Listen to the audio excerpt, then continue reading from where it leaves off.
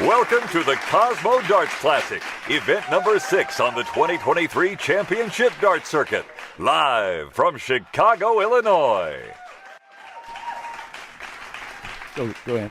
Welcome, everyone. This is Anthony Eugenia, and I'm joined today by Mark Taggart. Welcome to Chicago, Illinois, for the Cosmo Darts Classic, event number 6 on the 2023 Championship Darts Circuit, the road to the Continental Cup Tour Finals Championship. Everyone, we've got a great day at darts for you. We're going to sit here with Mark and review a little bit yesterday. Some amazing darts.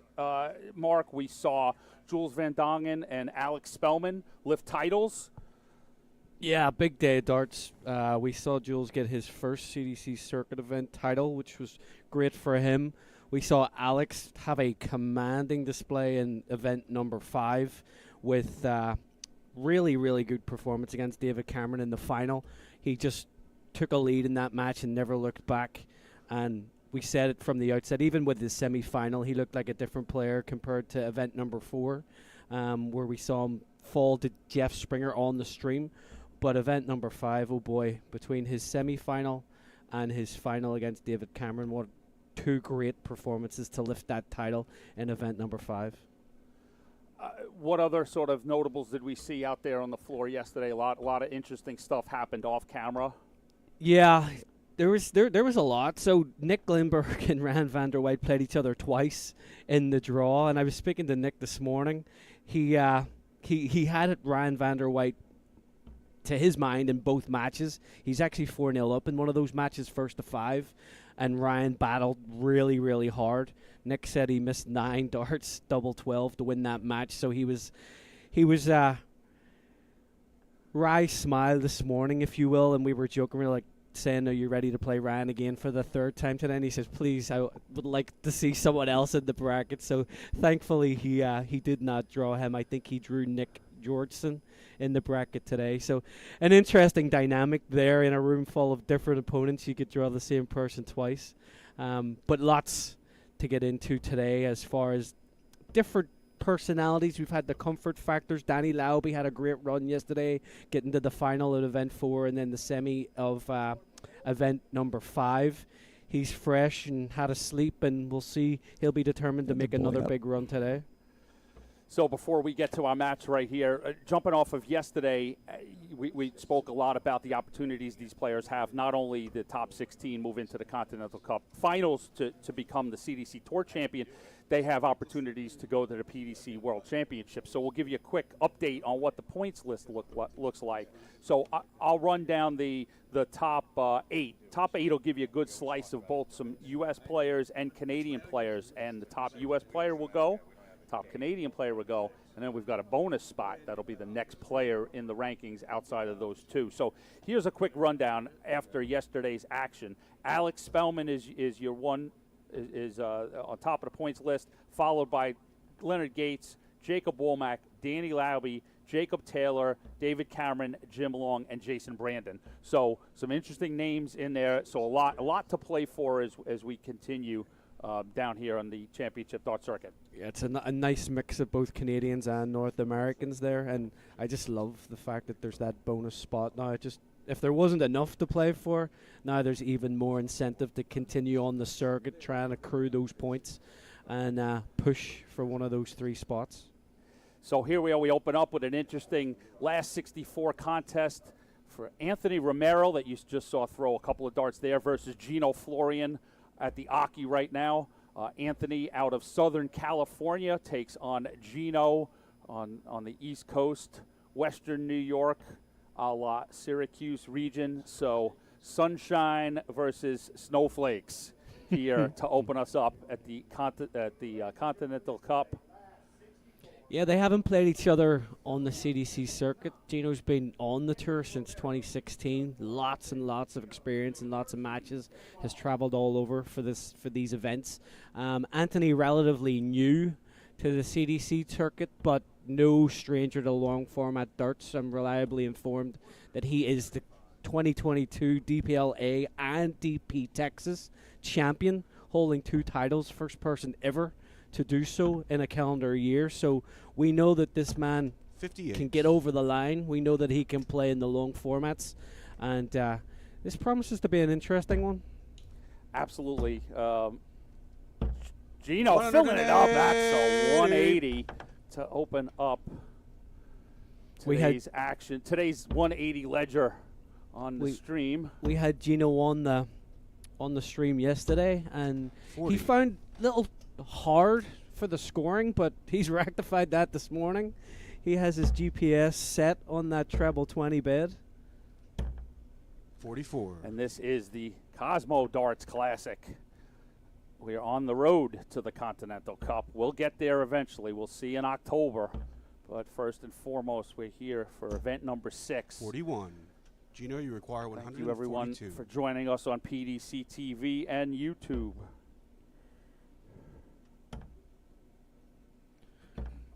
Gino looking to set this up after a fantastic first 2 visits, 135 and the 1080 like we saw. He's down to 103 after 12 and a leg that he kicked us off. So a Gino, bit of a settling leg for Anthony here. First time on the feature board. Might take a minute or two just to settle in. Very different dynamic than playing out in the floor like we talked about yesterday.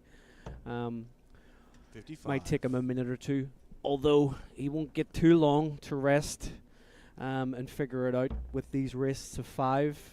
Like we mentioned many times, you don't want to put yourself under too much pressure, and 47. bricks are priceless in this type of format. Gino, 48 points, double 16. 30. Slid into that double 7 and had to try and rectify. So double 9 when he returns.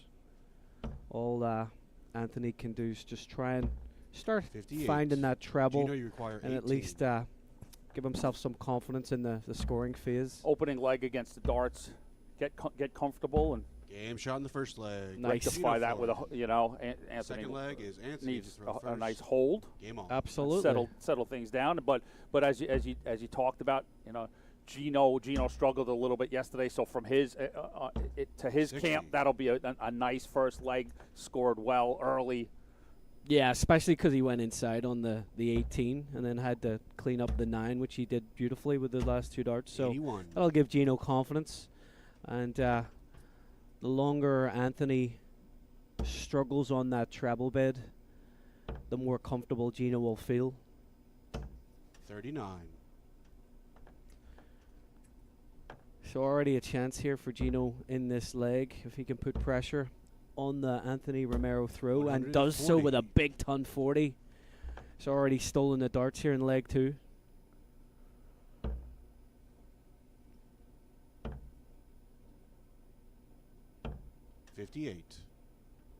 So another treble-less visit from Anthony as Gino looks to put his foot on the accelerator. 78. Definitely. Even the misses from Gino are there and thereabouts around that treble 20 bed.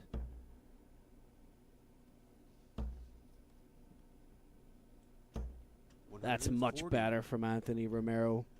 That'll make him feel a whole lot better. He pulled himself back into contention in this leg, in one that he started.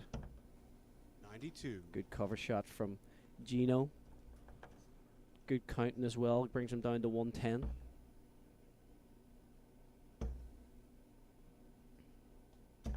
There it is, back to back 140. That'll settle you down. Puts a ton of pressure on this 110 now. And Gino slides into 21. That's an errant turn Anthony there from requires Gino. 64. So 64 to open his account here.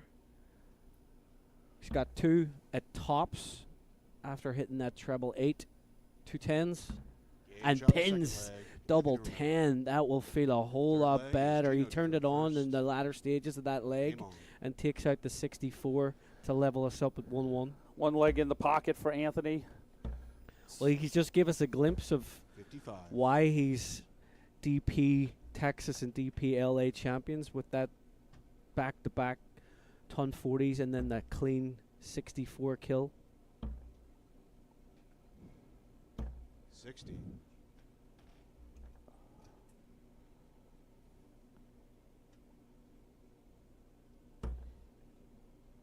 check out all the coverage on Dart Connect, 41. dartconnect.com. You pull up the PDC CDC event tab, and you'll see event number 6, and you can follow all the floor events and get a taste of what's going on 38. here in Chicago. I think the key to this match is whoever's going to be the most consistent with their scoring will probably have the advantage. They're both throwing a little too many slack turns to both their standards right now, letting each other off the hook. But if someone can just click into gear a little bit, 42. they'll definitely see themselves in the driver's seat in this one. We've seen flashes of brilliance from both so far, and there's another ton 40 from Gino Florian. If they can rectify those 59s and those 45s. Well, that's it. That's what it's all about. The flashes, although enjoyable in the moment, don't get you that far. Ultimately, it's about being consistent. It's about the consistency of the players. The Spellmans and the Van Dongens are going to be consistent all day long. 81. Yeah, that's the difference. You got to be able to sustain that consistent play throughout the match. Flashes maybe will win you the couple of legs. The odd leg here or there. But getting yourself, and it's a tough way to go about your business, relying on those flashes. So, Gino outside the bull. 70. there's another slack dart there from Gino, slides into the 5. So, see if we can put pressure on the 55 when Gino returns. 100. Good last Gino, start, you just to require leave 55. 96, just a tap on the shoulder for Gino. Let Gino know he's there. Tops for Good Gino marker. Florian. 35. So he's going to get a shot at this. Anthony required Bought himself an 96. opportunity, find a treble with the first 2 darts. Not that treble, so 93 still has a shot. Not to be. So Gino's coming back for double 10 for a 2-1 lead. 84. Gino, you require 20.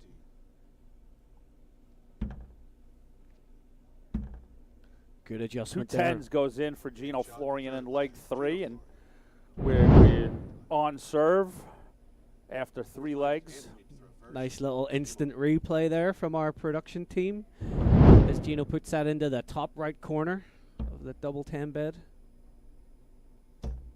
30. 2 slack visits from Anthony. Opens us up with 30 and a leg that he kicked off. 21. It's a tough deflection. Unlucky. You talked about it yesterday. Gino throws them with a good piece of velocity, so when they clatter off each other, Yeah, there's a lot of calamity. It's like the Bordeaux of money. He's throws with a 93. mean intent. so he does find a treble with that last dart, Anthony. 74. Gino starts on the 60 and then quickly switches. I think he was worried about the lie there. I think possibly it wasn't in as much as he'd like. 100. He had the previous deflection in his Exactly, mindset, right? so, and there's 60 points in the board, so not a bad switch. Unfortunately, he just found the 7. 120. Huge darts there from Gino Florian. Big 1, 2, 3 to keep him interested in this leg. 59. So a potential opportunity to put pressure on the Romero throw here. 100. Finds the treble 20 with the last.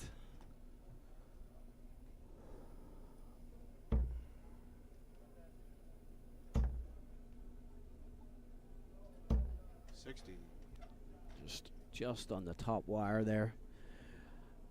And didn't look at the score, Anthony. He actually continued on that 20 and left himself a bogey, so he's on 159, which you cannot finish. Gino will be coming back for the first shot at the out. See what pressure he's going to be under. 83. 33. Gino, you require 105. So one treble from Gino Florian. He went for the bullseye. Oh, I think he slid into the treble 7, going for the treble 19. So 42. can't do it. Anthony Anthony requires Romero's 76. coming back. 76. Treble 20. Oh, 71. 33. So Gino, a you let require off 63. in many ways for Gino after that 42 visit. He misses two fat numbers. Double 16, 31. just outside. You require 43. So what can Anthony do with this 43 to tie us up at 2-2? 2 darts at tops coming in. It's a good marker. 23. Oh, just inside. So Gino, you 3 require clear 42. for Gino Florian at double 16 to move into a 3-1 lead Pitch on the fourth and leg. pins it with the Gino first Florian. start. It's a big break, a First throw flag from is Gino Gino Florian. To go up 2 in a race to 5. Game on. Another replay there of that leg-winning dart. 81. 81 kickoff from Gino. He's looking to consolidate after that break. 70. A slight deflection from Anthony. Slides back into the 5. Gino looking to fill it up. Big ton 40. Good follow up.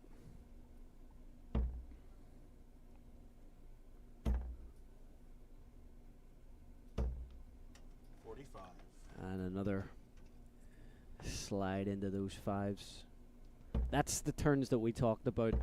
Trying to eliminate those from the legs for obvious reasons. They just give your opponent too much comfort. Yeah, eliminate those hiccups that are 58. either mental lapses. It's part of the consistency is that all of the players in this room in this tournament have the ability to put it in the triple 20. It's just as you're talking about, eliminating those gaps of the 45s, 41s, trebleless visits and 59s and the ability to link them together. 135 here coming in. Oh, he's going to get a shot at this. Oh, even with Romero on 287, he fancied it. And I like And the he put lie of some that 25. It's a little hip action from Gino. Yeah, no, you're absolutely right. And then, 40. you know, the other thing is when you start to force it, when you start to try too hard, because it's in your mind that just things are not going to plan, and you tighten up, you try too hard. Gino gets too good there. Wasn't looking for a double 12, and sort of puts himself in a little pickle. Yeah, he tried to clean that up to leave 32, and now he's chasing. That's the devilish part of the game that you talk about. It's focus. It's the key is to have a relaxed focus, right? Not to be so uptight that you're trying too hard. Double 2 for Gino. So 102 from Romero to claw one back. This would be a break if you can find a treble. 14s. 2 full beds away. Yeah, you see that's just some nerves, some tightness in the arm. Yeah, you see the reaction there 62. from Anthony. Gino, you So require 4. double 2, Gino Florian up to the madhouse. He's got 2 darts. 2 score. Not to be. So tops. This is a chance. He drags that in to the fat 20. And there it is. A break a throw for Anthony Romero in leg number 5. He gratefully receives the gift that Gino laid out there, and it's essentially back on through. He'll take it exactly. He now gets a chance to square things up.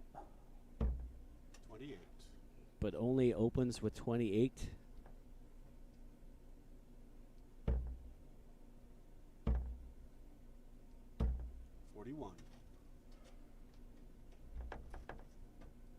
See the frustration there from Gino. That compounded from the leg previously, 46. which Anthony was able to steal away.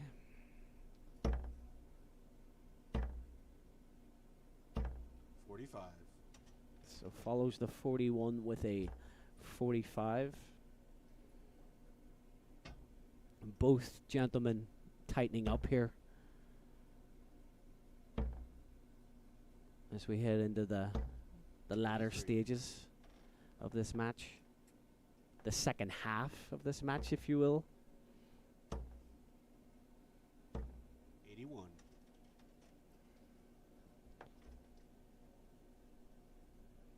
So nothing really separating them in the averages per se. Nothing really separating them in the score in this match. But look at this. He fills it up. Anthony Romero with a big ton 80 to take full advantage in this leg number 6. 26. And Well, he that's a lead- little more like it. Romero on 164 after 12.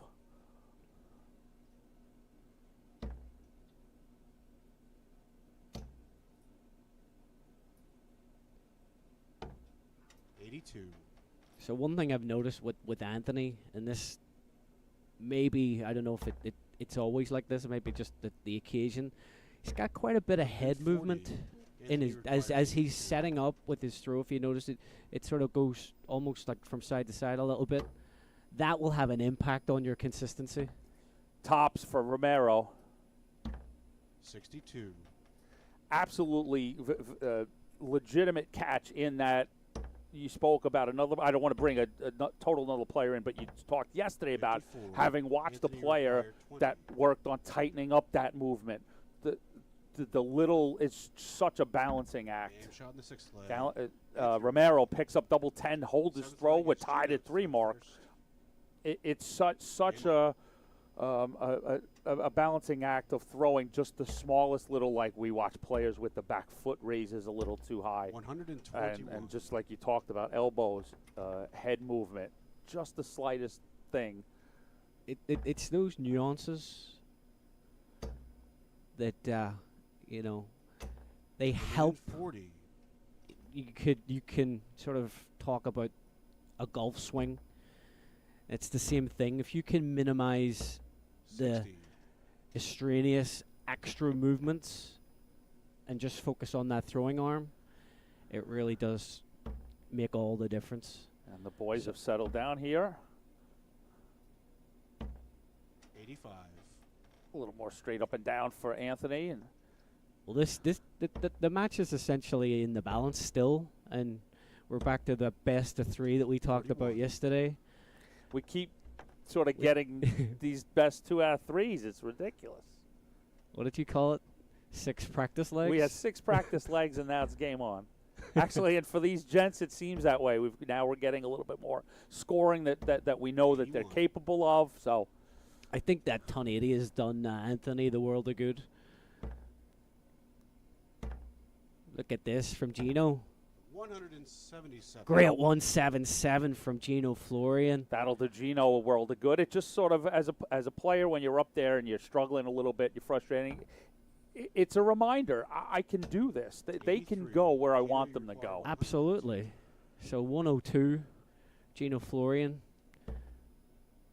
He's going to get a shot. He does like 32. And it's there. Big 102 from Gino Florian to go 4-3 up. Flag is with Anthony 2 to first. play. Game on. Great leg at darts there from Gino. That was a 15 dart leg. It's more like it. Averages have gone up substantially from the first half of the match, so we've seen scoring it increase. And Only 46 from Romero here. And a leg that he must win to try and force a tiebreak. 99.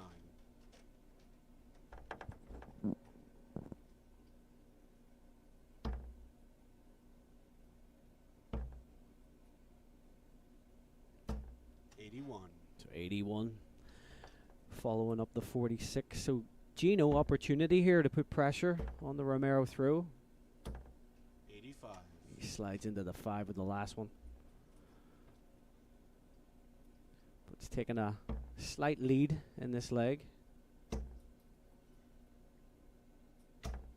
140. big ton 40 from Anthony Romero to wrestle control back.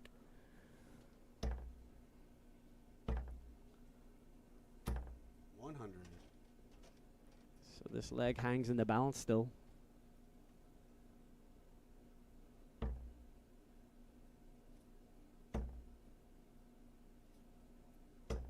85. Anthony's certainly looking a lot more comfortable and confident than we did see him in the first couple of legs, and just a matter of experience and going through the process of playing on a 100. feature Anthony board. And require Yeah, this 140. is where he would love another 5, 6, 7 legs as he's starting to get familiar.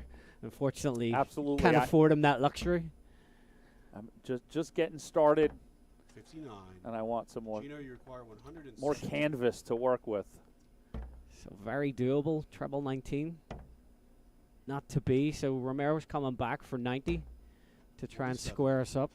Take us to the last leg decider here in our opening match of event number 6. You would expect him to work his way through the 20s. That is So- not how we drew it up. So 75. He's got options. Go for the party piece, and he went for it. 54. So Gino, Gino, you require to advance out of the last 64 and put away Anthony Romero, needs 70. 20 for tops. Game shot. Big End dart of the from match. Gino Florian. Gino Florian. Takes out the 70 to beat Anthony Romero 5-3 and moves on. Yeah, we saw Gino. We see the Definitely reaction settled. from both players there. Anthony was hoping to get a look. Not to be. Congrats to Gino Florian as he moves on. Gino walk away with a little bit of confidence there. The scoring got better as things went on. The last 2 legs, the closing was crisp, so that'll fill him with some confidence as he faces his next opponent. And we're going to stick with you for a few minutes, take a look at what's going on the floor. We've got another match that's in the hopper, and the players should be up there warming up in just a few moments. We've got Steve Warnock coming up against Nick Lindbergh, and there's a look at the tournament floor. And Elliot Milk we saw on the stream, Danny Lauby, Doug Bame, Joey Lenau, Stowe Bunts, a lot of big names, a lot of big players in there, lots of action. So what do you see out there? Mark's giving us a peek into the bracket. Jason Brandon's through. He beat Chris Caldwell 5-2, and he books himself a date with Larry Butler in a very tough part of the bracket. So Larry Butler playing Jason Brandon. Harrison Carter and Justin Fawcett are playing right now, and the winner of that plays Jules Van Dongen in the same part of that bracket. So that's a tough part of our bracket. We see Michael Nguyen is through. He's playing Danny Lauby in the same part of the bracket that Gary Mawson and David Fathom are playing each other. So it doesn't get any easier. No, Mike, they get tasty and tastier. Sylvian Bordeaux is through. He's playing Leonard Gates in the next round. That would be a nice match to see. Edward Levesque is through. He beat Brian Fallon 5-2 and playing Jim Long.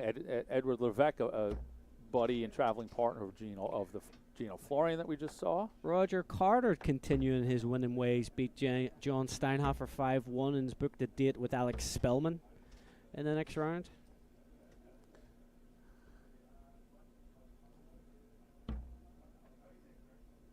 John Liggett's through 5-1 against Rick Allred and has booked a date with Jacob His Taylor. prize is a match with Jacob Taylor. So Jacob this weekend, unfortunately, has fallen to the sword on a couple of occasions early on.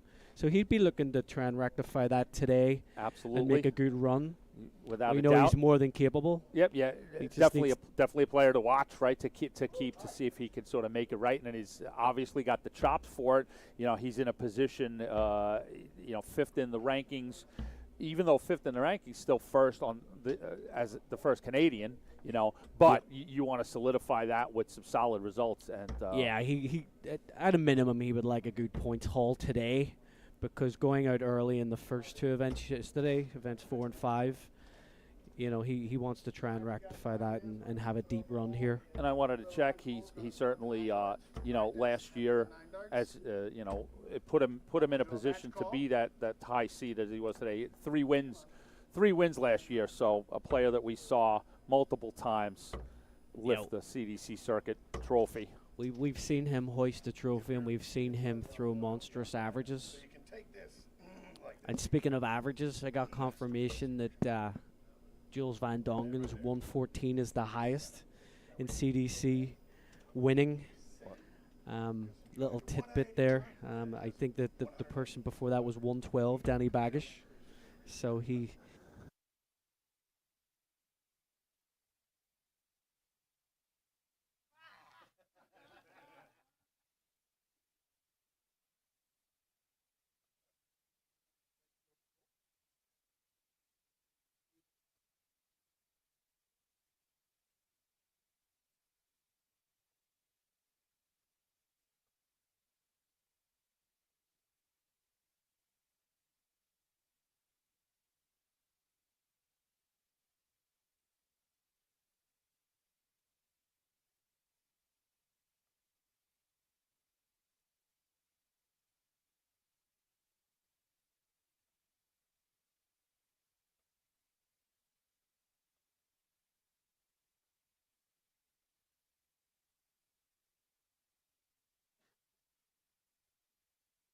actually got Steve Warnock in his opening match of event number 6. We see both these gentlemen on the stream for the first time, I believe, this weekend. This weekend, certainly, we've seen both of them historically on our feature board. Nick, another player that, similar to Jason Brandon that we talked about yesterday, been with us from the beginning, a CDC original, a stalwart, somebody who's played year in and year out and has always produced results. Always a solid performer. Always he's lifted a couple of trophies himself, but always going, relatively deep in every contest. You can always bank on Nick putting a couple of W's under his belt in each and every event. Warnock, over the last couple of years, has really come on in the CDC. Qualified for the Continental Cup last year, participated in the cross-border challenge earlier this year. Turned into quite the fan favorite. Really worked the crowd. Really enjoyed his time on a stage, and performed well too. Good theatrics and backed it up with a solid game. So going to be a good match. Absolutely. I had a few conversations with Steve when we were at the cross-border challenge, and he's a heavy practicer. He spent a lot of the time on that practice board up on the balcony of what an awesome venue that we had there for that. But yeah, he's come on leaps and bounds, like you said, and he's getting comfortable in these environments, and he's been on the stream multiple times as well over the past calendar year or so. That winning, that being comfortable, it's all the roller coaster. It all leads into itself and just starts to snowball in performance and your ability to stay focused, to be comfortable in a big spot. So they haven't played each other head to head in the CDC before, so it'll be interesting to see who gets bragging rights in their first encounter. Both throwing almost identical averages for the CDC. 82 and a bit for Nick Lindbergh, 83.9 for Steve Warnock. So very, very similar averages. And like you said, this could be a tight one. Yeah, you would expect this to be solid scoring, good numbers, and probably dictated on who's crisper on the outs. Yeah.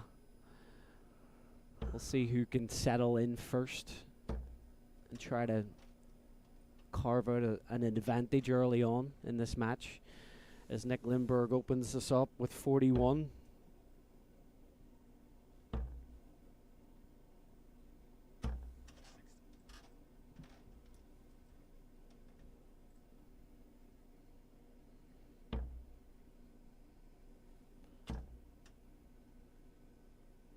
So we basically got our own mini cross-border challenge here with a Canadian playing North. Always great, fun American. rivalries. And, you know, you got to give it to the Canadian lads. They sort of took it. 140 for the sniper, Steve Warnock. They sort of took it to the American lads, took them out to the woodshed in that cross-border. In the team event? Yeah, well, we sort of, we awarded points for each player's winning, and I think the Canadians won 6 out of the 8 matches on Friday night. So sort of team challenge part of it was over before it began. Back-to-back ton 40s from Steve Warnock here in leg number 1. He's already settling in. Yeah. And what a fun moment that was. We had honorary captains in John Part and Larry Butler. They both played, but were sort of named as the captains. And that was a lot of fun to honor those 2 guys. So it was a thrill to see John Part up there. He was excited to lift the trophy. Right? Absolutely. He was handed, it is, these guys are competitors, and they, anytime you can put a little wrinkle in there to have some bragging rights and some national pride, they really took to it, and it was great to see. Yeah, and how can we not mention the performance of Jeff Smith that weekend? Just basically flawless in many ways. Sort of started the, the warm-up for what we saw into New York. It started in Jersey City and finished in Manhattan, and Jeff was just incredible. Yeah. So Warnock not over the line yet. Went for the bullseye here, so has to clean this up. Two sixes. Not to be. So Nick Lindbergh's got a shot at this 112. Looking to find at least one treble. Can still do it. Bullseye. Oh, not quite there. So the lesser spotted double 3 for Steve Warnock, way down the bottom of the board. Good marker. You can use it. And does use it beautifully. Fantastic second. Steve's a tall player, so Warnock. that's an awkward double for him. And he uses that first start beautifully. And an early break. And the boys settled down a little bit there. Got their feet under them and both put in a couple of late scores. And Nick carved out a shot at that bullseye, but wasn't to be. And then we saw Steve Warnock dispatch that double 3 to take an early break here. Only opens this leg with 45 though.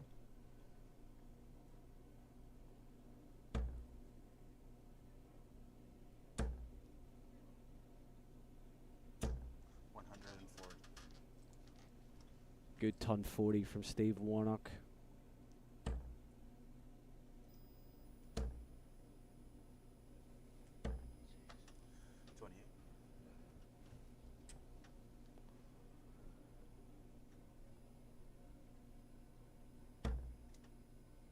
Warnock's looking to extend his lead here, consolidate that early break and take a 2-0 lead. That ton will go a long way to help doing so. So like we mentioned, Nick hasn't quite clicked into gear yet. On her search for trebles and coming up empty.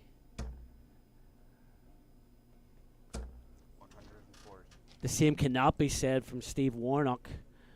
he's warmed up nicely. 3 consecutive 3-figure scores. 76 after 12, with Lindbergh way back there in 3:45. So lots of time for Warnock to go into a 2-0 lead. Should get at least one at tops. And pins tops for a clean 76 out. And a 15-dart leg from Steve Warnock on through. 2-0 Warnock in a race to 5. So Steve's got to be feeling good about. If Lindbergh doesn't start pinging this treble, his throw could be under threat here, and 3-0 could be on the horizon. Because Warnock's scoring nicely. 43.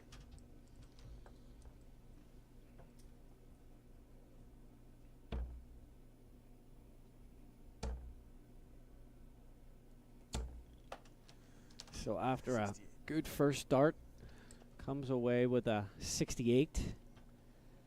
But as you said, still opportunities for Steve to take the chance to put some pressure on Nick and really push the issue. Yeah, that scores of Nick needs to get a leg on his side. yeah, scores of 55 and 68. They're not gonna cut it for Nick. This is much better. And that's a big ton 80 from Nick Lindbergh as he fills it up here in leg number 3.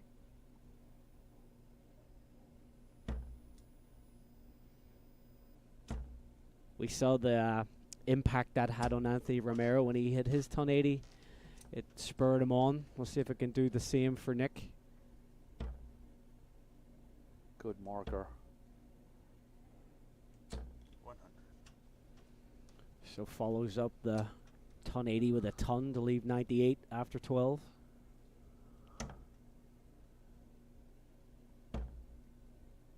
So after a heavy scoring leg in the previous one from Warnock, this leg not quite. So 98 for Lindbergh, and this is what we were looking for. So double 19 if he might pause and break it up. Smart. 32. 16 launches. Yeah, he had the time. Yeah, he took a quick glance. He saw Warnock was back in 220 and could afford a dart to leave himself on a better double. Coming back double 8 to open his account here.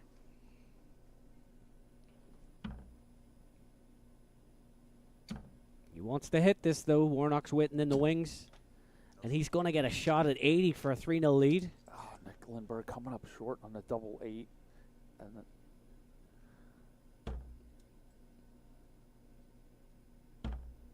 one at tops for 3-0.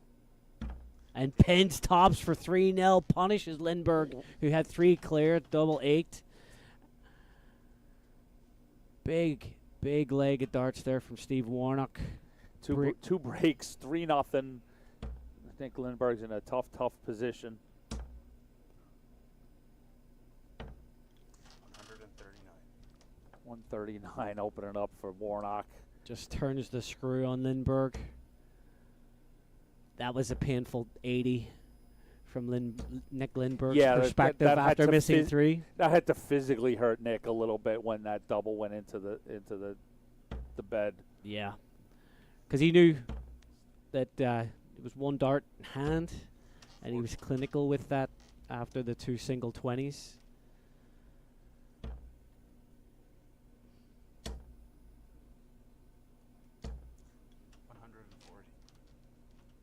Nice ton 40 from Nick Lindbergh.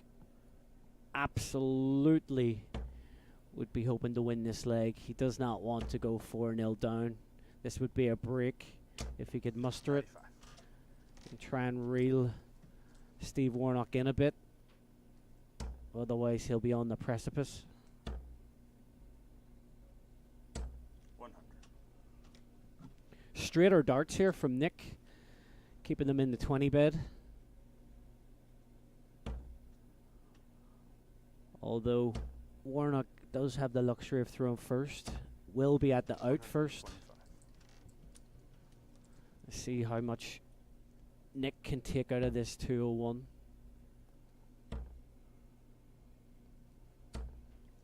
85. Rectifies things after a wayward first dart, but a 101 beckons for Steve Warnock. 81. So not to be. Lindbergh's going to get a shot at this 116 to open up his account here. Break back. He's going to get one dart at tops for a 116. Just on the top wire, so 52 for Warnock. Frustration and disappointment for Nick Lindbergh. He was hoping that would go in there. Two 20s. Oh, there's a flyer. And another flyer. So a big opportunity for Lindbergh to break. Good marker. Oh, he slides inside. So two 10s. And inside again. Double trouble for Nick Lindbergh. So Warnock gets a reprieve and gets a chance to punish Nick Lindbergh yet again.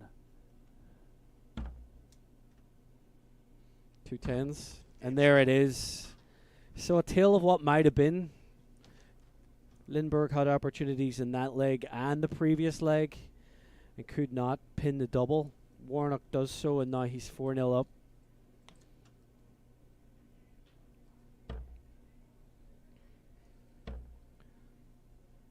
You see the frustration from Lindbergh now.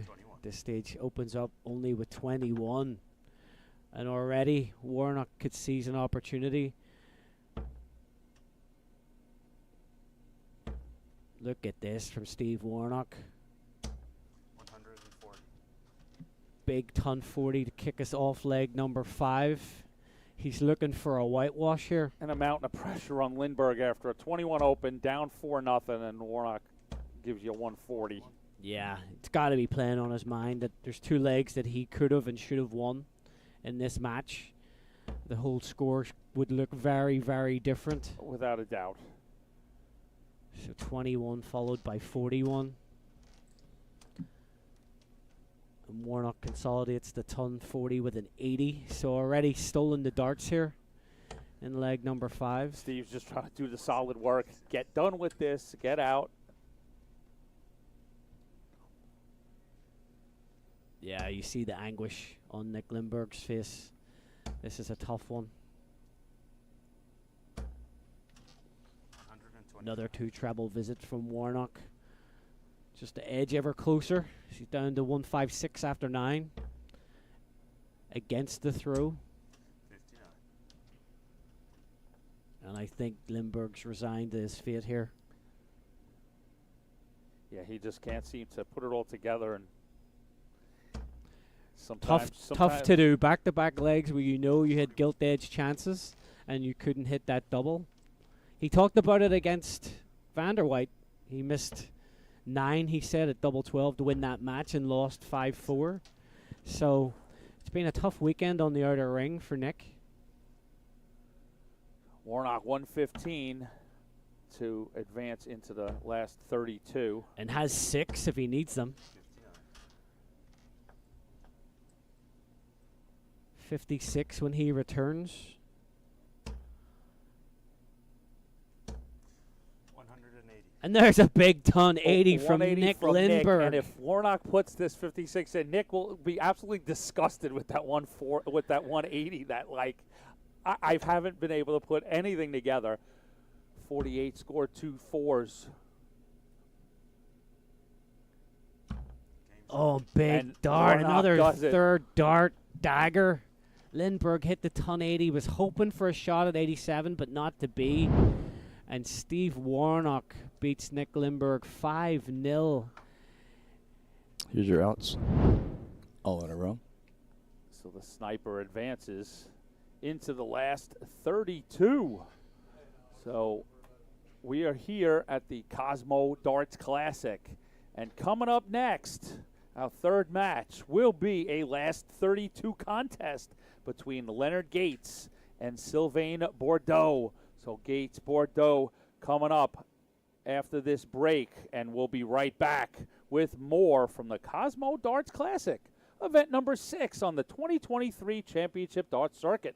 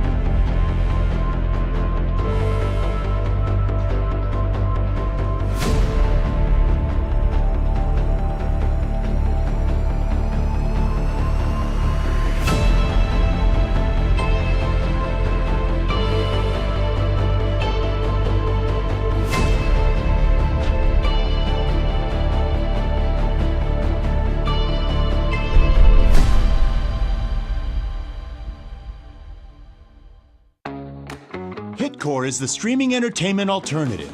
Live concerts and comedy? Hitcore has it. Premium high-def audio and video?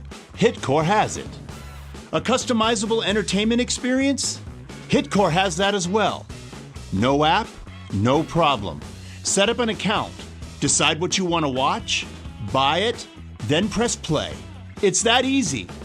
Hitcore is live and on demand 24/7. Hitcore, where every live event becomes your experience.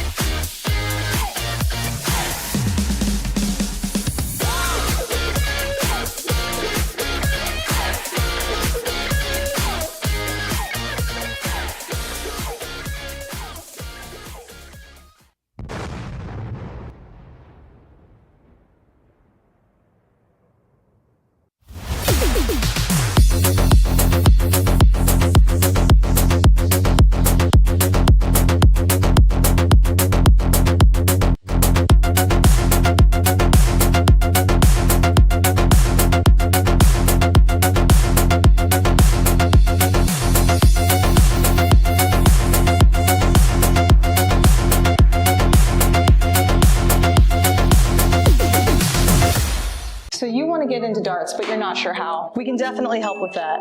We're A2ZDarts.com, and we've been a darts specialty store for over 30 years. We have the greatest variety of darts in the country. But don't worry, we can narrow down that selection for you, whether you're a complete beginner or a full-on expert. We developed our own Colonial brand to offer an inexpensive line of darts, dartboards, and accessories, so you can get into the game without breaking the bank. Join our amazing community by going to azdarts.com.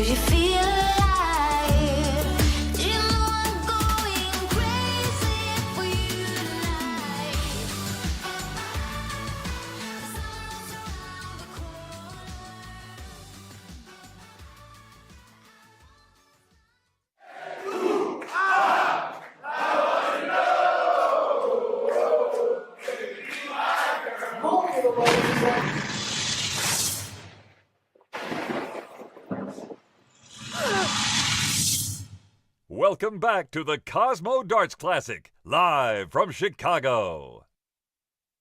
Welcome back. Oh, to shit. Eugenia. Do it again. Welcome back. Welcome back, everybody. Anthony Eugenia here with Mark Taggart, and we're at the Cosmo Darts Classic, event number 6 here in Chicago on the road to the Continental Cup Tour Finals Championship. So things just starting to heat up. Water's getting to a near boil. We've moved on to a last 32. We're going to see Leonard Gates against Sylvain Bordeaux. Another USA-Canada clash. Leonard Gates, obviously most are familiar with. We saw Gates a little bit yesterday, and we've seen Gates have much success CDC-wise, of course, and Sylvain comes to us from the province of Quebec. Came through a CDCQ school.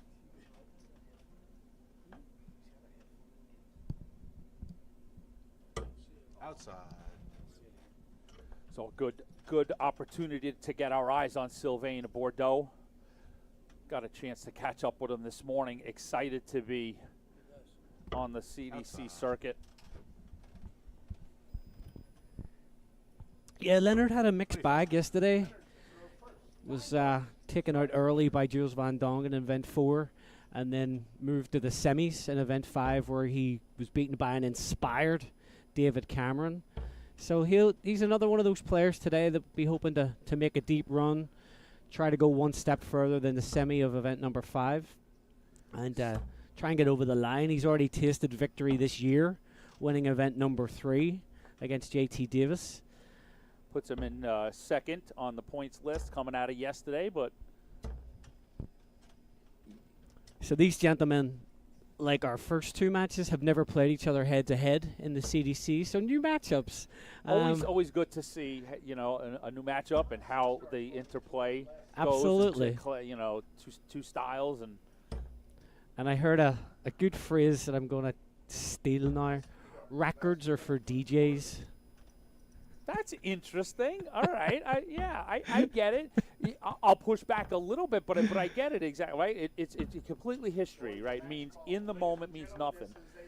The only thing I would push back is just the mental aspect of, you know, you've got a player who, if it gets substantial, let's say they've played 11 times and one player is 9-2, 10-1, right? You sort of have a thing where that one player can glance at the other and go, "I own you." Yeah. Right? We hear it all the time. He's 100. my kryptonite.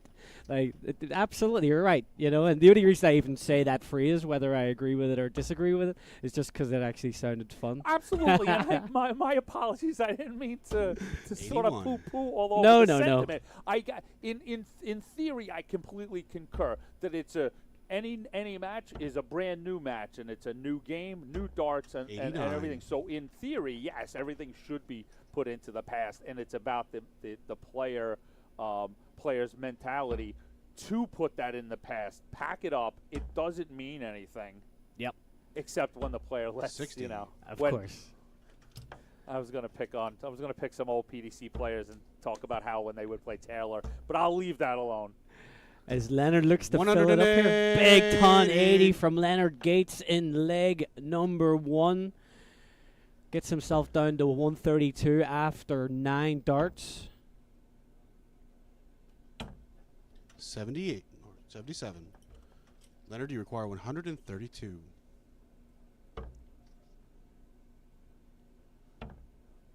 Just looking to set this up with 98. Bordeaux way back on 283. Bordeaux's back, but hasn't shot terribly. Needs to connect. Again, probably the theme of today will be sort of the consistency part 80. of it. You know, so Leonard, you require 34. 70s and 80s are well at a certain place. That needs to get pumped up. Leonard going straight at this double 17. 17 when he could have set that up for a more favorable double. Now he has to come back and clean up 17. Let's see what pressure it's going to be under.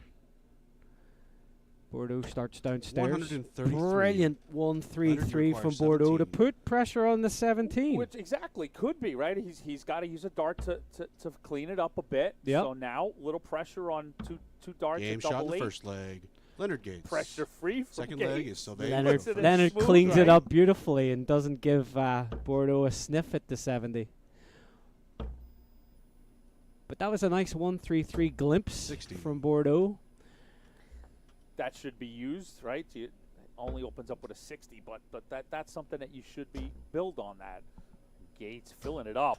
123. He's going to need every one of those trebles if he's going to live with Gates scoring, though, as we know.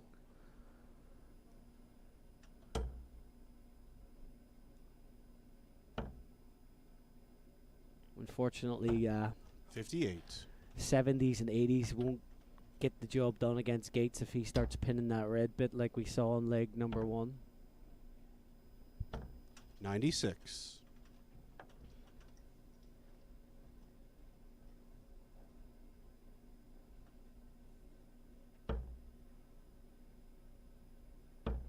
Leonard just checking out the I was just The going to say, advertising. He's either mentally focusing or admiring the ductwork.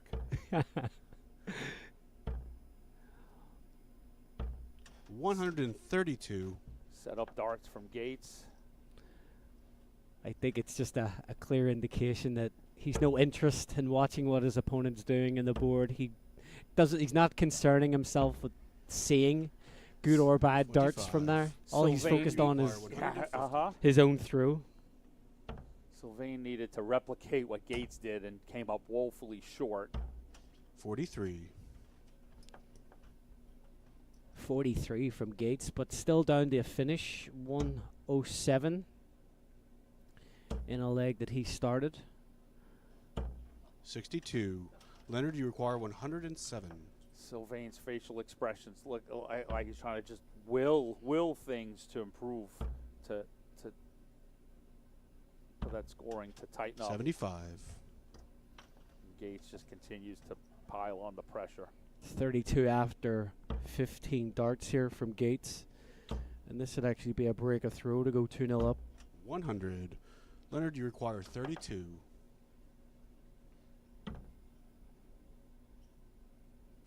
Game shot in the second leg. So Leonard this Gates. is Third interesting leg is Leonard to throw first. as far as the averages go Game on. here. Bordeaux hasn't had a shot at the double yet, so that's a pure scoring average that we see on the docket of 74. Gates has had 2 60. doubles go in and has thrown a high 88 average right now. So 14-point difference there. Tells its own story as far as the scoring. 85.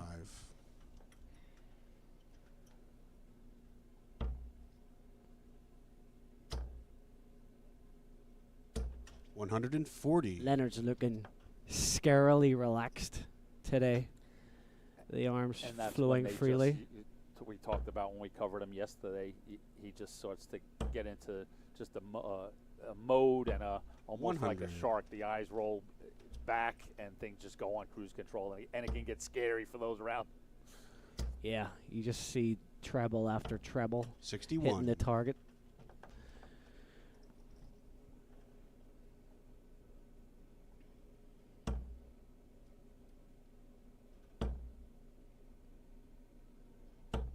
$100. Nice steady ton there from Bordeaux. Keeping himself in touch with Leonard in this leg, number 3. 95. First to 5, so it's getting to the point where Sylvain's got to get something accomplished. 60. That's a Leonard, you require 145. Tough ask to break Gates when he's scoring well. You're going to have to take out something like that 156, you would feel. 65. These are Sylvain, those you require marginal opportunities that 156. turn matches. Looks like one in. Just on the bottom wire. 100. Leonard, You you would have require been 80. hoping to get a shot at that, but not to be. So 80 for Gates. 2 10s. 70. Slides Sylvain, inside. you So here's a require chance. 56. First going to be the first opportunity for Sylvain to see a double, then double tops. Game shot in the third leg. First time Sylvain of asking Bordeaux. goes in for Sylvain Bordeaux. Fourth leg is Sylvain to throw and first. it's a break. That's Game on. very, very impactful right there. He took out that 56 in clinical fashion. Addresses the hockey, comes back, looking to consolidate, and we would 60. be tied up at 2-2. Chance to exhale, right? Like you said, that 56 went in nice and comfortable.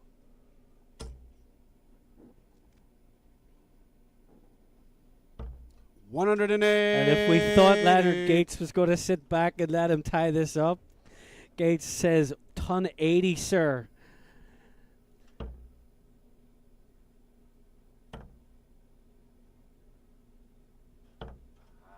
I think Leonard might be slightly annoyed that he hit that double top. It's as if somebody challenged him. Are you going to take that? 100. He follows up the ton 80 with a ton, so he's already stolen the darts effectively. in leg number 4 here with 2 really good scoring visits in the opening salvo.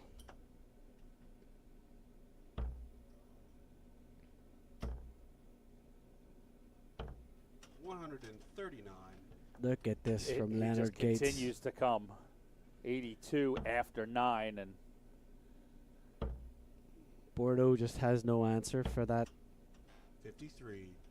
no, this needed to be the leg to make a stand. Leonard require 82. And the break looks like Oh, it's gonna go bullseye. back. 2 16s for 82. 56. Just slides inside. But Bordeaux back on 263 gives Gates plenty of time to reset. 16 after 12 Leonard requires against throw here from Gates.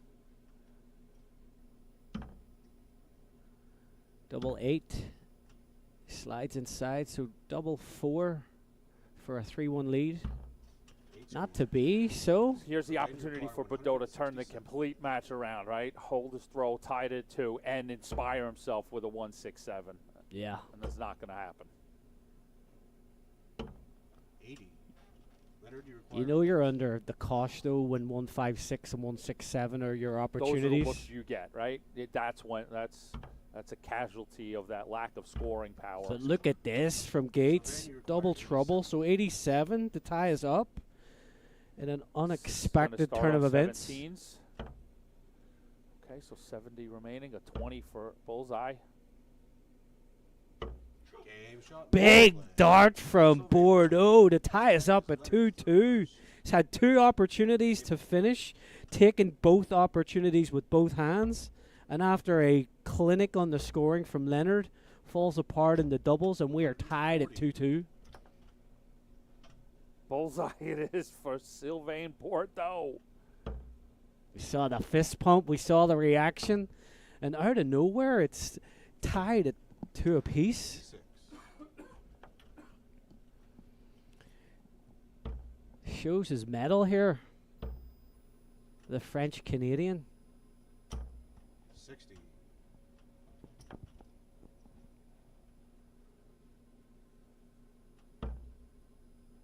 Gates kicks off with a ton 40 and 60.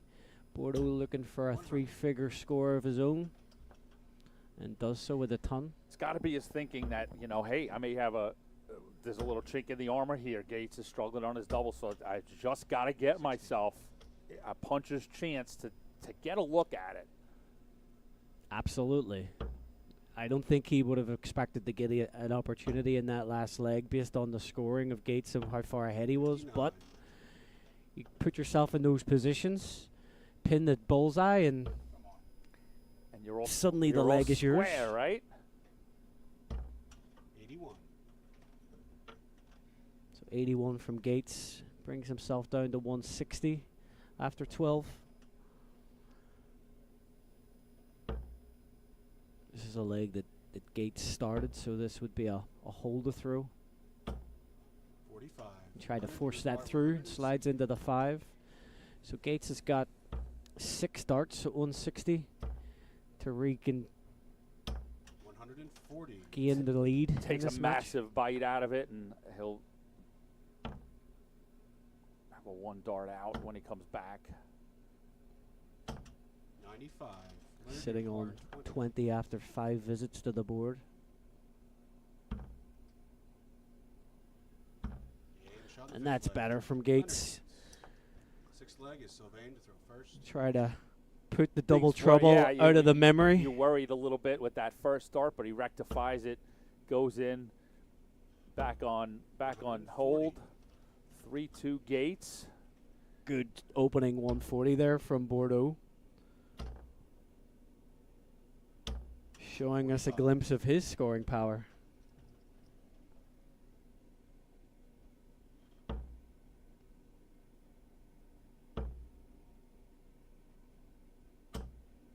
Back-to-back ton 40s from Sylvain Bordeaux in leg number 6. I'd say certainly settle in a bit now. 135. Gates responds with a ton 35.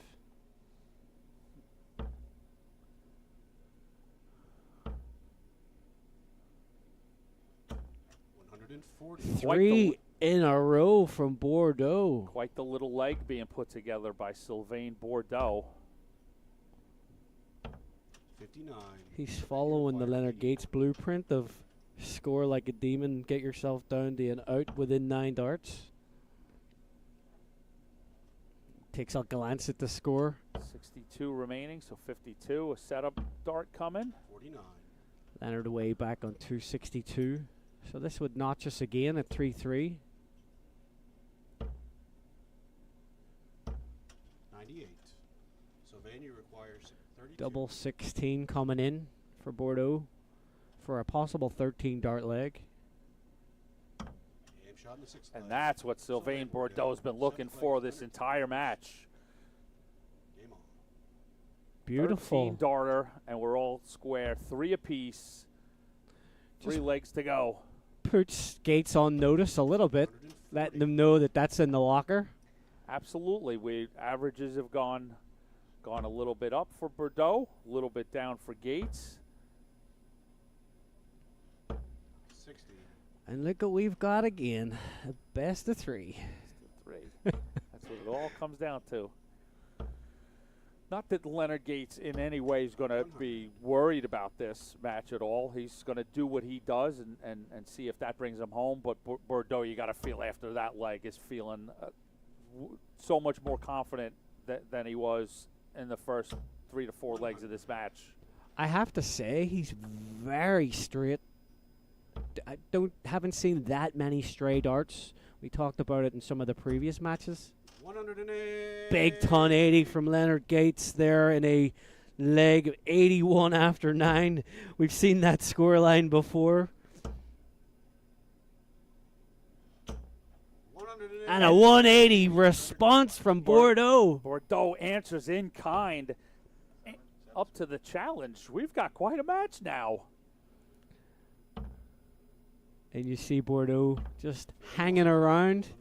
Has a 161 opportunity. Not to be, though. So Gates coming back for tops. 59. Bordeaux was getting so dialed into those 20s. You feel like that should have been the place to start. Possible 14 dart leg coming in response to Bordeaux's 13 darts. Gates seemingly has rectified that double trouble. Game on. He's pegged double 10 now a couple of times. So it's all on Bordeaux to try and force a last leg decider here. If he could put together another one of those scoring legs like he did in his previous hold through, we could be going all the way. 100. Steady ton from Gates in leg number 8.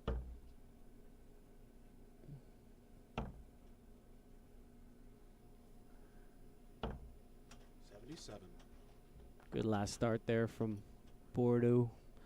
Finds a treble. Gates switches.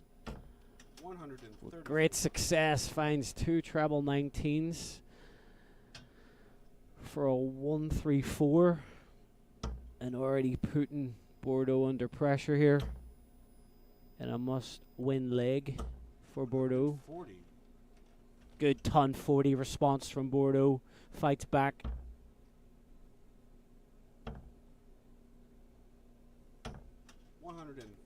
Goes to the well again down in treble 19. Same result. Back to back 1-3-4s from Soldier. 133. Yeah, against the throw. Soldier looking to put this away with a 1-3-3. But under severe pressure with a beautiful 1-3-3 from Bordeaux to set up 70. Yeah, without a doubt, a 140 backed up a 1-3-3. So Bordeaux planting his feet on his throw. 70 needed to tie us up again. Double 8. Beautiful darts from Sylvain Bordeaux. Double 8 it is. A beautiful 2-dart combo. Cool, collected, and we're 4-4 here. This goes either way. Let's see where these first 3 darts go, and Gates sets the tone. 203 darts there, or 203 points in 5 darts from Bordeaux.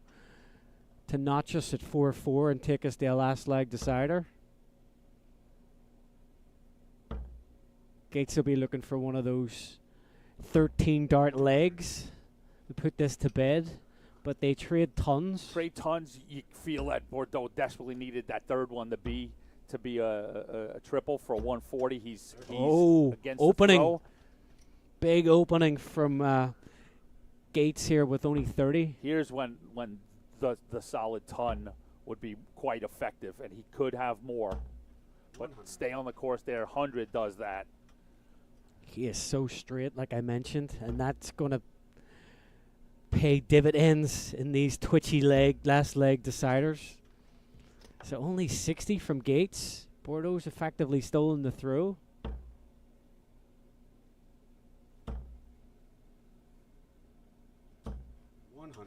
Three tons from Bordeaux in this last leg decider. Gates looking for at least 2 trebles. Does he have 2 already? 100. 100, only 1. So Bordeaux, 6 darts from 201 to possibly knock out Gates. That is not the visit he was looking for. Disastrous turn. You see it's written all over his face. He Wayward just on the first. tried to overcompensate and slid straight into the ones. That is not the visit he was hoping for. After all that hard work with those steady tons, throws a 9. But Gates only 38. This leg is still very much in the balance. Needs a triple desperately. 41. It's getting tense. It's getting tight. But technically, yeah, we'll see Bordeaux with a first opportunity to take this match with a 1-5-1. Gates, it comes up again, trebleless. He went treble hunting and came up empty with only 44. So 1-5-1, even if he doesn't take this out, if he can take a huge chunk out, leave it handy, that 1-2-9 becomes very, very twitchy. Yeah, 1-2-9 is a clunky double on its own, out combination on its own. This is so hard to call a winner. So 110 remaining, triple 20 for bullseye. Gates. Oh, slides into the 2. So now here's the on paper, bullseye is the start, correct? You know, but to try and maximize and give yourself a shot. In his bones, you know, he's feeling that triple 20. The hand wavers a little as he's deciding. 72, he's got it. Oh, he's he going went for the tops. double. And there's that treble. He says, where were you 2 darts ago? So, 2 16s. And there it is, Leonard Gates in a tight tussle. What an entertaining match. Third dart, an absolute dagger in the heart of Sylvain Bordeaux as he was on his tippy toes. He to knows. Come back and take a look at that 12. He pushed Leonard all the way there. His scoring came on in the second part of the match, and he looks of what might have been. He pushed Leonard to the brink, but Leonard Gates advances. Did he take a stab at it? No. Oh, I thought he threw it. He went up and pointed at the board. Oh, my goodness. Oh, what an entertaining match. Leonard Gates just squeaks by Sylvain Bordeaux. And coming up next, folks, we've got a last 32 contest that could be just as fun. Joey Lenau takes on Matt Arpin. Whew, boy, let's all catch our breath, and we'll be right back with more from the Cosmo Darts Classic, event number 6 on the 2023 Championship Darts Circuit. So you want to get into darts, but you're not sure how. We can definitely help with that. We're A2ZDarts.com, and we've been a darts specialty store for over 30 years.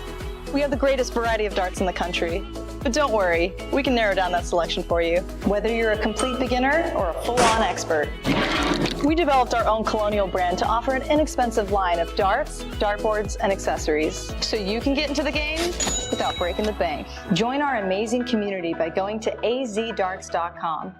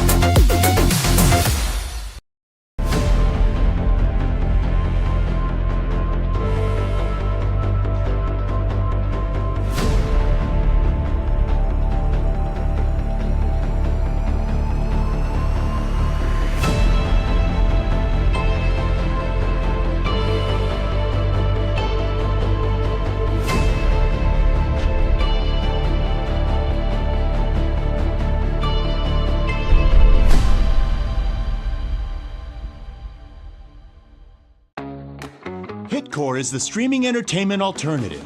Live concerts and comedy? Hitcore has it.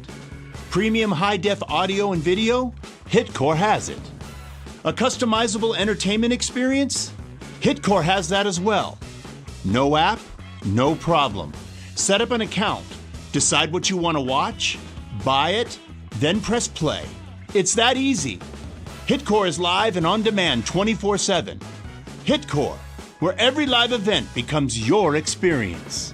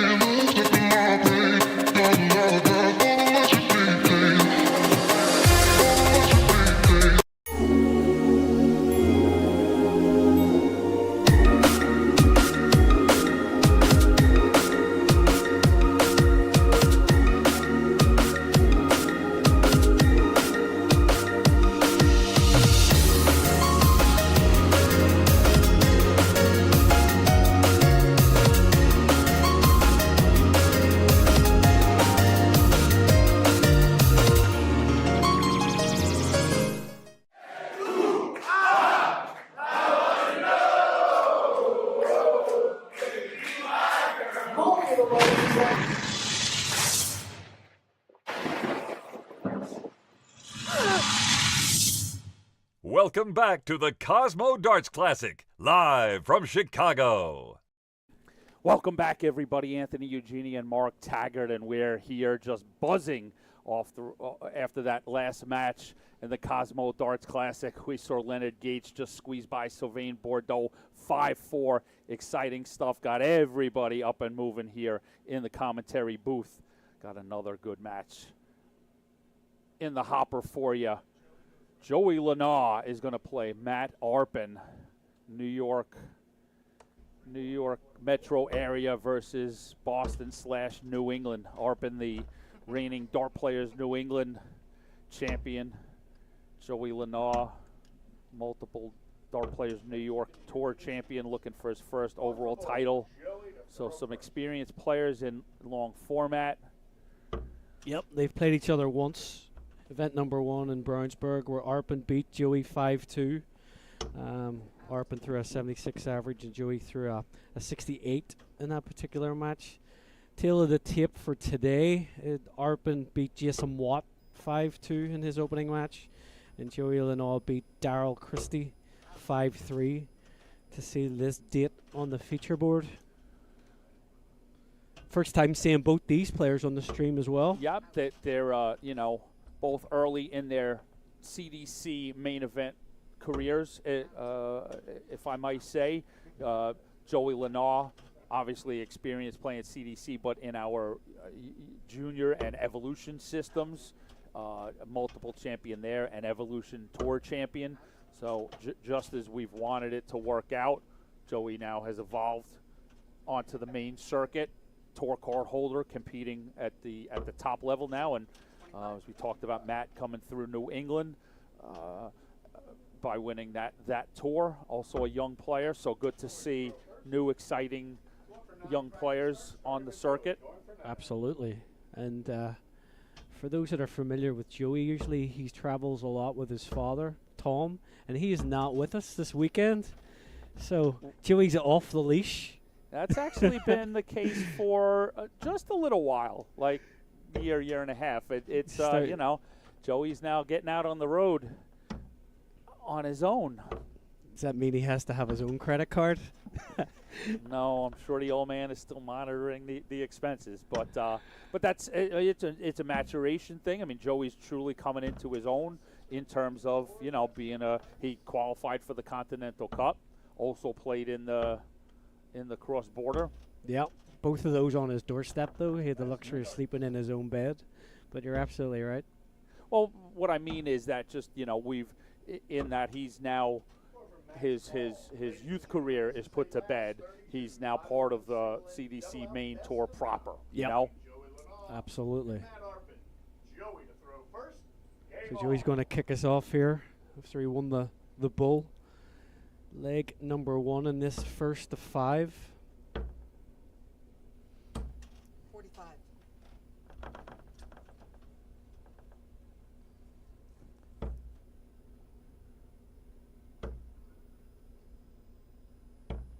So 134. Nice opening visit, 2 treble visit there from Matt Arpin. Opens up his stream debut with a 134. First time getting to look at Matt Arpin's stroke. It's a looping high action he's got.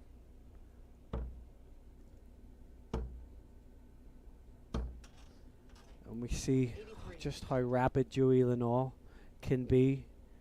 The 3 darts come out of the hand at rapid fire. 58. Is that high, clearing the eye line over the head. 98. Stroke.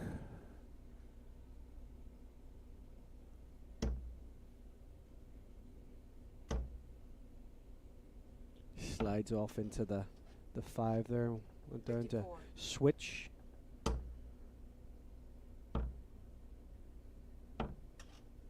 78. Joey switches and does find the treble 19 in that visit.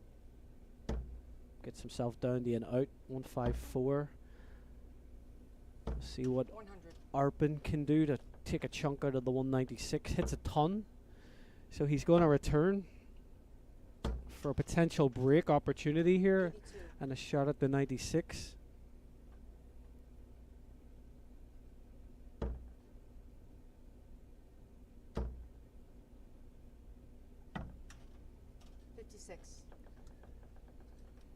Not to be. Tops So for Arpin if he gets a look, but double 12 for Joey Lenau.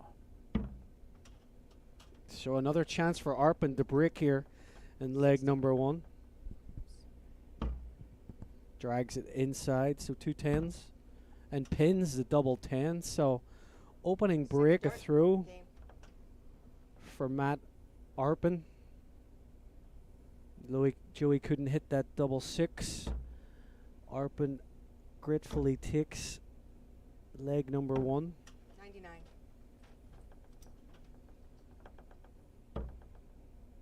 So Joey's another player that's been traveling overseas 58. quite a bit, playing in a couple of the different tours relevant to his age bracket and beyond in the UK, He's 100. competed, gaining that right? experience. Yep, over the last 2 years on the PDC Challenge Tour. 43. He's competed in 41. the PDC Winmau World Youth Championships. Just notching up that international experience to 56. add to his North American traveling experience. Just all of it, all of the components we talked about. Nothing. There's no replacement for experience, right? Absolutely. To go through that process of even the travel itself. 104. Different what to venues, expect. different locations. It's all good. It's all good 46. armor in the memory banks. So Arpin 106 after 12 on his throw. Did that go in? Double 16? It Double is. Okay. 16 for a 74. potential 106, not to be. But Joey way back there in 298. So this is for a 2-0 lead early on in this match. 2 16s coming in 48. for Arpin. And there it is. 16 dart leg. Tidy first start from Matt Arpin. And the Arpin Army gives out a cheer out of New England. So Matt already looking comfortable. 16 42. dart hold the throw. Consolidating the first leg break.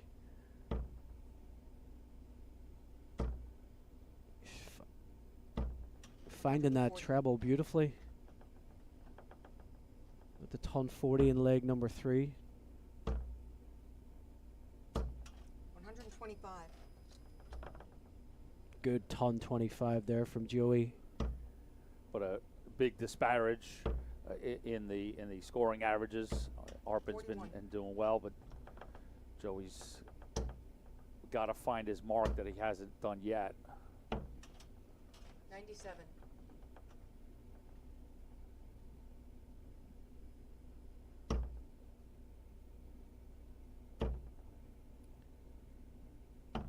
Joey hasn't 59. quite started pinging that treble like we know he's capable of. But looking to get this down and out. Well, 24. yeah, no triples that visit, so he's at risk at allowing Arpin a chance at another break, and first to 5, 2 breaks is massive. Absolutely. So Arpin does come up dry as far as trebles go. So same scenario. Joey looking to set this up, leave it as handy as possible. 85.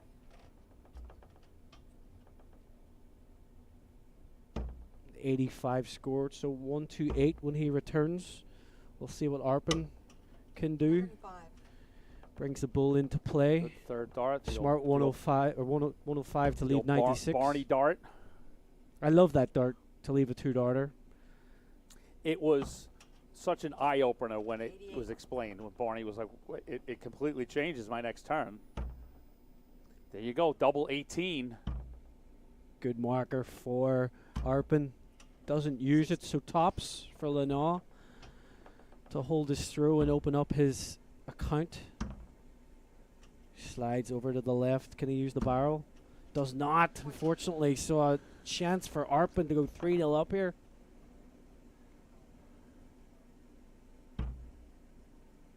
It's not a marker. Tries to walk it in. 2 9s. And pins the double 9. That's a dagger. Joey Lenau. 3-0 Matt Arpin. Good Two- adjustment, clear across the board. Not a fan favorite. The switch from double 18 to double 9. It's a toughie. But he pins it last dart in hand to go 3-0 up.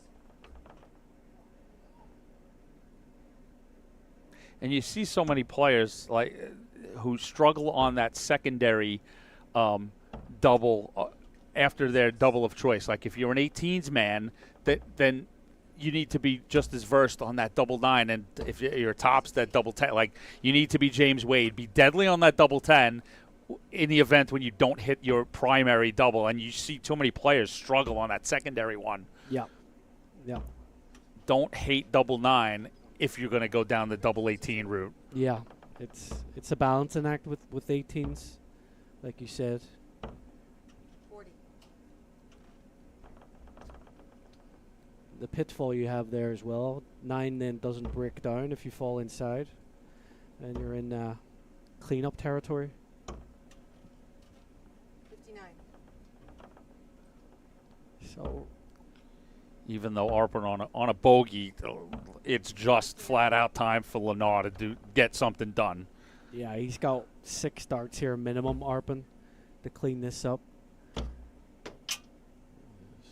120. Great last dart there with the bounce out. To just not let that be phased. It was a flat out wire, and Just pins the treble with the last dart. 11. So 46 coming in for Matt Arpin to extend his lead to 4-0. double 16. 14. So he's got time on his side. Lenau way back on 2-3-5. See Joey switch to the treble 19s just to try and find something. Gets one of them. Good markers. Miss. Right on the wire, all 3 of those darts. So 158, Lenau, not to be. So for the 3rd time of asking, Arpin has 3 clear at double 16 inside, and then pins the double 8, just like that. So 4-0 Matt Arpin. As Joey really needs to stop the rot in this leg. 140. That'll help. Good ton 40. We're already at back against the wall territory for Lenau.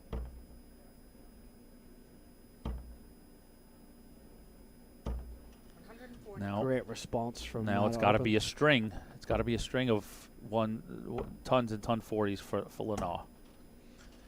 58. See the frustration. Cannot be a trebleless visit like that. Yeah, we've seen Arpin put together a couple of good scoring legs already. So Joey's got to race to the double first here. 59. Trebleless visit again, back to back from Joey. Opens the door slightly for See if Arpin. Arpin starts on the 18s. Now going to look for a triple 20. 92. Squares it off, so 210. 100. All right, so Joey's down the out first. The big 144. See what Arpin can do in this visit. Oh, slides into the 1. So 144 for Lenau. But a big pressurized 144. All he can do is set it up. So Arpin starting the 19s here. Give himself a look. 72. So 65. Maybe a bull for tops. Back Doing to some quick math 19s. there. So 48 for Lenau. They extend this match. 16 for double. Double 8. 32. Not there. So Arpin 3 clear at double top to win this match. 5-0. Are we correct? Yeah. So I thought I got my math wrong, but I don't think I did. I thought Matt was on 65, not 59. So he should have 19 off of 65 is 46, maybe 46 remaining? I thought it was 46. 46 yeah, remaining. I didn't think it was tops. So Okay. looking to set this up. All right, 14 for double 16. 1 dart in hand. And there it is. Matt Arpin takes out Joey Lenau 5-0. And good on Matt Arpin for making sure that score was corrected and proper. So 5-0 to Matt Arpin. We couldn't have told you which direction we knew that was going to be. Both players coming in somewhat equal, but I didn't anticipate I wouldn't have anticipated a 5-0 either way. So a little bit of a surprise there, just in the score line. But kudos to Matt Arpin for playing a solid game there. Scored well. looked pretty good on his doubles. Yeah. Joey didn't really get going, to be fair. He missed some doubles opportune moments as well, and Matt took his chances, and some of his scoring was impressive. So, tough day at the office for Joey, but he'll be back. Congrats to Matt Arpin as he progresses to round number 3. And we're going to stay with you, folks. We're going to, we've got coming up right away is going to be a last 16 between Chuck Pulio and Keith Way. First time we'll get a glance at Chuck this weekend, and we saw Keith yesterday. Keith sort of impressed yesterday. His scoring was well. He wound up running into a couple problems, but he played well enough that, you know, we'll keep the expectations pretty high for Keith Way. So Pulio and Way coming up in just a few moments, and Mark's already glancing over at the bracket. As he knows, I'm going to ask him to update everybody and kind of give us a sense of, you know, how the greater tournament's going here at the Cosmo Darts Classic. Yeah, so Keith Way actually beat Jake McMillan 5-3. Jake actually knocked out Jeff Springer 5-4 in the first round. So it's a bit of a surprise. Jeff had a great day yesterday. Saw him on the stream quite a bit, but he is out. Jake McMillan is also out. Keith progresses, like you said, plays Chuck Pulio. Chuck actually beat Housey Hicks 5-0. So Chuck is yet to lose a leg in the tournament so far today. Jacob Taylor did the similar against John Liggett, beating him 5-0. So he'll actually play Gino Florian, who continues his winning ways. We have Sto Bunts playing JT Davis. Alex Spellman does beat Roger Carter and moves forward. Little shot of the floor. And there we see a peek at those matches that Mark's walking you through. David Fadham beats Gary Mawson 5-0 to book a date with Danny Lauby. We see them warming up there. That's going to be a contest. I like that Bunts-Davis matchup. Right, that's going to be intriguing. Yep. Danny beats Michael Nguyen 5-2. David Cameron keeps the winning trend moving, beating Trevor Boblitz 5-3. Steve Warnock and Elliot Milk are underway, I believe. Looks like they'll just be under there, right there in your photo frame. Board number 7. Yeah, in front of you. Larry Butler gets past Jason Brandon in the last leg decider, 5-4. And he will either play Jules Van Dongen or Harrison Carter in the next round. Lots of intriguing matchups coming up. Absolutely. Doug Boehm against Jimmy Solek. We saw Jimmy. Yep, they're right there. They're right in the middle Board of our number screen 5. there. We saw Jimmy on stream yesterday, and we've seen Doug before. Leonard is waiting in the wings for the winner of that match. Matt Arpin moves forward. He will play either Jim Long or Ed Levac, who we also see out there currently playing on board number 4. If you don't know already, Mark's on dartconnect.com. So if you want to see what Mark's seeing, you pull up dartconnect.com and you'll find us underneath the PDC tab. And there's so much great information to see. You can see all of those matches that we're watching right now on screen. See all those tablets? You can see those live in real time as they score, so you can watch all of those floor matches in real time. You can look up a leaderboard to see who today's scoring leaders are and what percentages all the players have, all those great inside the numbers. And if you want to see who's doing the best on the tour, you can find that as well on the Dart Connect CDC leaderboard section. So go check all of that out at dartconnect.com. There's a guy talking there right now in this shot. Right there we see Jacob, the Truth Taylor, taking on Gino Florian. So Gino earlier in the day here on the feature board. So the winner of that match will play the winner of our feature match, Keith Way and Pulio, as we head towards, that would be a quarterfinal matchup depending on the winner between these two gentlemen and the winner between Keith Way and Chuck Pulio. Today's sponsor bringing you the event, Cosmo Darts. Check out the full line of Cosmo products, Cosmo Fit Flight, great barrels. Go check out A2ZDarts.com, and they've got a full selection of Cosmo products. And also check out your local retailer and get equipped with great Cosmo products. Thank them as always. And it's a simple equation. If you enjoy what we're doing with the CDC, back the sponsors that back the CDC. So we see Chuck and Keith getting in there, getting in the box, as we like to call it. The combatant zone. So Way, Pulio. Last 16. And that'll move us up to best of 11. So a little more darts for your dollar. Overall on this weekend, we've seen Jules Van Dongen lift the trophy in Event 4. Alex Spellman in Event 5. So who will close us out and lift the trophy here in Event 6? This is interesting. Based on the stats, these gentlemen have never played each other head-to-head in the CDC.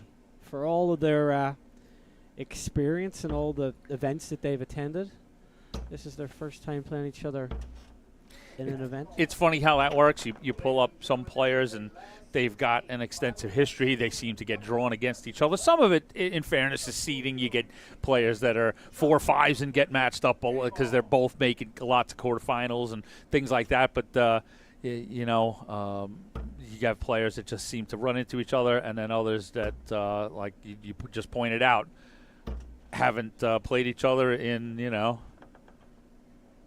quite a few years of both playing CDC now.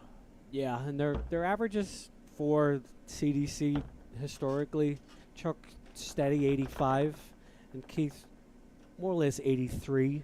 So not a whole lot between them in the averages.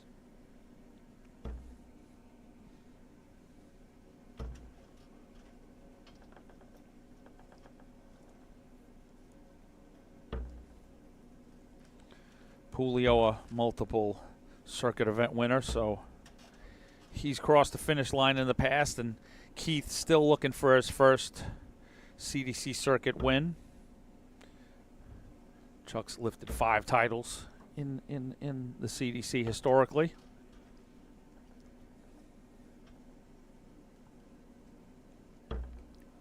He's enjoyed the spoils of those victories, traveling overseas, representing the USA World Cup team. Has been involved in multiple PDC productions in his career so far. The first tandem to go over to represent the CDC, him and Jim Long at the PDC World Championship. Yeah. So Keith on the tails of back-to-back tons. Saw Pulio grimace. I think he saw that 162 and realized I have to come back and clean that up. Keith Way's going to get a shot at the 122 for an early break. Start on the 18s.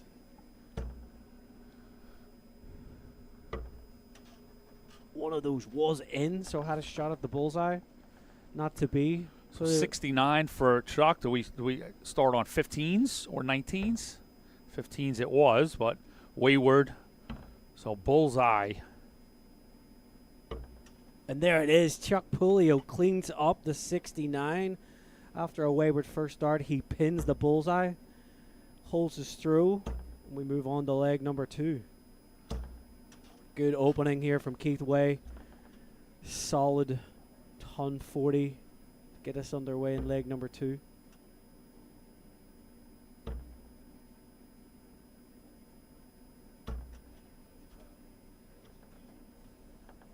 Only 55 from Chuck.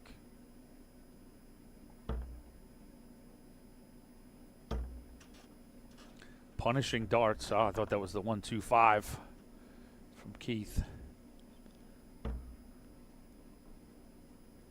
You see, Chuck's frustrated with that errant first dart.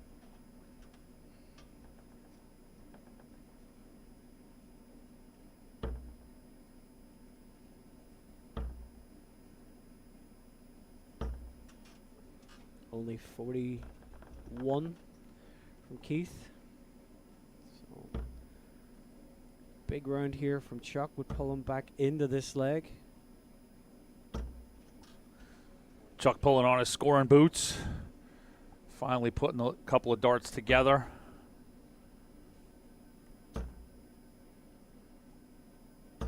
And that's a 180 from Keith Way. Good reply to push back against Pulio, and 12 darts in. Keith Way on 55, so Keith's kept the scoring up. Sets up a 2-darter when he returns.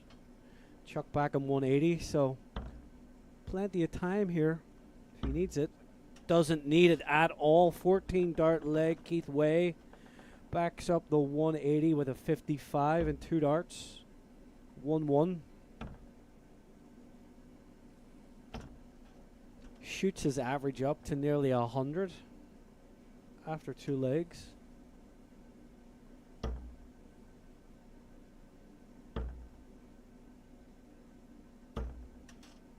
Only 60 there. So a reprieve for Chuck, who only threw 43 in his first visit. Good ton 40 from Pulio. As he Nice. looks to hold his throw here. Yeah, Chuck's been a little sporadic on his scoring. We know he can start stringing it together, and that pushes up that average. And yeah, like we talked about before, 43 followed by a 140. It's not the consistency you're looking for. But ton 40, ton, that's more like what we've seen from Chuck in the past. Good last start there from Keith, just to try and stay within touching distance at all in this leg.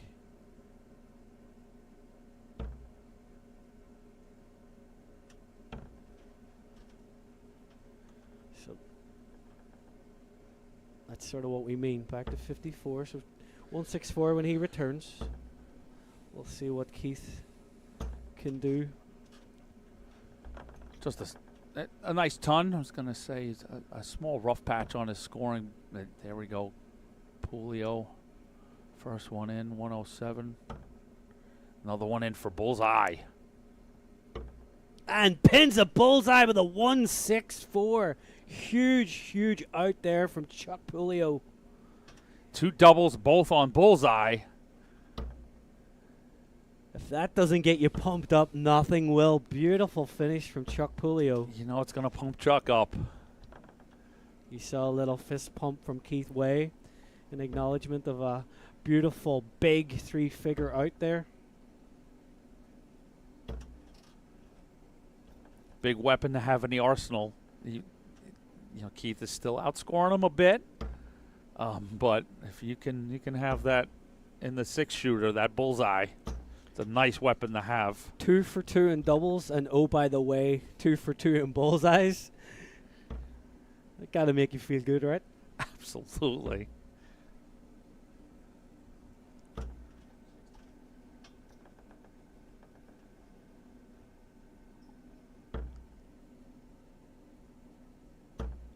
So 4 turns of 60 in this leg before that ton. Both opponents throwing back-to-back 60s. And then a ton there from Keith Way in visit number 3. Keith will be looking to hold his throw here, tie us up.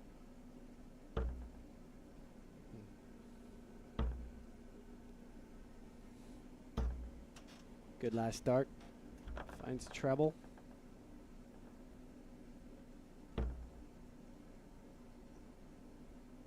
See Chuck staring down that target. Switches. Trying to do something off the darts, but so Keith with 200 with the darts, if he just cuts it in half, well on his way to doing so. On demand. You say ton? Okay. 100 when he returns. Well, then if they're going to do what I ask, I'm going to get greedy. Yeah. Two So- treble visits all the way. Absolutely. So Look let's what- see. Does he? Not to be. Look what But Chuck he Pulio's left. Yeah, right. That's exactly. You've got to. If you're Keith, you know it wasn't a really great attempt, but you've got to go for that double. Oh, there's a quick adjustment on the score. So 1-6-3. Does Chuck know that? So tops for 2-2. Keith Way 2-10s. There it is. Keith Way levels us up at 2-2. Holds his throw and ties things up. And we're back on through. Yeah, I'm assuming Chuck was aware of that, and I hope so. It just seemed a little too quick right as he was starting his throw that the score got adjusted. Sorry that we missed that, folks, but hopefully that all played out right on the floor.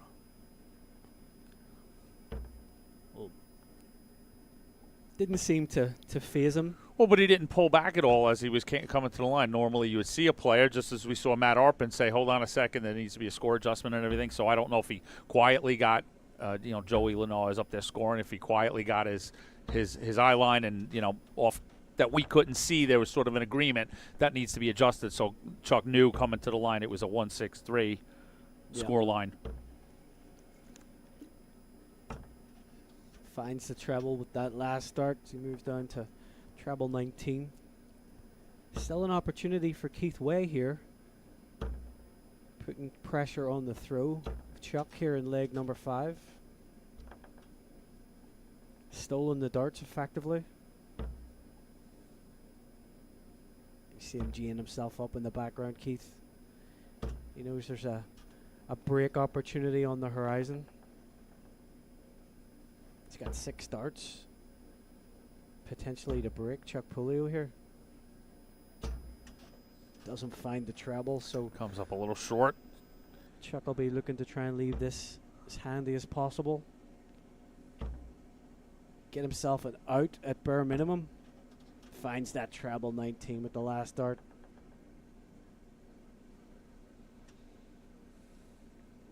So there is a break opportunity here. Not to be though. 1-2-8 Chuck Pulio doing the 3-2 lead. Still on. Treble 20. So Unha- Keith unhappy. Way is going to take a look at this 81. Would be looking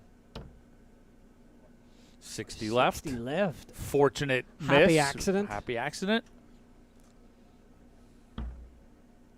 Is that a blocker? Not quite. Tried to go to the left. Didn't find it. So 87 for Pulio to get this hold. Double 18. Here's Across the way, 2 9s. Double 9. Chuck Pulio. 3-2 up. Holds his throw.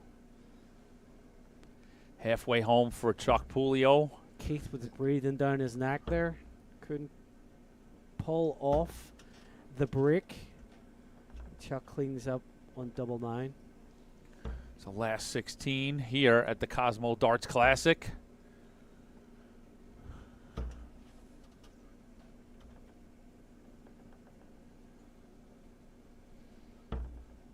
Keith kicks off with a ton. Leg number 6. He's back in the treble again. Huge 1-2-3 from Keith Way.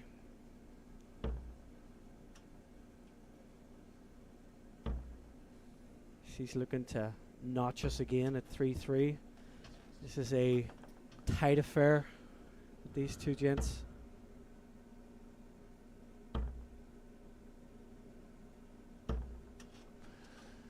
Good correction by that third dart, and Keith back on point a little bit with his scoring, even though he was quite dismayed with that first wayward dart into the 1-1. Just needs to stay the course in this leg. Chuck way back on 375 right now.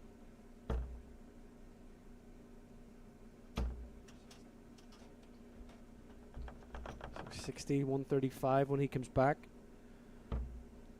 Chuck needs a pile of treble 20s. And there's two of them, so a ton 40 from Pulio. Still not on and out, so still time for this 135. Doesn't have to go six for if it. he needs them, but why not? Chuck's done it, right? Why not give us a bullseye? I think he's going to lay up, though. He lays up on the 18s.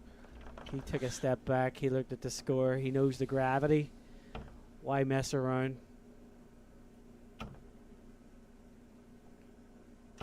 He's got 3 clear here at double 16 to tie us up. 2 8s. Just outside. Can he use the barrel?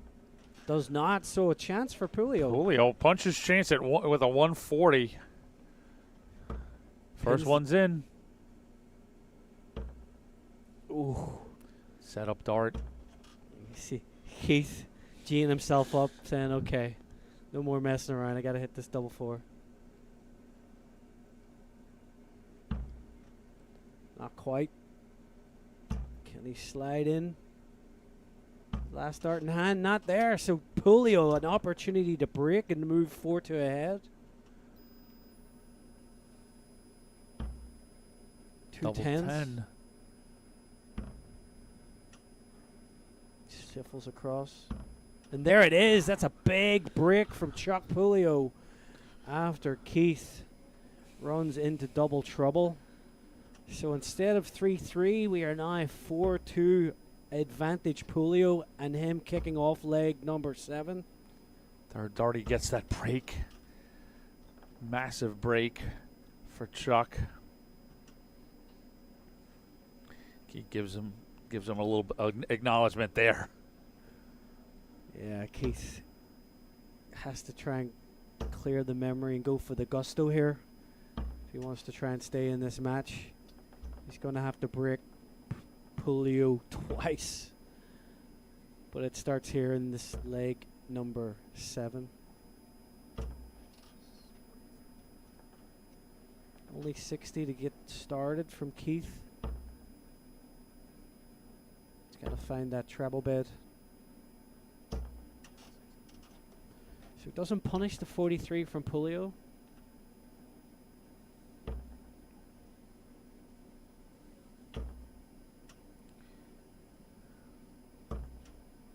It's a Did little that slide tension in? on both It players. did. Massive triple.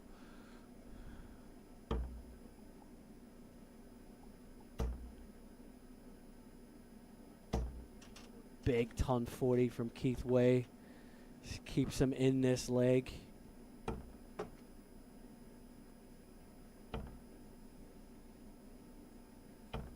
Beautiful darts from Chuck Pulio after that bounce out. Good recovery. One on the floor and a 114.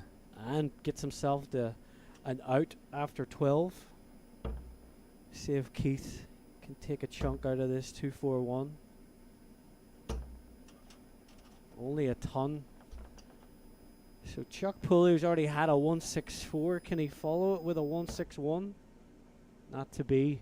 So Keith will get his chance at 141. See Keith saying, come on, come on. It's not going to go. Pulio's coming back at 78 to close us out. Would expect to get at least one dart here. Single 20 for tops. No, that was in the treble bed. My apologies. And Pulio will take 70 out in 2 darts. 5-2 lead for Chuck Pulio on the precipice of an appearance in the quarterfinals. Chuck closes out leg number 7. We move on to leg 8, and he's 1 away.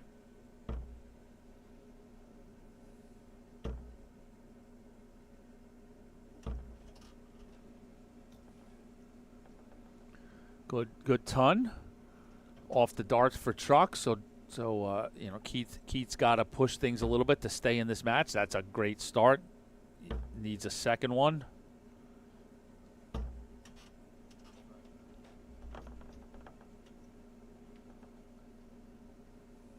It's starting to get running out of runway here for Keith.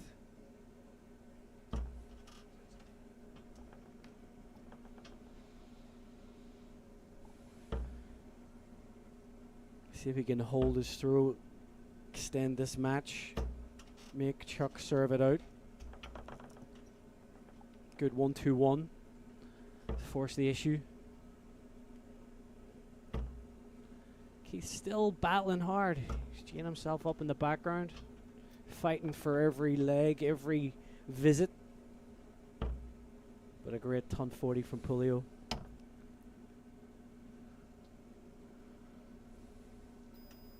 See if he can set this up, try to leave a finish. Yeah, that 140 really put a lot of pressure on Keith to come away with a setup. Yeah, and he responds with 40. So the ball is in Pulio's court. If he can find a big treble. But he can't. Does not. So Keith Way looking to set up this 174.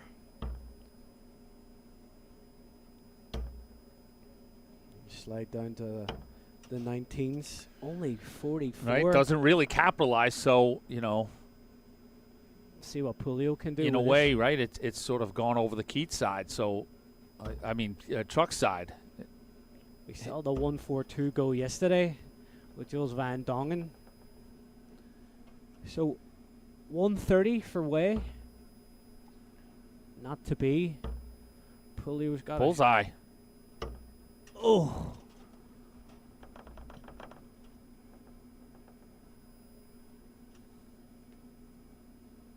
Pulio's got a shot here. 63 remaining, so a 13 will give him a look at the ball, and Bullseye's been very friendly to Chuck Pulio today.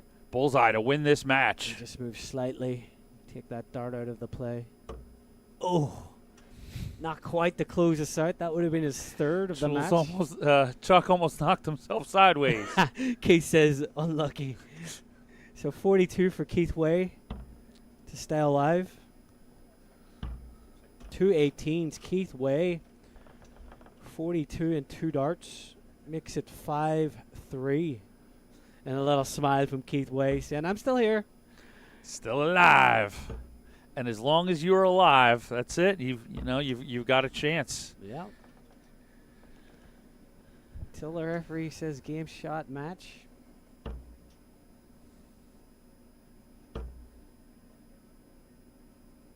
So Chuck only opens up with 41 here. Keith doesn't really punish.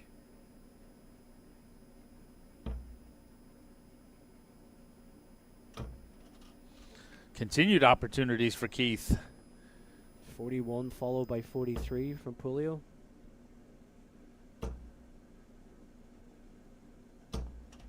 Good last dart.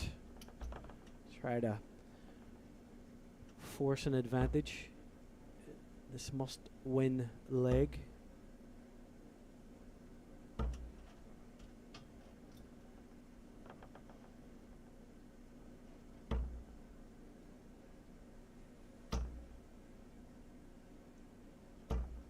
Good ton 40 from Keith Way.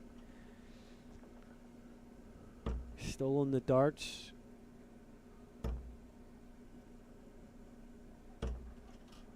Chuck looking to steal him back.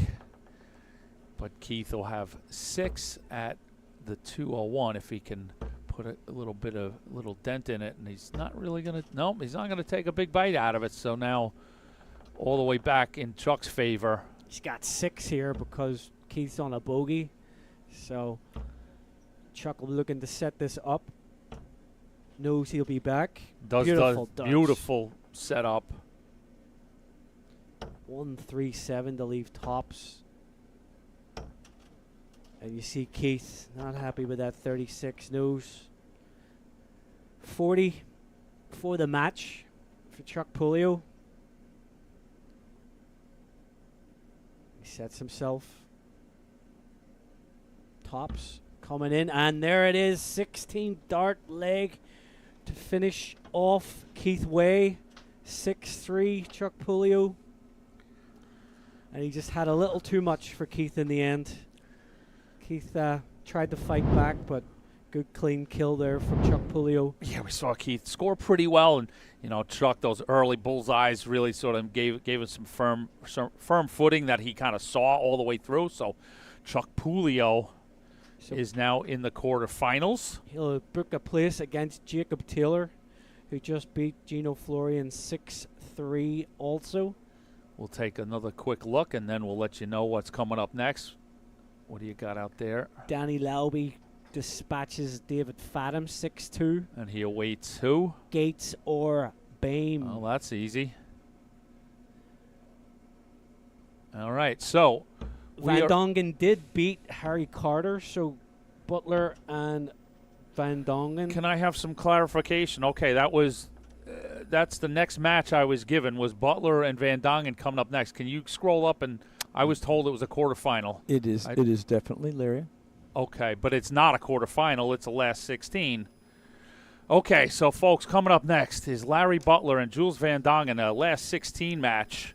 So we're going to go to a break, and then we'll be right back. So we'll be back with more from the Cosmo Darts Classic, event number 6 on the road to the Continental Cup Tour Finals Championship.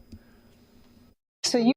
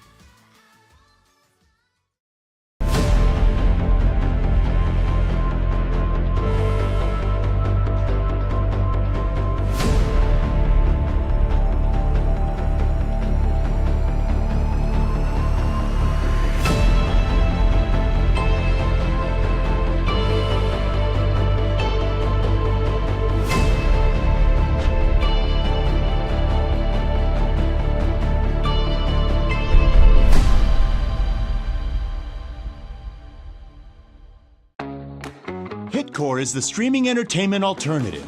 Live concerts and comedy? Hitcore has it. Premium high-def audio and video? Hitcore has it.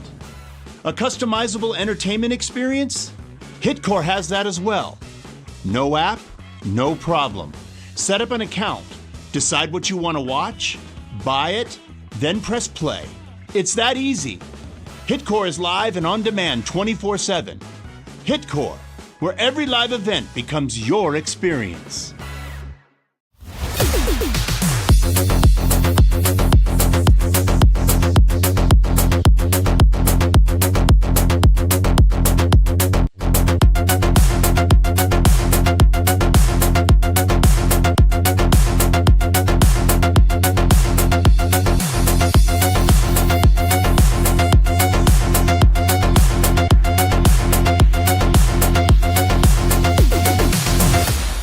So you want to get into darts, but you're not sure how. We can definitely help with that.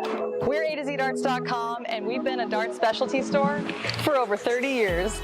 We have the greatest variety of darts in the country.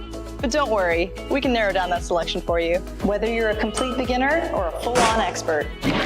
We developed our own Colonial brand to offer an inexpensive line of darts, dartboards, and accessories, so you can get into the game without breaking the bank. Join our amazing community by going to azdarts.com.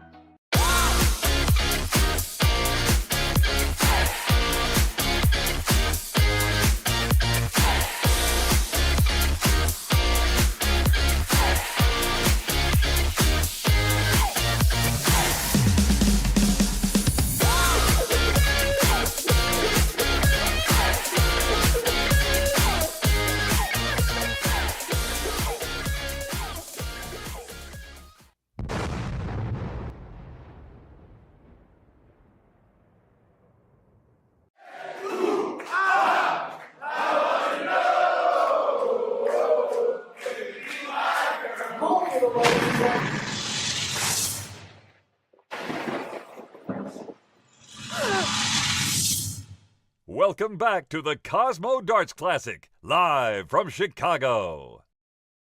Welcome back, ladies and gentlemen. It's Anthony Eugenia, joined by Mark Taggart. We're here in Chicago, Illinois, for the Cosmo Darts Classic, event number 6 on the 2023 Championship Darts Circuit. We've got a real cracker coming up for you. Last 16 contest between Larry Butler and Jules Van Dongen. We've seen a lot out of both of these guys this weekend. Jules obviously hoisted the trophy yesterday in event 4. We saw Larry yesterday. Was impressive, as Larry usually is. So Larry's been having a good weekend, so we expect a real fine contest between Mr. Butler and Mr. Van Dongen. Last 16 will be best of 11. So, as we say, some proper darts, Mr. Taggart. Oh, yes. So this is actually just the second match that Larry and Jules have played today. So you mentioned Larry got through a last leg decider against Jason Brandon, and Jules Van Dongen beats Harrison Carter, 5-1. So this proves to be a tasty affair. As we've discussed before, we've seen both these men on the stream yesterday in events 4 and 5 respectively.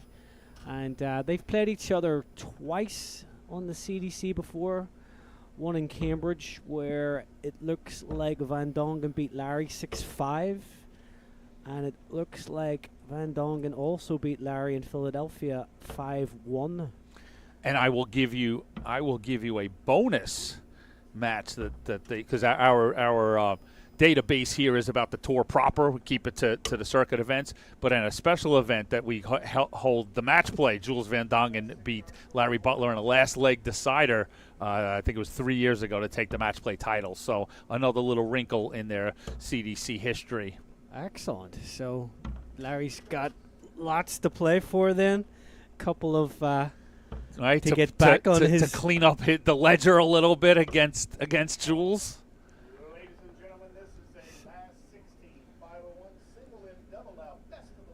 This is a race to 6 as we move into the last 16 part of the bracket. Joe's going to get us underway here.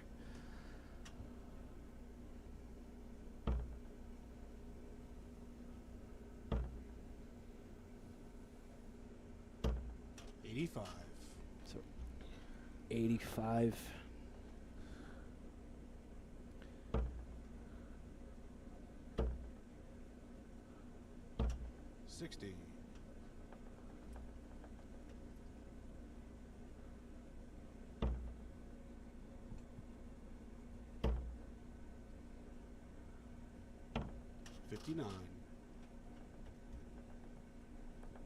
So the winner of this match will face either Elliot Milk or David Cameron as their reward.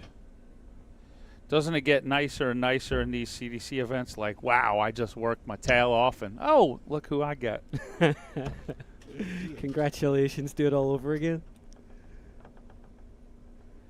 So just 58 from Van Dongen, so a partial opportunity for Larry, but comes up trebleless.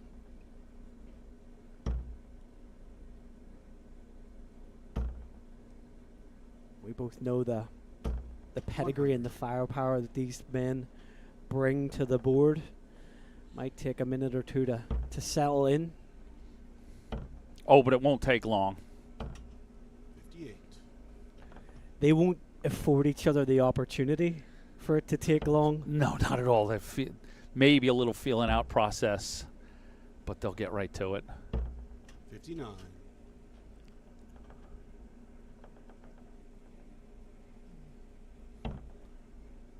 So after the initial victory that Jules had yesterday, 57. Jules, you I require spent a minute or two with him and his wife, who's here, with both their children. And while Daddy was working yesterday and winning, they were off at the zoo, which I thought was pretty awesome. Momming, doing mom stuff. Having a great day out. Yeah, I spoke to them this morning as well, and she's keeping the kids busy because they came in the hall yesterday and they just wanted to scream across the way, "Papa's playing!" And she said, "I didn't want to cause any disruption." So absolutely. Jules pegs in double top to open up this last 16. 1-0 on throw for Jules Van Dongen. Larry stays up top there, slides into the 5, unfortunately. So 50, kickoff leg 2.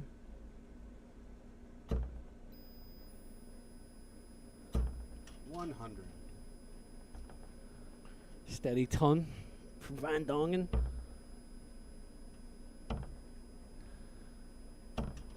Great cover shooting there from the Eagle. Goes and collects himself 2 treble 19s.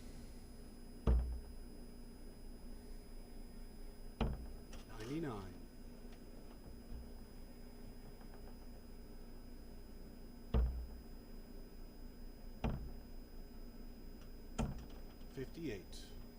So only 58 chance here for Van Dongen to put pressure on the Butler throw. 92. Doesn't quite find the second treble.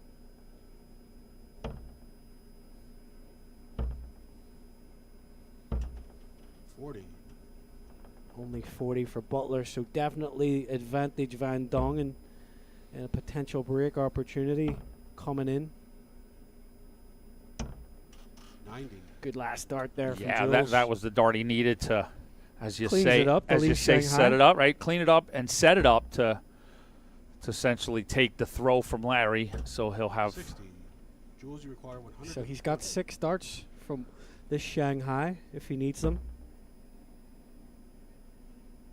Work his way up the ladder. Can he pin this double top? 80. Just on the top wire, but he's coming back for tops. We'll see what Larry can do. Pressurize the 40. 23. Jules, you require 40. Tops. Aim shot in the second 16 leg. dart Jules break, Van a throw there from Van Third leg Dongen. is Jules to throw Take a first. 2-0 lead. Game on. We said it yesterday, Tops has been kind to Jules this weekend, and it continues to be so. a disappointing look as the dart just sort of like fizzled out of that 20. And yeah, as you say, he just so strong and consistent. 83. Double top yesterday. An absolute ally to Jules lifting the trophy yesterday. He switches to 19s. 47. Switches back to the 20s. So only 47 from Van Dongen. 77. So those last dart trebles are just keeping Larry interested, but it's a bit of a struggle right now. 140. Big ton 40. Wrestles control back of the leg.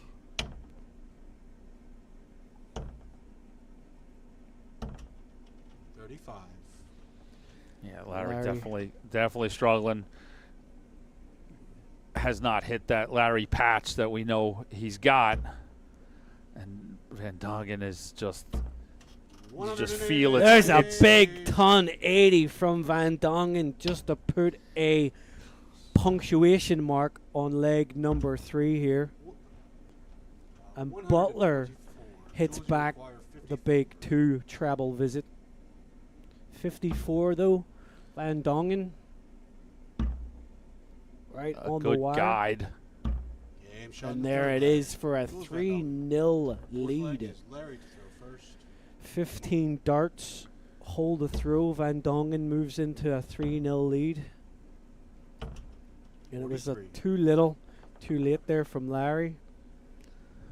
This Jules cleaned up 2, 3, 4, and 6 darts.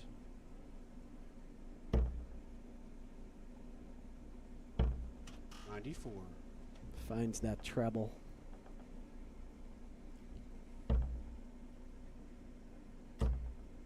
This is more like it from the Eagle. 140. Good ton 40 there.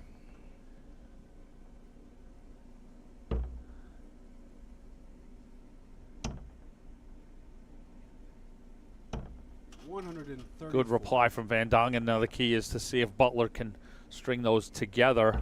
He's got to follow up that 140 with a solid score. 60. Only 60. And that's going to be the place. You just feel Jules just getting more consistent, hotter. And he's going to punish that 60. He's effectively stolen the darts. 140. Huge 140 from Van Dongen. Gets himself to 133 after 9. Break opportunity 82. Coming in. Jules, you require 133.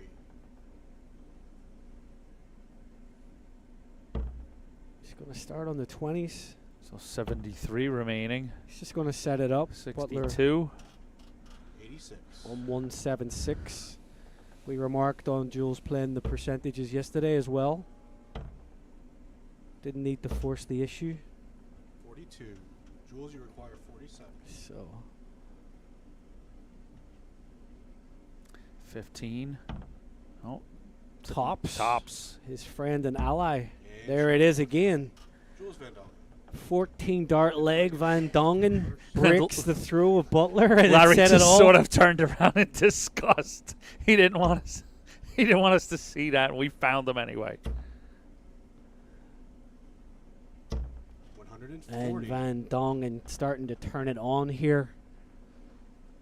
He kicks off leg number 5 with a ton 40.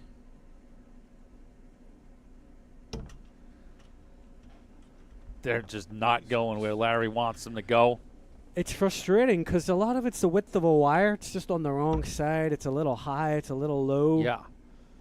You know, that's when you know the darts aren't that far away. No, and that's got to be that's the tough decision-making process. That if it felt good coming out of my hand and it's not that far away, do I change up? Do I start to go to a different direction? 140. That's more like it. They're on the other side of the wire for the ton 40. Stay in and You're absolutely dig right. in there, right? That's the frustrating part. And at what point do I pull the release valve and go to a different number? Well, we've seen him switch down to 19s as well, and the results been similar, where he's sort of slid into the 3 and been all over the wire of that treble 19. 138. Well, that was, intriguing. Larry, back-to-back ton pluses right from the Eagle to leave 167 after 9. The lipstick. No accent. 67. Larry, you require 167. I don't do every Sid Waddell. 57.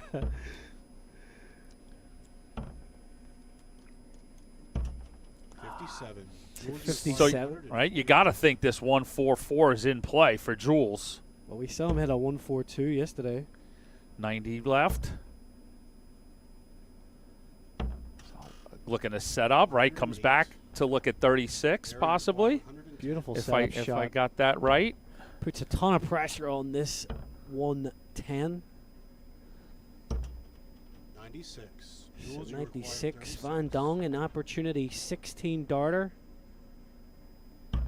And there it is, 16 darts. Jules Van Dongen Game on. Holds his throw.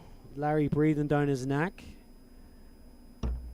But extends his lead to 5-0. 58. And only 58. So we saw it there. Larry's first start right on that top wire, the treble 20. Slides down into the treble 19s, but has no luck in 96. finding it. Comes away with a 58.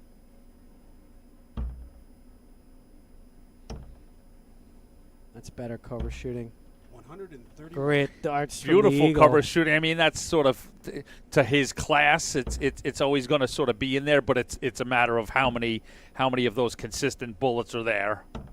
Close the 19s and the 18s. So back-to-back 96s from Van Dongen. See if Larry can find another couple of trebles. And does so. Big 132. darts from the eagle. He's in no looking back territory now. I'm just trying to get a leg on the board and avoid that whitewash in all reality. He's got 6 from 180. 100. She'll be coming back for 80. We'll see It's a Larry Butler leg. where Jules will be at after these three. 57. Only Larry, you 57. require So 80 coming in for Larry to open his account here. Tops. 60. Drags it Jules, you in. require Little tension in the arm there. So Jules Van Dongen, 1-3-2 beckons to move into the quarterfinals. Ugh. See the wry smile. 92. 2 10s Larry, you require for 20. Larry Butler. Stay alive. Game And shot, there's 6 double flag. 5, the eagle. 7th flag is Jules 5-1, first. holds his throw.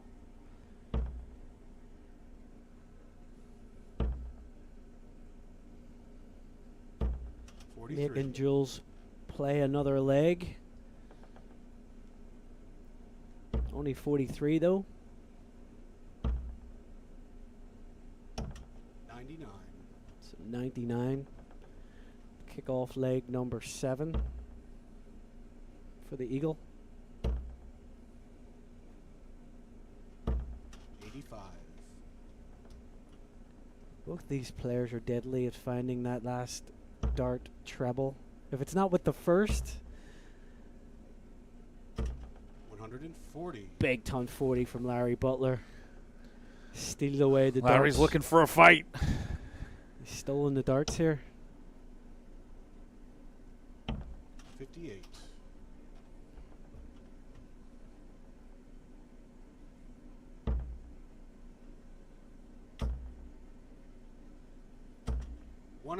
Big ton 80, Larry Butler. The eagle fills it up. 82 after 9 darts. Look at this from Van Dongen. 108. Take that. You require 82. 17 for tops. 62. Oh. Jules, So you look at require that. The 180 puts Jules in a position Figuring after Larry. can't find that bullseye to keep it alive. So Larry's coming 87. back. 2 10s, possible 13 dart brick of throw, Game and shot, finds 7th it. flag. Double Larry Butler. 10, Larry Butler. Flag is Larry to throw. 2 on the trot. A break in there. So from 5-0 down, it's now 5-2. Larry trying to hold his throw, make it 5-3. Just keep Jules working. That's a 180 from Jules Van Dongen. And working he is. You see that fist pump. Getting the work done is Jules Van Dongen. 54. Only 54 from Butler. So Jules looking to storm his way to the finish line here. 130. and a 137 to back up the ton 80. The Jets have been turned back on by the Dutch Dragon. 60. So tons of time for Van Dongen in this leg to break and get over the finish line. But I can sense something that you and I have talked about in the past. That, listen, Van Dongen's up 5-0. You feel he's going to win the match, right? And we've talked about playing unnecessary legs. Don't let Larry put up that fight where you get forced to finish it at 6-4 and 6-5. Still win, but expend energy. Nope. You get this done and get to the quarterfinals. Get it done and get it done. He did. What a leg of darts. That's some professionalism right there. That's playing in the PDC. It's 11 darter to seal the deal and break Larry Butler's throw and his heart. 6-2, Jules Van Dongen. Beautiful leg of darts there to finish it off. So Jules looking threatening again. So Jules has booked his place in the top 8. So we'll see who's going to join him, and that's where I'm going to set the table for everybody. So checking in with production and the tournament team. What we're going to do, folks, is we're going to go to a break in a second. We're going to go to a commercial break, but don't go too far. Go in the kitchen, make some popcorn, get ready. We're going to bring this thing home in a great way. We're going to come back and I anticipate to bring a quarterfinal to you. 2 semis, of course, and the final. So some great stuff in store here from Chicago. So we'll be right back with more from the Cosmo Darts Classic, event number 6 on the 2023 Championship Darts Circuit.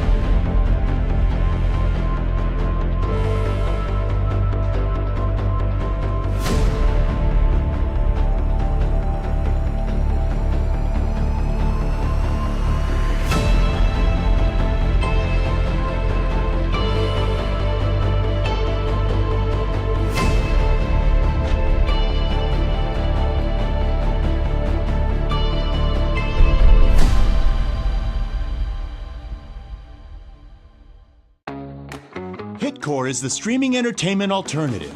Live concerts and comedy? Hitcore has it. Premium high-def audio and video? Hitcore has it.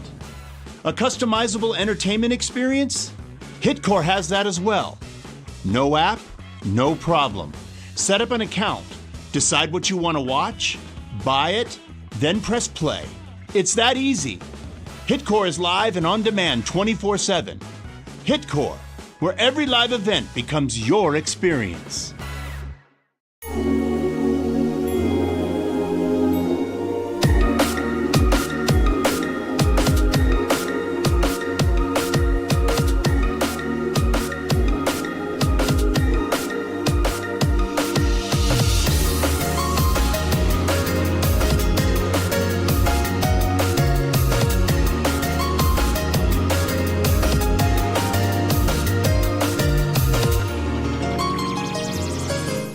So you want to get into darts, but you're not sure how. We can definitely help with that. We're A2ZDarts.com, and we've been a dart specialty store for over 30 years. We have the greatest variety of darts in the country. But don't worry, we can narrow down that selection for you, whether you're a complete beginner or a full-on expert. We developed our own Colonial brand to offer an inexpensive line of darts, dartboards, and accessories, so you can get into the game without breaking the bank. Join our amazing community by going to azdarts.com.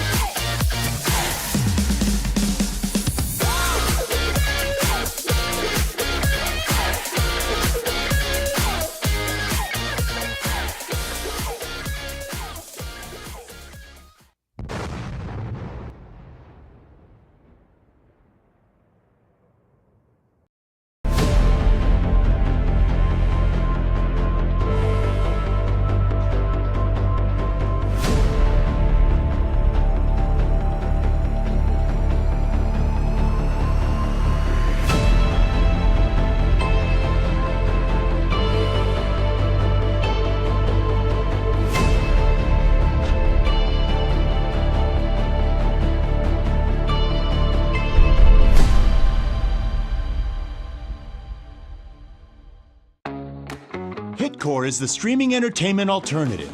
Live concerts and comedy? Hitcore has it. Premium high-def audio and video? Hitcore has it. A customizable entertainment experience? Hitcore has that as well. No app? No problem. Set up an account, decide what you want to watch, buy it, then press play. It's that easy. Hitcore is live and on demand 24/7. Hitcore, where every live event becomes your experience.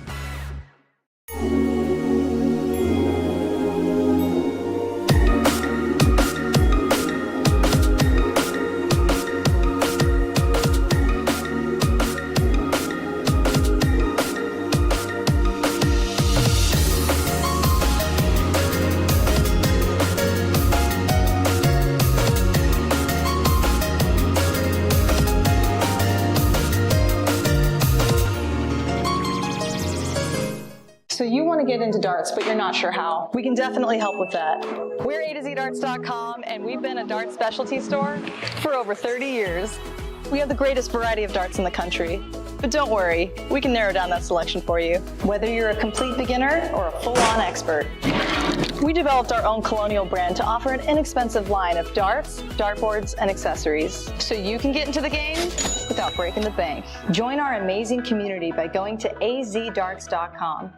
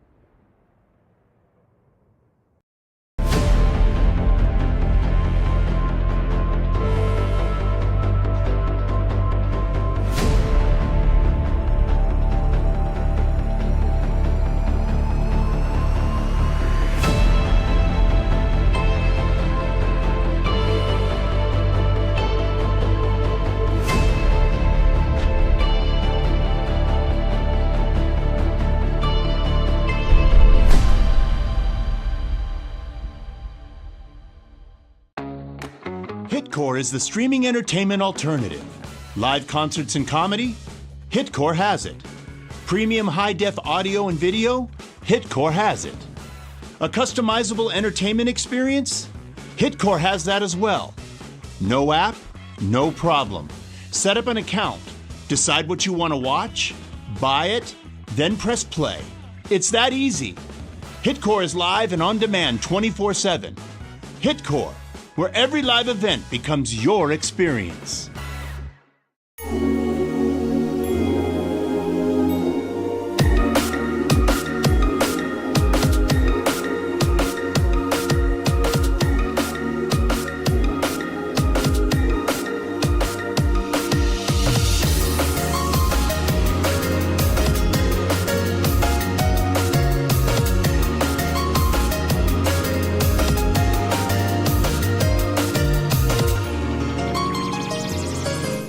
So you want to get into darts, but you're not sure how. We can definitely help with that.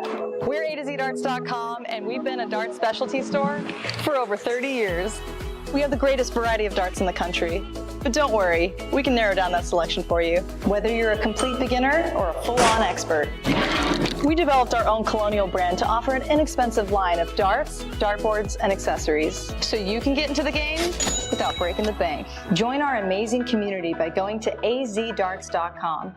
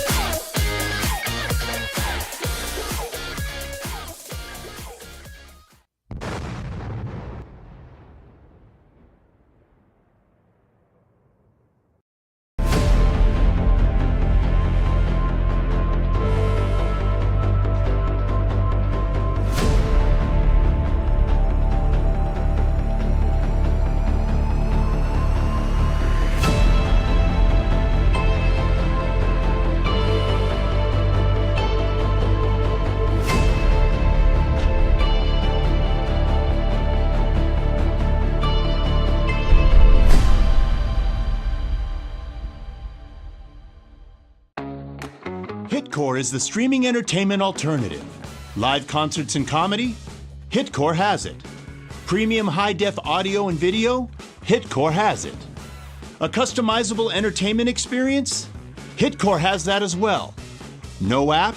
No problem. Set up an account, decide what you want to watch, buy it, then press play. It's that easy. Hitcore is live and on demand 24/7. Hitcore, where every live event becomes your experience.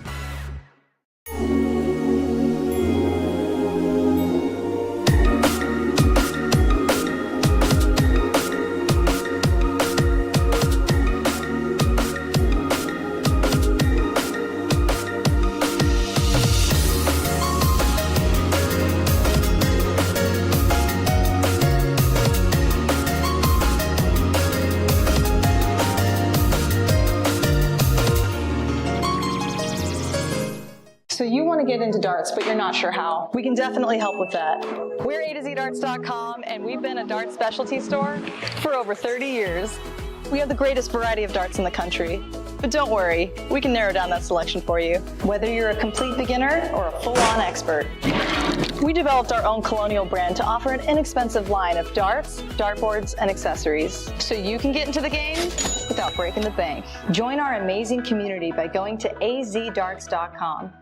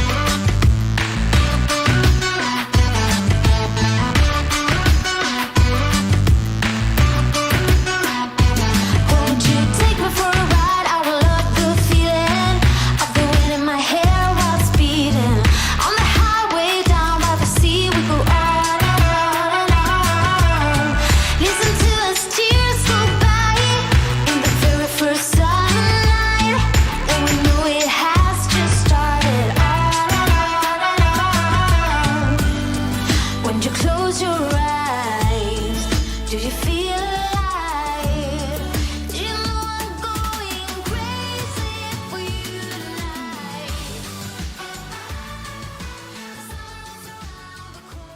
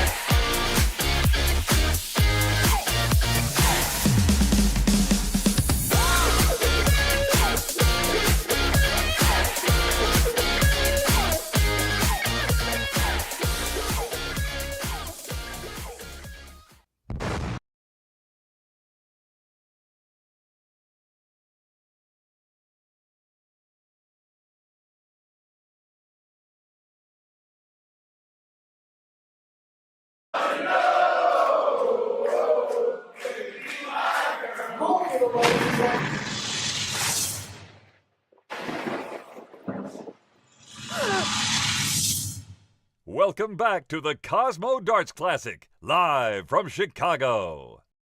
Welcome back, everyone. Anthony Eugenia, joined by Mark Taggart. We're here getting ready for the finales of the Cosmo Darts Classic. We've got a quarterfinal set for you, and then right in the hopper, some semis and finals. So great action coming up.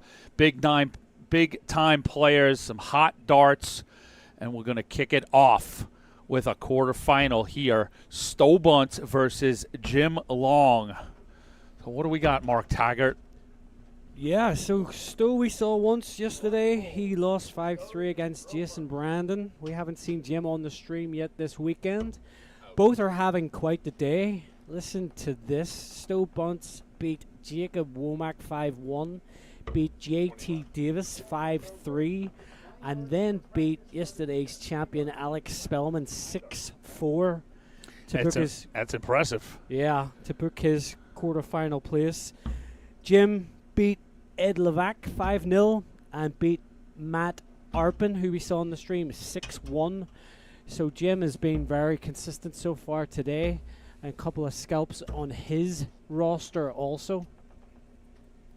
Two very capable players. We've seen both good results from both players over the last 12 months. Both finalists last year in the Continental Cup. Qualifiers, I should say, in the field of 16. So coming off good years and always solid darts from Jim Long. We've seen a couple great performances from him in recent history, just in that a no-quit attitude from Jim.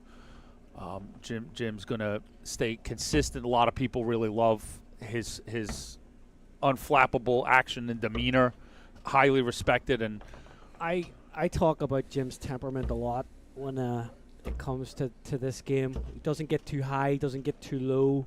He doesn't let his emotions sort of impact his game, and he certainly doesn't show it to his opponent, which is one of those key facets. He definitely has that sort of level temperament that goes a long way to help him with that consistency that we've talked about in the past. And then still Bunts, what a character he is, with the chops to prove absolutely, that he yes, can mix it with the best of them. Just that resume of Murderers Row just today who he got through, and then says its own story. We've seen Stowe. My apologies. Stowe has shown us some real glimpses of where his ceiling is, and it's quite impressive. It's above 100 when everything's clicking for Stowe Bunts. Yeah, you don't beat Alex Spellman 6-4 and not be consistent and high as far as the output that you're providing. And look at that, right on cue. Stowe Bunts fills it up with a ton 80 in leg number 1. So this is a race to 6. 45. With Jim actually kicking us off here. So this is an early break opportunity for Stowe based on this power scoring. 134. It hasn't taken him a minute to start finding the trebles on this feature board. Sitting on 52. unbelievable darts here in the early stages of this by Stowe Bunts. 183. Does he have a flight to catch, perhaps? So tops. 11 dart legs. Stowe Bunts. Stowe Bunts comes out swinging in leg 1, and Jim's just got a. We got a match on our hands. I mean, not that Jim didn't expect, a match, but I've got to throw leg 1. Let's settle in here, and it's like, whoa! Stowe just jumped out of the car running 60 miles an hour. Yeah. The only piece of good news is that was the first leg. That was the first leg, and we told the people what to sort of expect from Jim. Jim, as you talked about, unflappable, and we've seen Jim make some major comebacks in the past. It's only leg 1, so I'm not talking about a comeback from one leg down, but he won't be phased. He won't be phased by a flurry. He's got enough in his own locker to retort at parts in the match. Yeah, for sure. The worrying thing is these darts are all thereabouts from Stowe Bunts. He is absolutely locked in on that treble 20 bed. So all Jim can do is concentrate his own game, find his level, and start pinging that treble bed right back at Stowe. And you gotta love Stowe throws with shafts that are as fluorescent as he is. Well, it wouldn't be quite right if that was just a black stem and black flight, right? Yeah.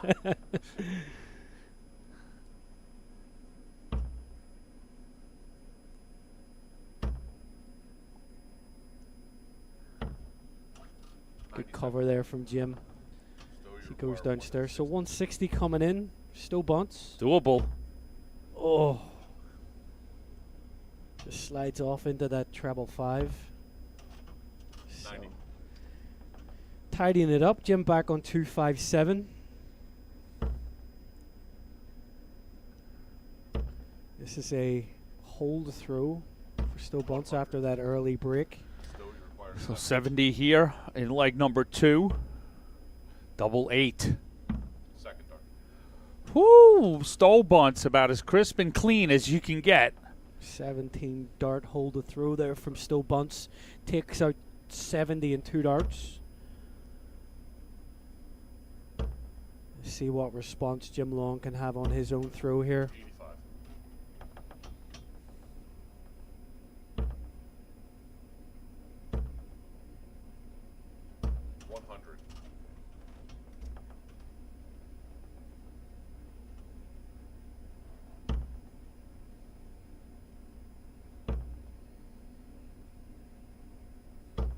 So hasn't quite clicked into gear for Jim Long as yet. Only 41 there.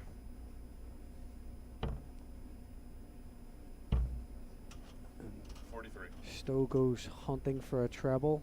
Doesn't find one.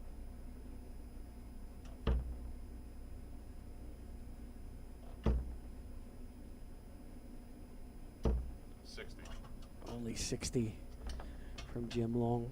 So inviting pressure from Stowe Bunts just by not hitting that treble.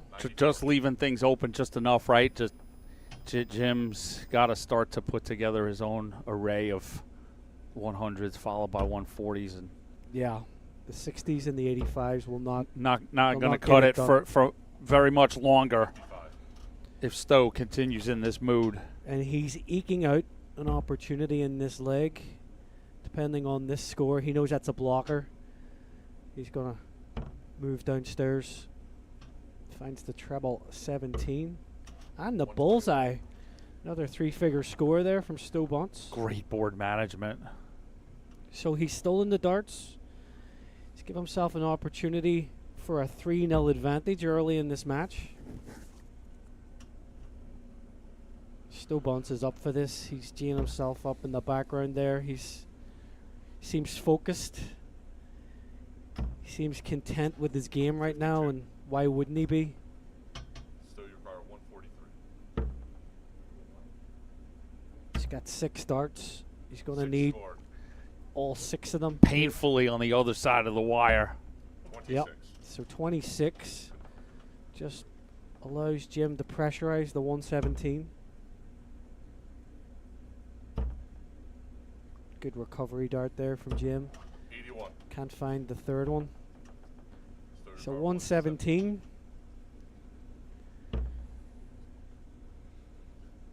Not going That to went do it. sideways, literally. 66. 66. Jim gets a chance here to hold us through.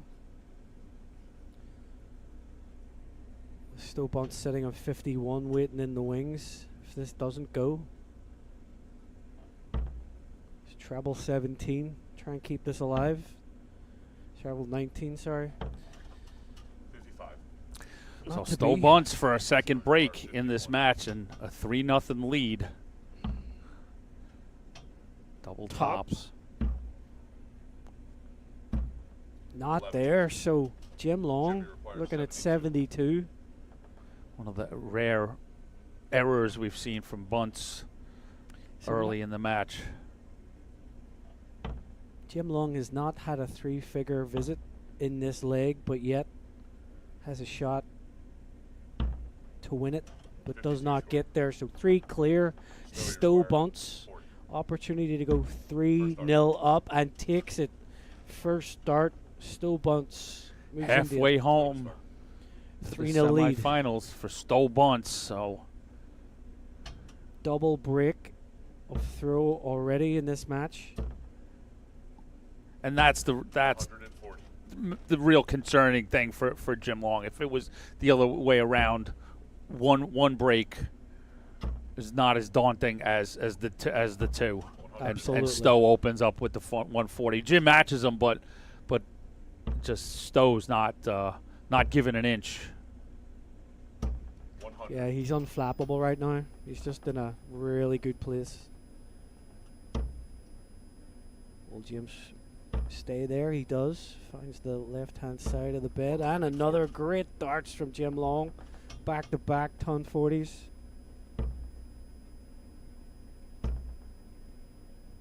But steady as they go. Stowe Bunts down to an out after 9. What a great standard of leg this one is. 161.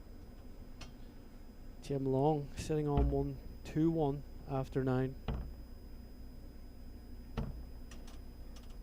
So opportunity here for Jim. Jimmy This require would be a 121. break back, but not to gonna be. happen. And he's still in the one. 64. Oh, Still you require still 81. Bunts 81 coming in. You'll look at the treble 19. Double 12. Oh, falls inside. So an opportunity for Long. Jimmy require 57. 2 darts at tops. This would be for a 15 dart break. Doesn't get there, so And he so desperately needed that. that would have been a real help. But instead, he lets Stowe come back to the board. He falls inside twice. Bust. No score. So Jim Long with another opportunity to get a leg on the board. Massive darts coming in here. Right on the wire. He can't find it. Can't make it happen, so Stowe gets another look at double 6. And there it is. Stowe Bunts punishes Jim Long. He had 2 clear-cut chances there to take that leg and break right back. The scoring got put together. The chances were there, and Yeah. one feels that was might be Jim's last stand. Well, he manufactured that opportunity. Unfortunately, couldn't find the double to make it count. So only 60 in leg number 5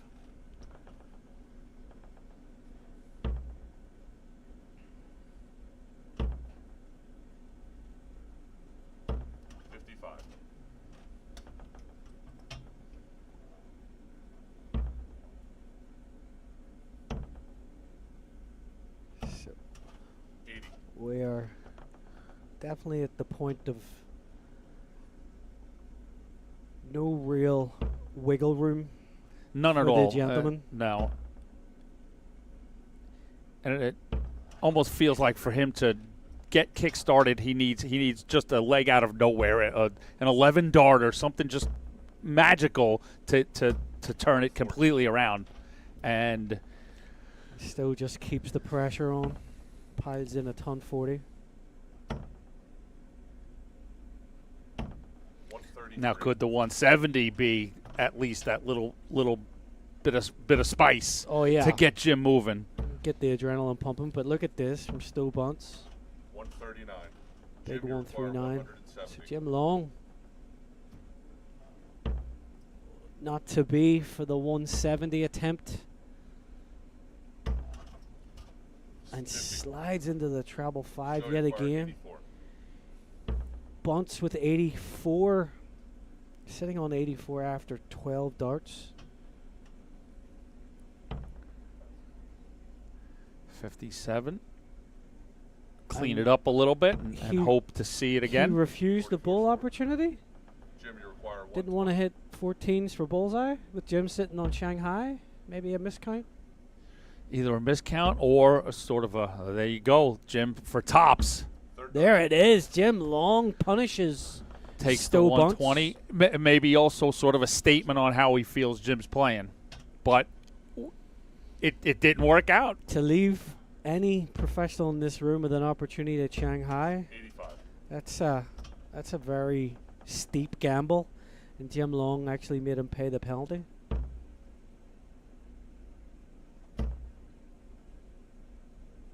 So that was a hold to through. And that was a hold, and Jimmy puts a couple in the triple.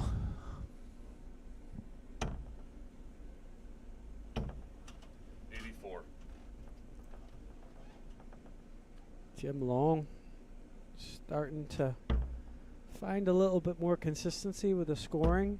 You would hope to be able to pile on at least 10 more. Went down and picked up the cover 17, so back-to-back substantial three-figure scores. 140. Big We'll see. 140 from Maybe Bunts. Jim read it the way we read it. Well, you don't think I can take that out? I took it out, and now maybe I got a little Maybe that was the pep in his step little something you in were my talking spine, about. right? A little like, hey, wait a second here. 60, which leaves a 170 yet again for Jim Long. Stowe doesn't like that dart. It blocks the rest of the bed for him. But he does find the treble with his last dart there. Just to Jim, you require 170. eat into the 192. Oh. He's looking for cover. And Jim is we complimented him on his sort of stoicism, but you almost win. That first dart was so disappointing. You almost want Jim to express that. So single one with the first dart for Stowe Bunts allows Jim Jim, you Long require 89. to have a crack at this 89. Double 16. Good dart there. Has to shuffle to the left slightly. Third dart. Brilliant dart from Jim Long. Finds the top corner of the double 16 bed. Back-to-back legs for Jim Long.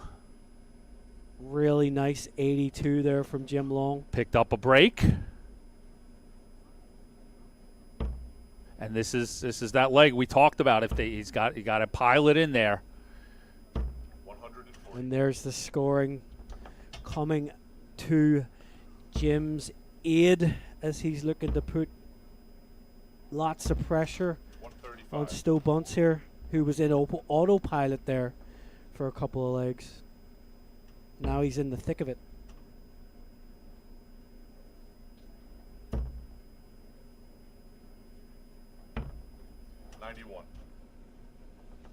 Smart last start there. The old from Jim. Canadian treble 17, a la Jeff Smith. 180.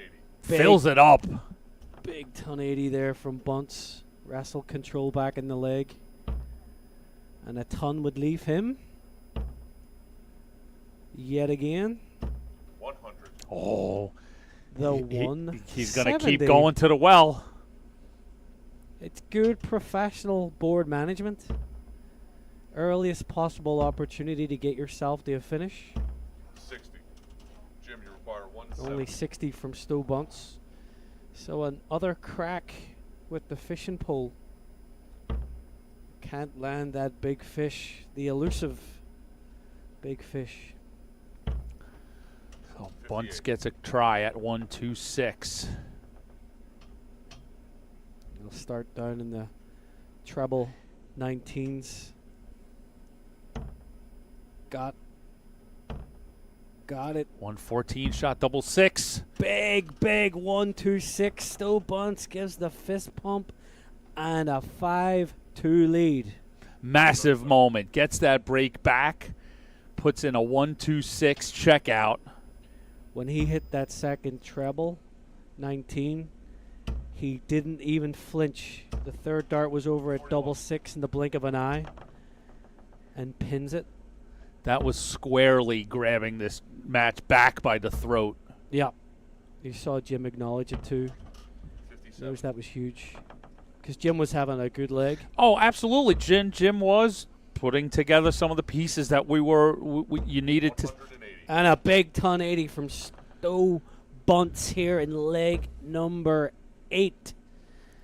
Yeah, Jim was starting to put the bricks into the house, or I should say the pieces of straw maybe, and Stowe Bunts just came and huffed and puffed and blew that whole house down. The big bad wolf, huh? 95. So Stowe Bunts, 200 points ahead minus these. Looking to book his place in the semi-final. 82.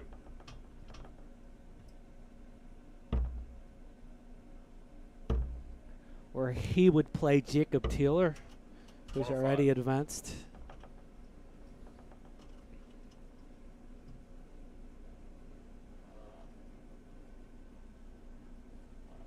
Jim way back on 303 here. So this is big opportunity for Stowe Bunts to close this out. 80. Sitting on 80 after 12. Jacob Taylor awaits the winner, you said? Yes, sir. Old school. Third dart. And it's there. What a display from Stowe Bunts. Triple 16, double 16. 93.5 average. Small rally back there from Jim Long. Quickly put to bed. Stowe Bunts advances with a 6-2 win over Jim Long and books a semi-final berth facing Jacob Taylor. Fantastic darts by Stowe Bunts. You know, it just came out like a house of fire, so solid. And it's not that he ever really relented that much. It's just Jim started to put together those pieces and got a break and a little bit of a fight back, and Stowe just put an absolute end to that. Absolutely. Yeah. Jim had that Shanghai, tried to build some momentum, and like you said, Stowe Bunts had other ideas. So we are booked now for the semifinals. Don't go anywhere. We're not going anywhere. We're going to bring you semifinal 1 in just a few moments. Me and Mark will give you a little preview of it. That's going to be Danny Lauby and David Cameron. And then that will be followed in semifinal 2. So we've seen Jacob Taylor sat there, and Jacob will take on Stowe Bunts. So Lauby, Cameron, Taylor, Bunts is your 4 who are in the running to hoist the trophy at the 2023 Cosmo Darts Classic. All right, so let's. So Mark is working on a little bit of a preview. David Cameron, Danny Lauby coming up in semi 1. We've seen both of them this weekend. Both looked good. Let me look at my notes and see what we've got. Like we saw David yesterday, exactly. We saw David in the final of Event 5, and Spellman was just a little too much to handle in there, but Cameron dispatched Gates in the semi in that event and scored really well. Looked great on camera, as Cameron has been apt to do lately. And Danny Lauby. Danny Lauby was in the final of event 4. So this match between Cameron and Lauby features the two players that were runners-up yesterday.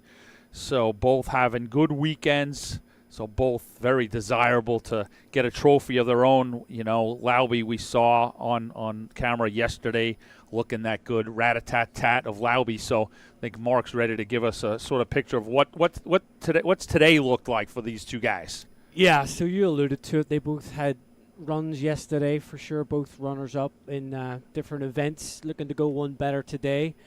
The gauntlet that Cameron's gone through so far today, beat Trevor Boblitz 5-3, beat Elliot Milk 6-0, and just got past Jules Van Dongen there 6-4. So he's battle-hardened. Which, before you get to Lauby, to me says a lot right there. We saw Jules looking good again today, so to hear that Cameron got through Jules says a lot to me in what form we're going to see David Cameron in. Absolutely, and then Danny Lauby bested Michael Nguyen. Then he beat David Fathom 6-2, and then he beat Doug Boehm 6-2 to book his semi-final spot. So super, super intriguing match coming up. We'll see which one of these players can book another final for their second final of this weekend. Give you a little greater tour perspective on where the players sit coming out of yesterday. Danny Lauby, 4th place on the 2023 points list with 30 tour points. Cameron sitting in 6th position with 28 points. So both players highly ranked, and that's where you go when you get into semis and finals. So both players competing for multiple things. Continental Cup Championship earns you a place in this year's Grand Slam. PDC Grand Slam also earns you a place on stage at the theater at Madison Square Garden next June. So a lot to play for there. And, of course, as we've talked about multiple times but can't talk about it enough, there's also a race for spots at the Alley Pally. So both players are certainly in the hunt for that, and that'll be followed up by a second semifinal. We just saw a very impressive Stowe Bunts, so it'll be really real interesting to see him get back up there to see if he can replicate that form. And then this is going to be a good piece of the puzzle today. Jacob Taylor, Mark gave you a great sort of layout as we opened up the day. This was a player who, he's sitting up there in the rankings, but needed to see. We haven't seen him yet on camera on the stream, so we will in the second one, but needed a good run today. Needed, to come out with some fortified points in weekend 2. So Mark Taggart nailing that one on the head. Yeah, Jacob actually came through a real tight tussle with Chuck Pulio in the previous round, the last leg decider, so beat him 6-5. He bested Gino Florian 6-3, and then John Liggett 5-0 in the opening round for him. But like we said, he's looking to have a deep run here and making a good fist of trying to make the final. Although he's going to run into someone we just saw in the stream that is beyond dangerous in Stowe Bunts. What a display from him as he knocked out Jim Long. Players are shooting for the bull. Cameron has won the bull, so they'll get 9 darts to reset themselves, and we'll commence with our first semifinal here at the Cosmo Darts Classic. So as far as head-to-heads go with Cameron and Lauby, they've played each other once, and it was a high-quality affair that David Cameron won 6-1 with a 98 average. Now that you brought up earlier, some players having not histories and other, that surprises me greatly that Lauby and Cameron haven't played more than one time on the CDC circuit. Yeah, clearly they've been on other halves of the bracket. There you go. There's an educated analysis on that because, you know, we've got these two guys are no strangers to both winning events, both making it very deep into tournaments. So to have only clashed once is quite a surprise. Yeah, for sure. And we are set to go. Semi-final number 1 gets underway. 1st to 7. So slightly longer format from our previous 1st to 6. Excalibur versus DL2. I liked DL Deuces yesterday. Well, Is that I did a little bit, but Danny straightened me out. He looked at me, he goes, "You didn't say that out loud, did you?" And I said, "Yeah, I did once." He said, "Well, we're not going to say it again." I said, "All right. There we go. It's your nickname. You can have what you wish, sir." So DL2 it is. Okay. Good to know.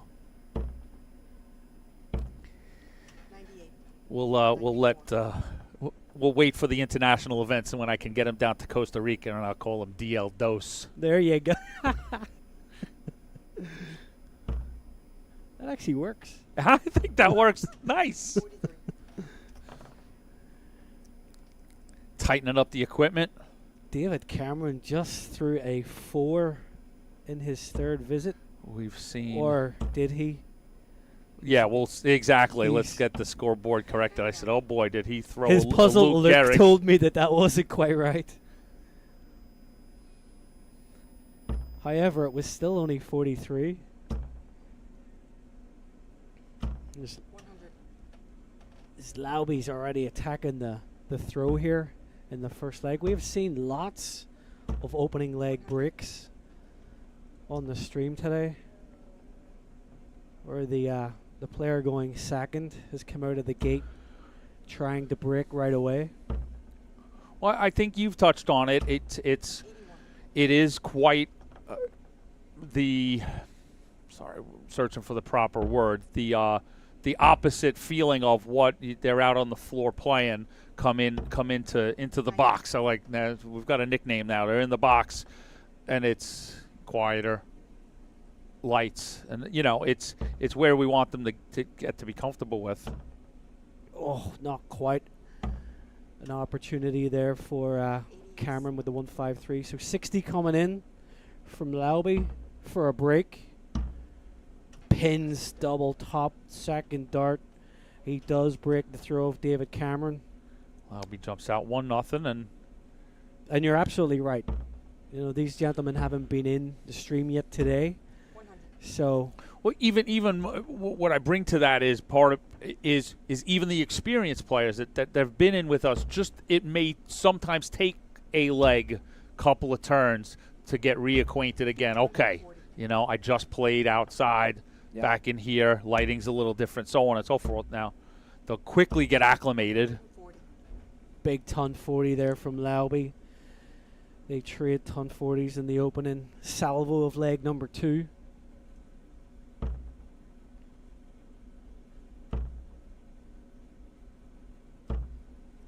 David slides into the 1 there. He'll be disappointed after that first dart. 96. So 96 from Lauby leaves himself on a bogey. We'll see what Cameron can do. He'd love another.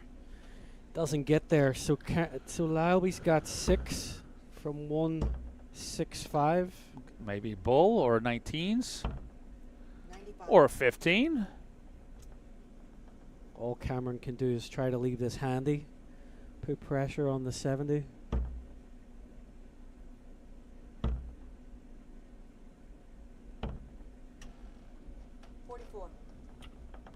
So 70 points required from Danny Lauby to take leg 2.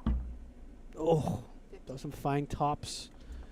And after that 44 from Cameron, he leaves himself a 136 opportunity.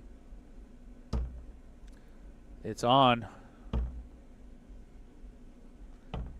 Lauby's coming back. 2 10s. Set up dart from Cameron to try and pressurize, but Lauby Bangs in first dart, double 10. Doubles his advantage here in the semi-final number 1. Taking a 2-0 lead.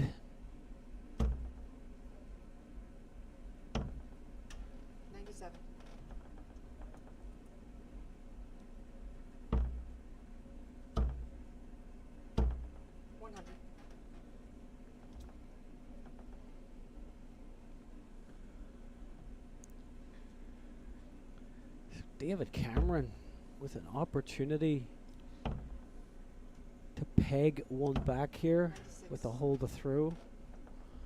Let's see. Necessary third dart, triple. Not we've seen Cameron, his firepower, but you'll always run the risk of Lauby can literally run away from you once he gets on a roll. Nice steady leg by both players here. Yeah, you're absolutely right. Look at this from Danny. He's just checking the board. Decides to switch to the 18. Smart thinking. So 208 for Cameron to get his first leg on the board. Trying to take a chunk out of it and does so. Nice ton 40 there. Big darts by Cameron, necessary. But look at Lauby. We talked about it yesterday. Hitting that 18 gave him an opportunity at 1-6-7 after 9 darts. Absolutely as good as we have here in North America on board management. Quick, as they used to call it, as a counter. A fantastic counter. Yep, absolutely. Not to be. So a chance for Lauby. This would be for a break. Tops. Big darts, Danny Lauby, 75, 15 dart break. An absolute kick to the shins of Cameron. To the shins. 3-0 up. Throwing for a 4-0 lead. Cameron wondering just what hit him here.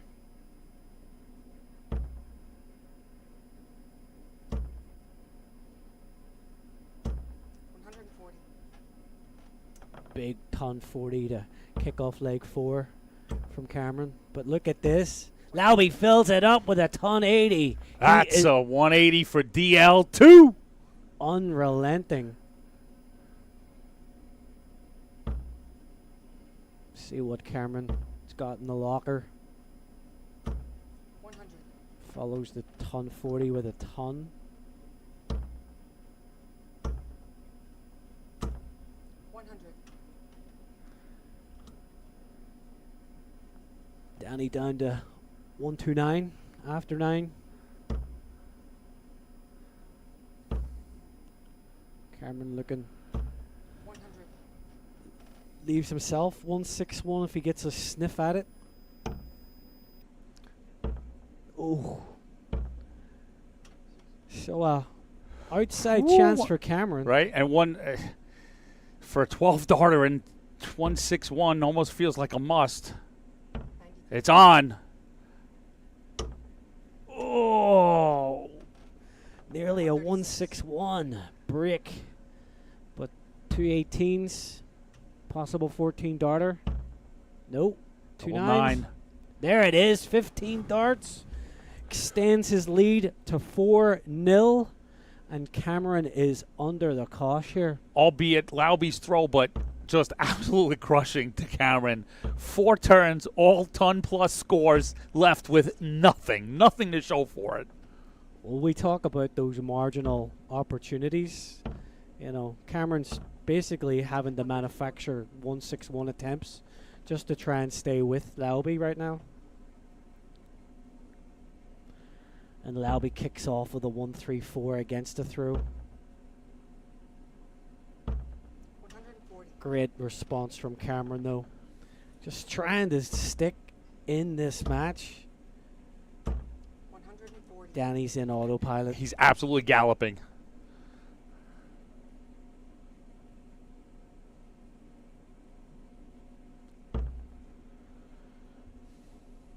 It's a thing of beauty when he's in this mode. except if you're his opponent.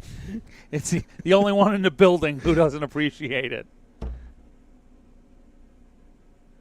See the reaction there?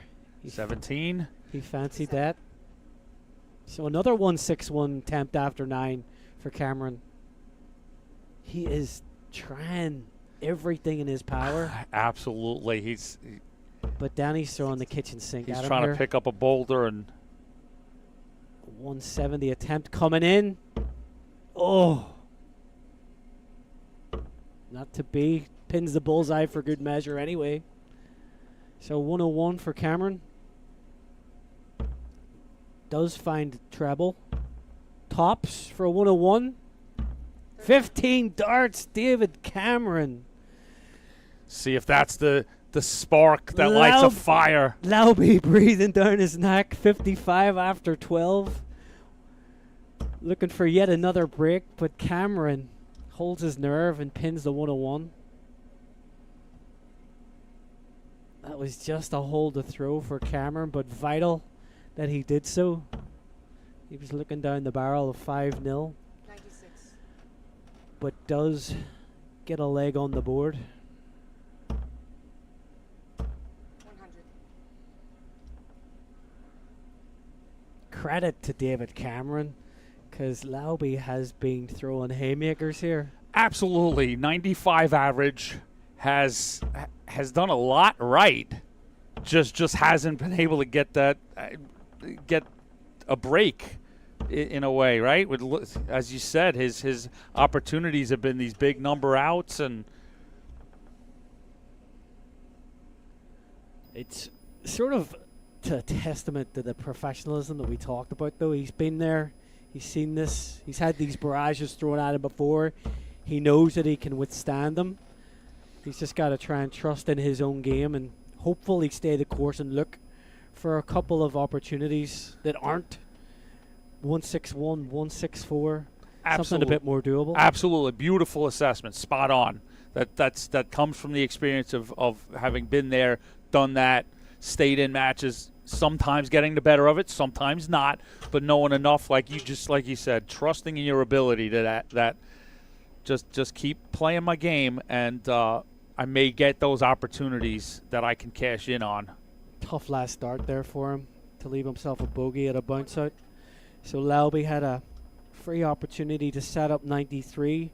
All Cameron can do is bring this down, try to leave it handy, and hope that he gets an opportunity at it. 60. 93 coming in for Danny to extend his lead in this match. And we Oh, will. he missed the big number. Ooh. Misses the big number after bringing the bull into play with the first dart. Doesn't find the 18. So 106 And for Cameron. Took out a 101. Should get a shot. Tops for 106. Not to be. So Lauby coming back. 38. And we will be taking a requested bathroom break. Second dart. Big dart there. Danny Lauby splits the Let's see. No, 38. Cameron passed. Okay. Sorry, folks. Just want to let you know there was a possibility David Cameron had just asked for a restroom break, but we're going to chug along. So keep the action going. And what an interesting split up there, right? We saw Lauby pass on the double 19 attempt. I think he was going 10-6 wire. 83. Right? We talked about that yesterday a little bit. Open up that field of possibilities. He hit the 10 and then dispatched the double 14.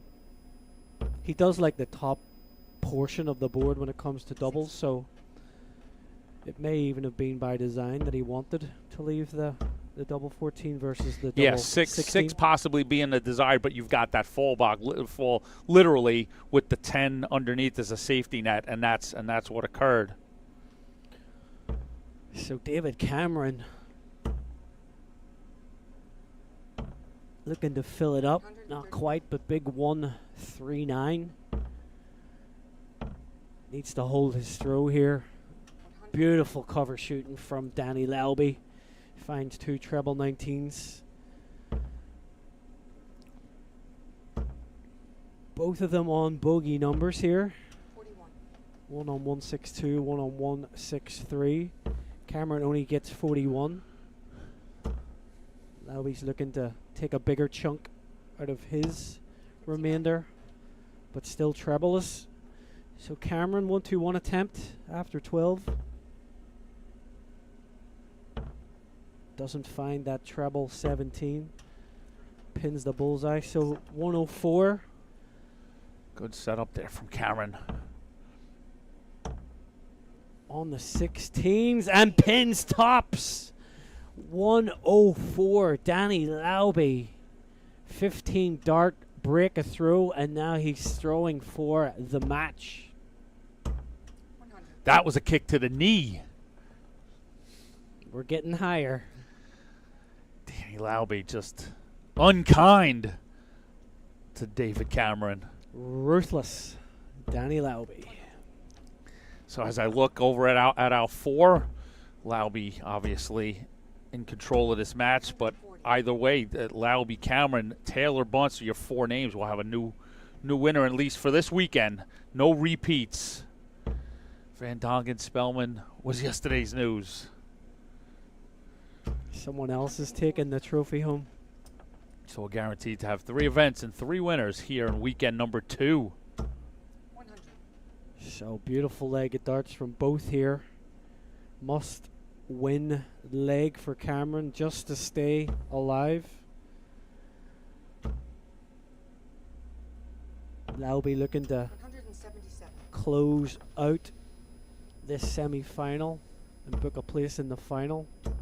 60. Beautiful 177 from Cameron though to leave 84 after 9 darts. He's still in there fighting. Second. That's an 11 dart leg from David Cameron against throw. Just to let Lauby know you're not having this all your own way. I'm still here, young man. And that's the exact type of leg that you need and can push back on a player who's playing like Lauby. Couple of 11 darters, knock him over the head. But unfazed, back down into that treble 19 and finds 2 of them.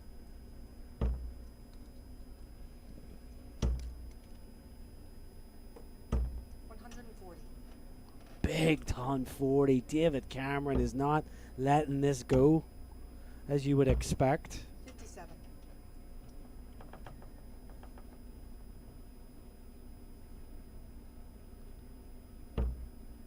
Cameron looking to at least hold his throw, extend the match for as long as physically possible. 60. Maybe as long as his bladder can hold out.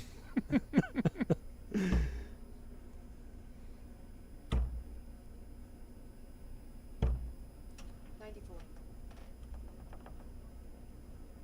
So Cameron down to 124 after 12. Lauby looking to get himself on and out. Ton leaves him 150 if he gets a look at it. David Cameron. Oh no! He went 14 to give him a shot at bullseye. Slides into the 11. And then a double 13. Oh. Danny fancied that after the first lie, and why not? So has to clean this 27 up. Stay alive. 2 10s coming in. Not there, so 60. Tops has been friendly to Lauby the whole way through this match. He's got 2 at it. Only needs 1. Danny Lauby advances to the final, and look at the reaction from David Cameron. Through the kitchen sink at David Cameron. He tried to weather the storm, could not. And Danny Lauby, what a display. Danny Lauby enters his second final of the weekend, looking to pick up a title this go-around. So he's in the final of the Cosmo Darts Classic. Who will he face? Will it be Jacob Taylor? Will it be Stowe Bunts? Two players in form. We've got a great second semifinal coming up in just a few moments. So we'll be right back with more from the Cosmo Darts Classic, event number 6 on the 2023 Championship Darts Circuit.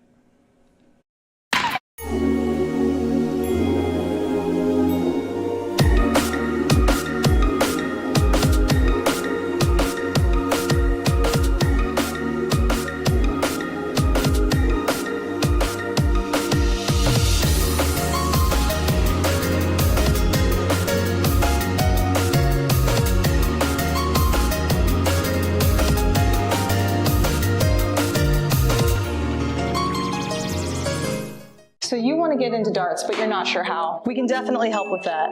We're A to Z Darts.com, and we've been a darts specialty store for over 30 years. We have the greatest variety of darts in the country. But don't worry, we can narrow down that selection for you, whether you're a complete beginner or a full-on expert. We developed our own Colonial brand to offer an inexpensive line of darts, dartboards, and accessories, so you can get into the game without breaking the bank. Join our amazing community by going to azdarts.com.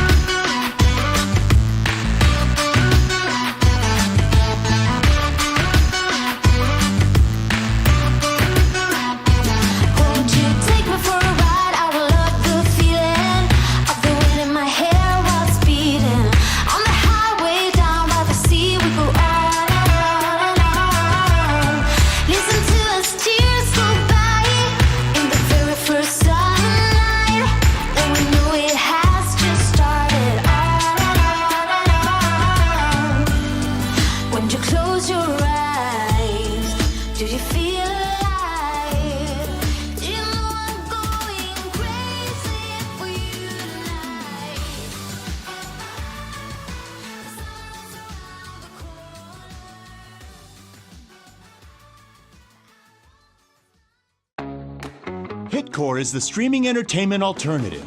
Live concerts and comedy? Hitcore has it. Premium high-def audio and video? Hitcore has it. A customizable entertainment experience? Hitcore has that as well. No app? No problem. Set up an account, decide what you want to watch, buy it, then press play. It's that easy. Hitcore is live and on demand 24/7. Hitcore. where every live event becomes your experience.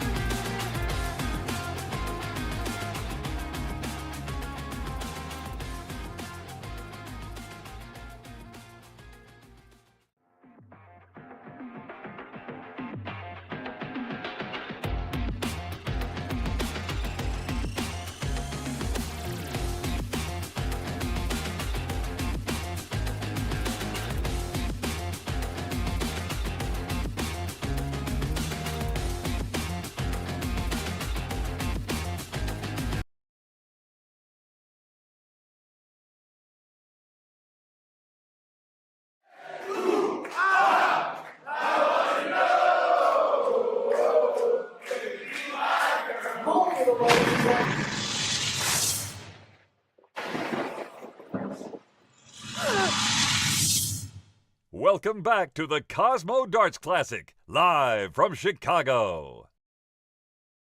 Welcome back, everyone. Anthony Eugenia here, joined by Mark Taggart at the Cosmo Darts Classic in Chicago, event number 6, the 2023 Championship Darts Circuit, the road to the Continental Cup Classic. And it's getting down to money time, Mark. We've got Danny Lauby booked into the finals. Real impressive performance over David Cameron, a strong David Cameron, but just Lauby, just like we said, the horse broke out of the barn and just galloped all the way into the finals. And now we've got Jacob Taylor versus Stowe Bunts. And boy, oh boy, Jacob Taylor, as you laid out early in the day, needed a big day. So, good to see him on the finals, and you'll give us a little how he got here. And we saw a real impressive Bunts in the quarters. Yeah, both players today having a day of it. We saw really good display on the stream with Stowe Bunts beating Jim Long in convincing fashion. We already talked about his roster today. Jacob Womack 5-1, JT Davis 5-3, Alex Spellman 6-4. Jacob Taylor, he's gone through John Liggett 5-0, Gino Florian 6-3, and then Chuck Pulio, last leg decider, 6-5. So points in the bank for both these gentlemen. They want to go one step further. They want to get to that final. They want to be the one that takes home that trophy. They want to be the one that at least put Danny Lauby to the test, because as you said, that match was a thing of beauty. Quite impressive, you know. Not only did he play well, but he played it, you know, an in-form over the weekend, David Cameron. I spoke to David Cameron, just not always advisable to speak to a player after the match, but he was smiling. He said, what can you do? I played well. I had a couple of opportunities, didn't take them. He played amazing. Hats off. So that's indeed good sportsmanship from David Cameron. Yep. So Stowe Bunts has won the throw. So 9 darts to get reset, and we will be underway. So this could have high averages written all over it. We saw Stowe Bunts throw up a 96 plus against Jim Long. We know what our friend Jake Taylor's capable of, throwing up monstrous 3-digit averages. Yep. They've played each other once before, and it was a high-quality affair. Jacob Taylor beat him 5-4 and 94.5 versus 96 in that match. Outstanding. So high expectations for this match, and I was when we saw Jacob Taylor really perform well at the Moda Super Series, and they talked that week. I remember early in the week they were asking about the origins of his nickname, the Truth, and I never got around to seeing if Nicholson found out exactly why, but Jacob Taylor, early doors in COVID, when everyone was playing online, there was word that there's this guy that was putting up 105, 110 averages, and of course everybody says, "Oh, please, somebody playing at their house. Is the camera a little wonky? Is he standing there?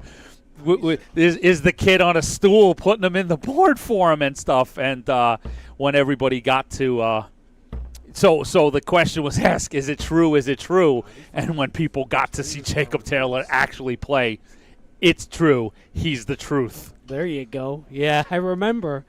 Yeah, I was invited to do some of that virtual series, and everybody sort of was like, there's like the darts boogeyman out there. Where's the magnet? Where's the magnet?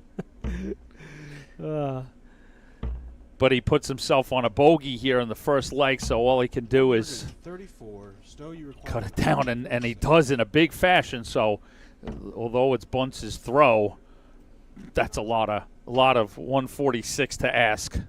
1-3-4 to leave 32 after 12. So possible 13 dart opener here from Jake. There it is. Jake Taylor. First dart, so Taylor coming out looking good. 3 scores of 100 plus. That was a break. Excuse me. It's a 13 dart break. Another first leg break. Seen so many of them today. Yeah, you've picked up that pattern, and it's uncanny. Ton 40 to open us up in leg 2 from Taylor. 55. We'll see if Stowe Bunts can keep that scoring that he had against Jim Long that was so effective. He was locked in on that treble for many of those legs, but he's going to need it if he's going to live with the scoring power of Jake.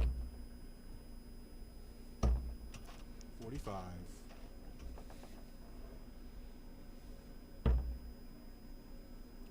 Just the amount of traveling that Jake has to do just 100. to get to the mainland to start making exactly, it possible right? to come to some of these events. He's out in Newfoundland, halfway to England.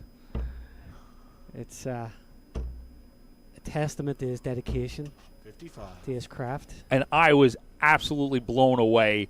As Mark mentioned, when we had him on and he first came aboard playing CDC darts, we were 45. still doing virtual things, and he won. I think it was the Challenge of Champions or Champions versus Challengers, I think, and he came through the whole thing. 180. Big Require fill up from Stowe Bunts.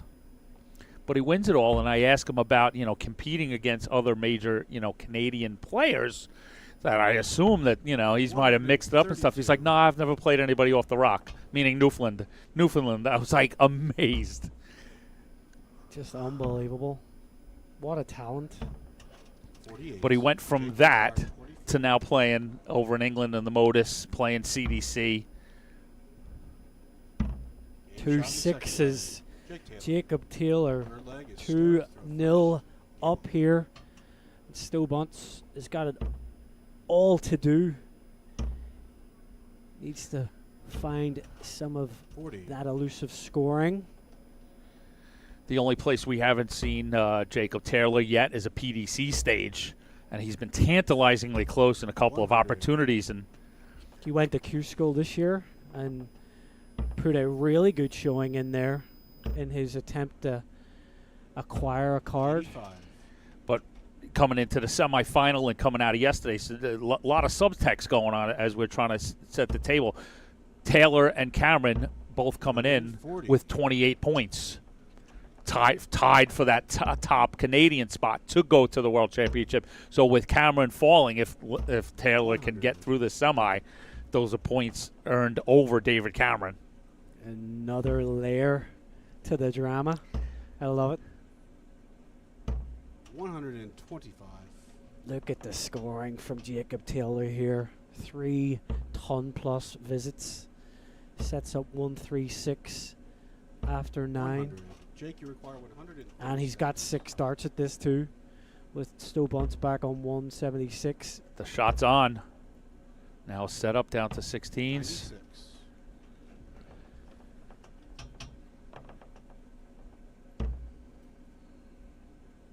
All Sto can do is just try and find 60. trebles, Jake, you require 40. and even that is not working right now. Gabe shot in the third Jacob leg. Taylor. Jake Taylor. Sto Bunts getting a little taste of the medicine that he dished out to Jim Long. Yeah, you're gonna dispatch my Canadian patriot, compatriot. I love it. I love it. Let that sort of like always just bubble underneath the surface. North America is one thing, but Canada versus United States is always there.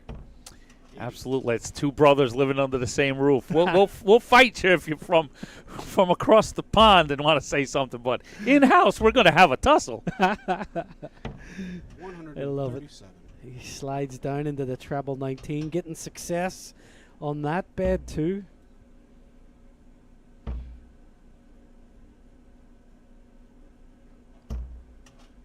Does find a treble with that last dart after a little dart juggling. Was dart number 3.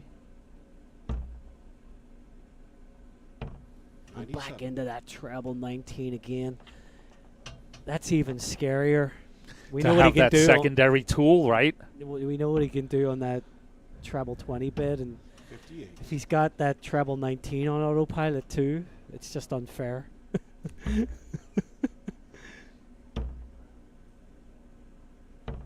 54. But an opening, Bunts could pile in a couple of trebles here. He would need at least a ton 40. Not going to 60. get there. Jake, you require So 128. 1, 2, 8, 6 starts if required. Checks the score, sees where he wants to start this off. All right, smartly 60. sticking with his go-to. So 68 when he returns. Stowe still in the all he can do is pressure. Yep, and mode. you know, with his opponent back there in the 200, sometimes it's just appropriate to sort of chop down the tree a little bit. Double 4. The way he's been pinning these doubles, there hasn't been that much drama. Require 100. Although he's give Bunts a shot at the 1-3-2. Bull's eye. It's going to stay there. Oh. We wanted it too, Stowe. Oh. We nearly had the party piece, but not to be. So 2 4s for a 4-0 lead. Game shot There it 45. is. Jake Taylor. Jacob Taylor This leg is Stowe 4-0 first. up Game over. on Sto Bunts. Chugging along at nearly 97 after 4 legs. It's only because he missed those 2 140. double 4 in the previous visit. You are correct, sir. So it literally is, you know, we could run the tape of how we played out the match between Bunts and Long and just turn it. It was now the tables are completely, now Bunts is where Long was. That 11 darters. The big legs are needed to sort of stop the rot, completely change the feel and perspective of the match, and it's a ton of bricks on Stowe Bunts' shoulders right now to, on this throw, got to get it done. Yeah, by Jacob Taylor's standards, this is an off leg. So if Stowe Bunts is going to get a leg on the board, This is it. he's got to do it here. But it's that combination of it's Taylor just, Taylor doing Taylor things, doing things right, and we're not getting the bunts that we saw in the previous round. Yeah. 41. So 41, he's opened the door for Taylor. Taylor, 140. big ton 40 to get himself to 105. Bunts not on and out after that 41 visit.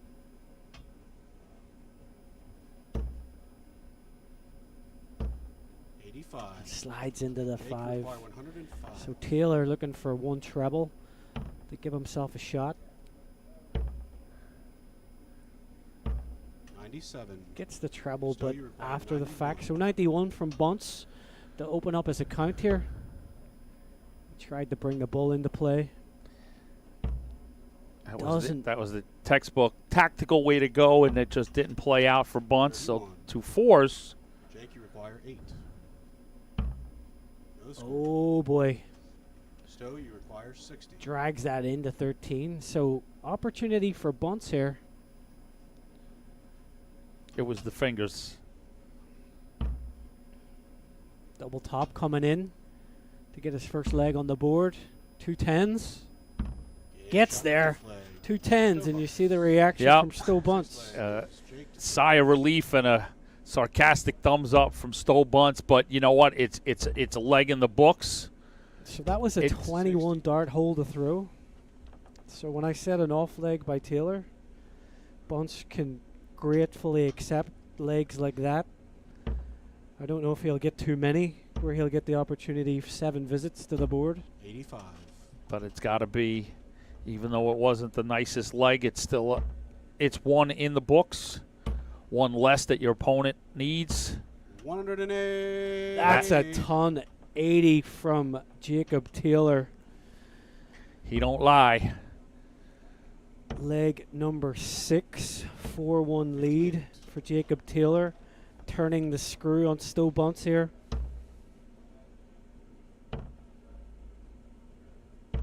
93. Does find the treble 18, the last dart, although leaves himself a bogey, but miles ahead in this leg, almost 200 points minus these. 80.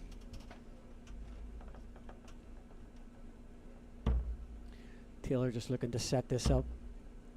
And he's going to do that in fine fashion. 100. Steady ton leaves 68 after 12. And we've said this before, 55. Bunts is in Jake, you try to require put 60. pressure territory yet again. Tops 48. just inside, but he'll be back. Bunts way back on 2-2-3.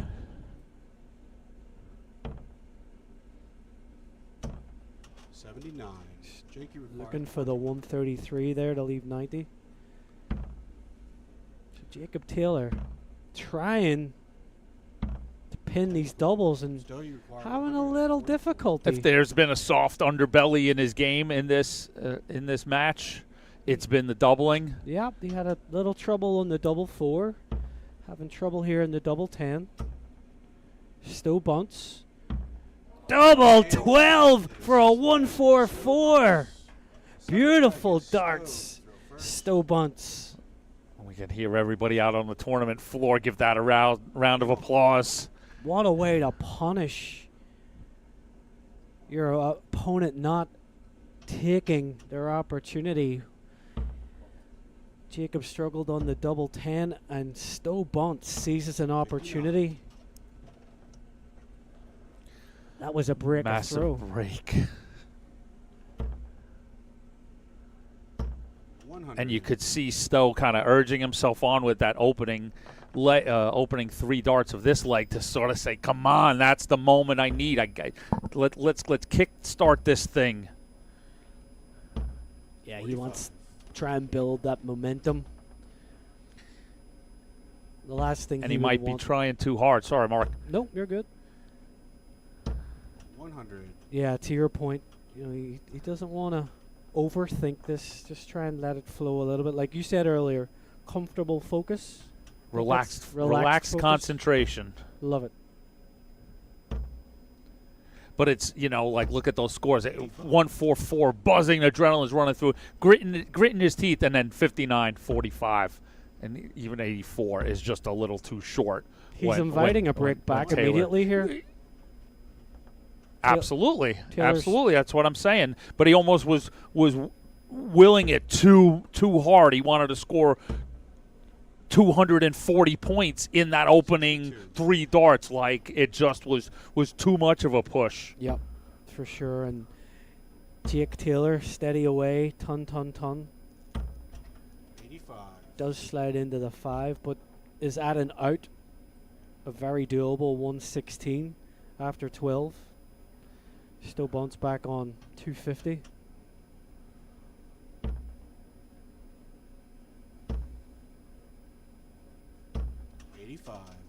Jake, you require 116. So he's got 6 at this to brick back immediately. May only need 3. 96. Oh, he would love just to pin that. He doesn't want to be back at double 10. Believe me.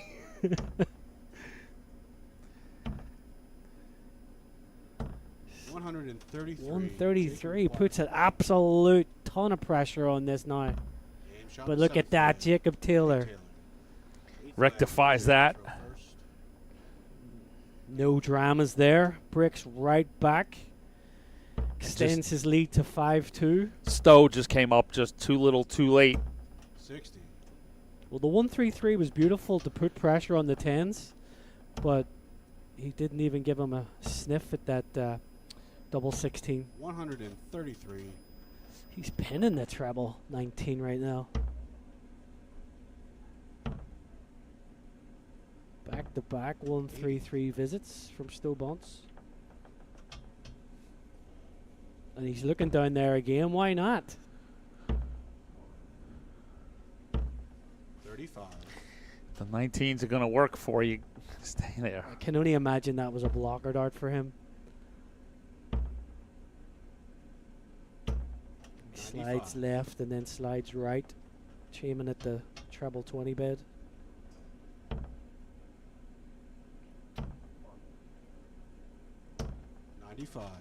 $95. So Jacob Taylor in the driver's seat in leg number 8. 58. Doesn't find a treble though, just to add a little drama.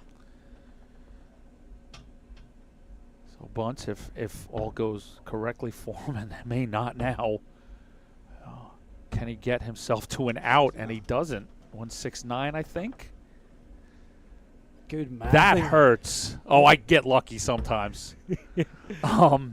But yeah, like that really was a spot where even if he could have just been sat on a 1-4 and 140 something to have a puncher's chance, but to be sitting on a bogey just as a crusher. 95. Jake, you require 108. So 108. Taylor to go 6-2 up. Not to be. 100. Does hit the treble for good measure. So double 4 if he gets a look. See if Bunts can take out this 74. Slides into so it's the gonna 11. be a bull. 49. Not there for Stowe Bunts. It's all situational. That 74 in another spot in his quarterfinal goes in easy. Down 5-2. Oh, he's got a chance. Oh, even Stowe stepped back like, wait a second. He's got a I chance. thought I was coming to start a new leg. He was 2 8s. To pull one back right on the wire. 2 4s, he hits it. Big darts there from Stowe Bunts. That's sort of acknowledgement of moment. like, where's that been? I need more of that. Huge leg of darts there. So More misses in the outer ring from Jacob Taylor, and the chance taken by Stowe Bunts. And if he can hold his throw, he'll only be one away from Jacob Taylor. Absolutely big break. There's still quite a disparage in scoring numbers, but in terms of match, Stowe holds on. You're looking at 5-4. Absolutely a chance to get back in this match. So I find it curious that he's gone back up top. He was having success with the treble 19 in that previous leg scoring-wise. Opens up with 61, then goes back down and pins the treble 19.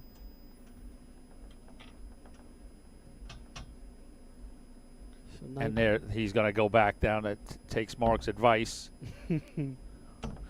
Well, I'll offer up this. You very rarely see too many top players consistently stay on 19s for scoring. Like, we all know players at different levels, even accomplished players, but more in a local, regional level, right, who just pound that 19, and it's accepted there.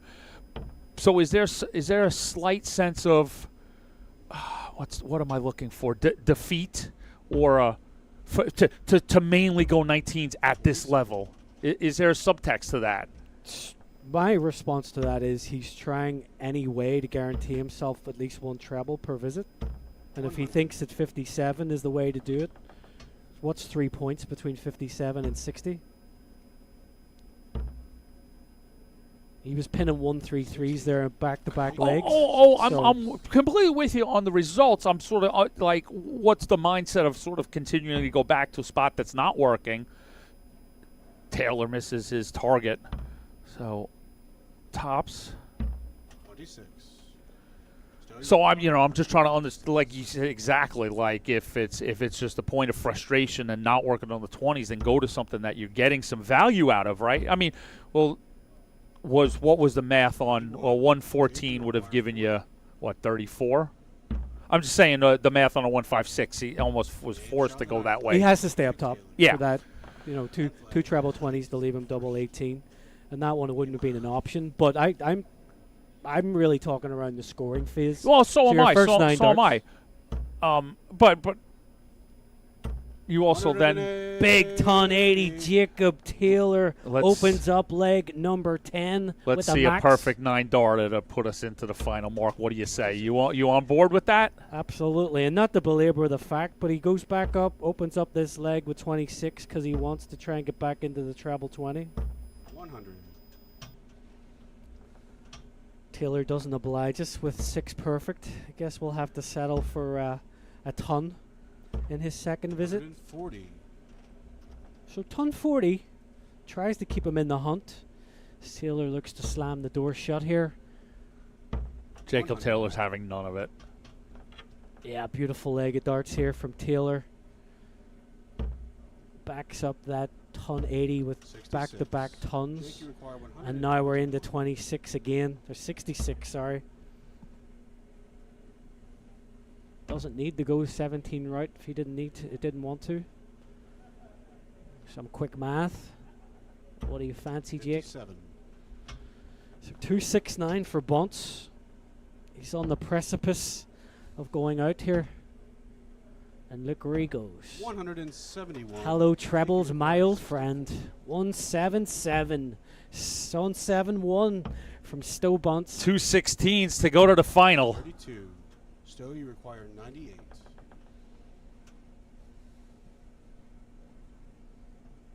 Carved an opportunity at this 98.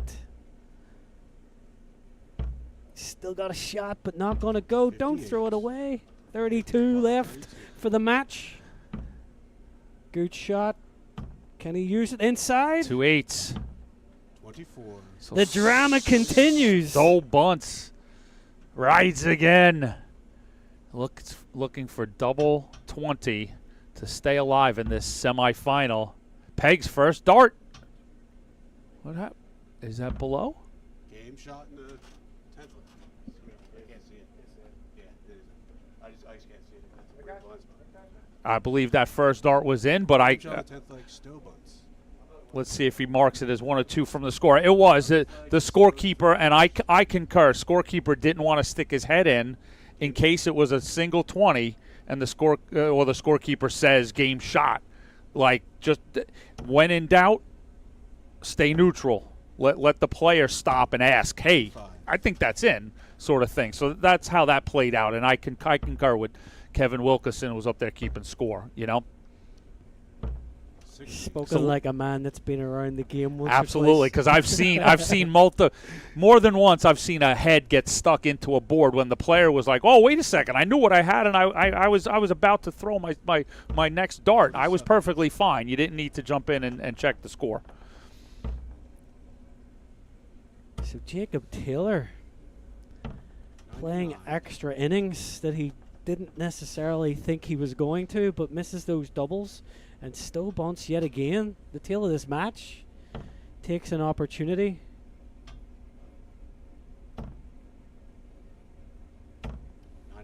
95 continues to stay down in the treble 19 segment. 100.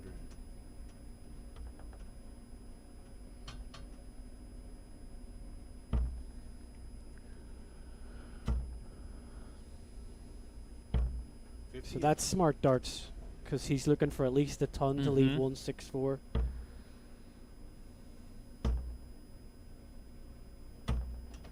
Or even the 94 would have left him the big fish. Hence he went over to the treble 18 Back with down the last to dart. 19s though, right? Yep. You got it. He's readjusted and learned that lesson. He's just trying to leave it handy. 95.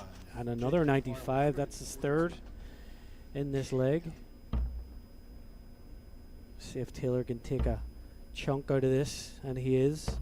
110. Beautiful darts from Jacob Taylor. Puts maximum pressure on this 111 that's got to go.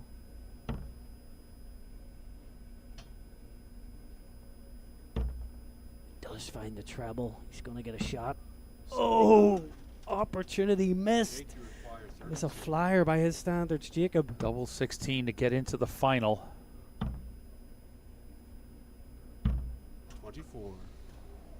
And an opportunity for Stowe Bunts to extend this match. This is a hole to throw, but it puts him just a leg away if he can convert 32 points. Good marker. Right on the wire. No score. Wow. About as close as you possibly can get. Almost speechless how close those darts were. But Taylor is just sort of... And there it is. Taylor looks to the heavens saying, wow. Stowe Bunts has got a wry smile on his face. Knows he pushed Taylor. He knows that he took advantage of some opportunities that he was given through double misses. That was nearly a 98-yard dash by Jacob Taylor, and he stumbled over the last 2 yards. He just got past. And there we go. Stowe Bunts throws a double 16 just for good measure. Just to make a point of it. So if, we saw Jacob just sort of come off his game a little bit towards the end there. Certainly gave an opening to Stowe, but if we see that early Taylor, and we got a hot Laube, an amazing final coming up. So in a few minutes, we've got Danny Laube versus Jacob Taylor. Who will be the Cosmo Darts Classic champion? We will find out when we'll be right back with the final from the Cosmo Darts Classic, event number 6 on the 2023 Championship Darts Circuit. So you want to get into darts, but you're not sure how. We can definitely help with that. We're A2ZDarts.com, and we've been a darts specialty store for over 30 years. We have the greatest variety of darts in the country. But don't worry, we can narrow down that selection for you, whether you're a complete beginner or a full-on expert. We developed our own Colonial brand to offer an inexpensive line of darts, dartboards, and accessories, so you can get into the game without breaking the bank. Join our amazing community by going to azdarts.com.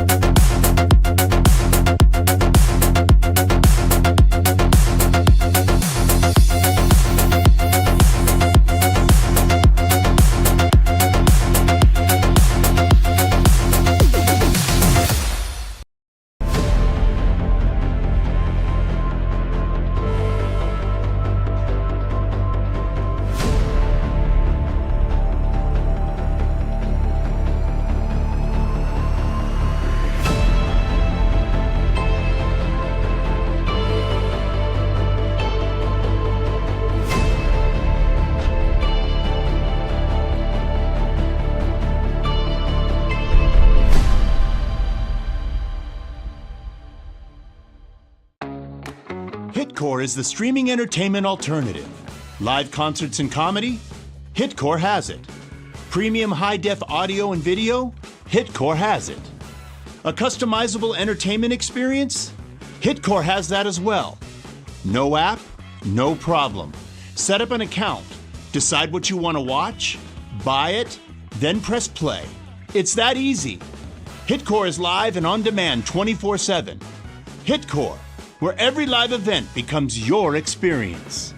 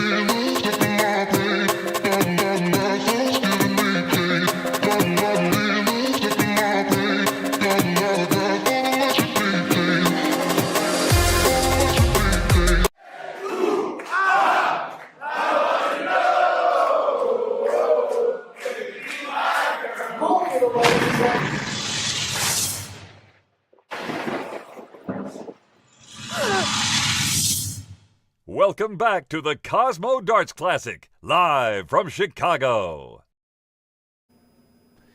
Ladies and gentlemen, boys and girls, children of all ages, welcome back in. Anthony Eugenia here with Mark Taggart as we get prepared to bring this one to a close. We have the final of the Cosmo Darts Classic here outside of Chicago. And we're going to see Danny Lauby versus Jacob Taylor in a best of 13. Who is going to hoist the trophy? We'll get a little take on the match from Mr. Mark Taggart, and then we'll get underway. Well, first of all, two really good semifinals. Little tale of two halves for Jacob Taylor, and his first four legs were pretty much flawless between the scoring and the doubling. And then the doubling started to fall off a little bit. Still, Bunts pushed him all the way. He took advantage of some of the double troubles that Jacob Taylor had, but got over the line. And then Danny Lauby, what can we say about the display that he put on against David Cameron? He threw the kitchen sink at David Cameron. David tried to withstand it, but he was just too strong in the end. So if we do see the first four legs, Jacob Taylor versus Danny Lauby, we are in for an absolute treat. If he does struggle in that outer ring, Danny might well run away with this one. We'll get a sense early of which direction we're going in. The bull has been thrown for. Jacob has won the bull, so he'll have the throw. So he'll have that sort of in his back pocket. If it goes the distance, he'll get the start in a tie-breaking leg. And we've got nine darts to reset, and we'll be underway. Thank you, everybody, for joining us here on PDC TV and the CDC YouTube page. Not too late to get a couple of shares out there. Hope you've enjoyed the action. We've enjoyed bringing it to you. Congrats to Jules Van Dongen and Alex Spellman, champions yesterday. So we'll have a third champion this weekend. Will it be Danny Lauby? Will it be Jacob Taylor?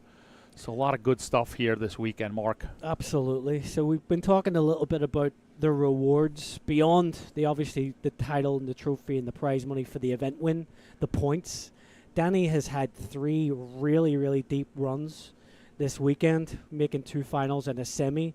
So banking a ton of points, and his currently in fourth. He was I fourth believe, coming into this event today. So yep. So even more points in the bank getting to the final today. And the final is underway. So yes, please continue to point. Exactly. There's a lot that's sort of being juggled at the same time. Yeah. Both of these players are in contention for spots in the World Championship. And your subplot that you called out about the top Canadian, we talked about Jacob and David Cameron being level on points, but now that Jacob's progressed to the final and David got knocked out, that'll edge. It'll Jacob. be approximately about a 4 points difference. But, when these guys are playing at that level, like that Every gives, point makes a difference. You better believe it, So they'll head into weekend 3, which is up in Ontario, Canada, eyeballing it. It'll get to that phase where you do start to look at other people's results, Yep. The permutations start to become more impactful and a bit more obvious as well, top of mind. So we settle in here, leg number 1. Jacob kicked us off, like Anthony mentioned, winning the bullseye. We had the age-old question of, do you want to wait a few minutes after finishing such a closely contested match between Stowe and Jake?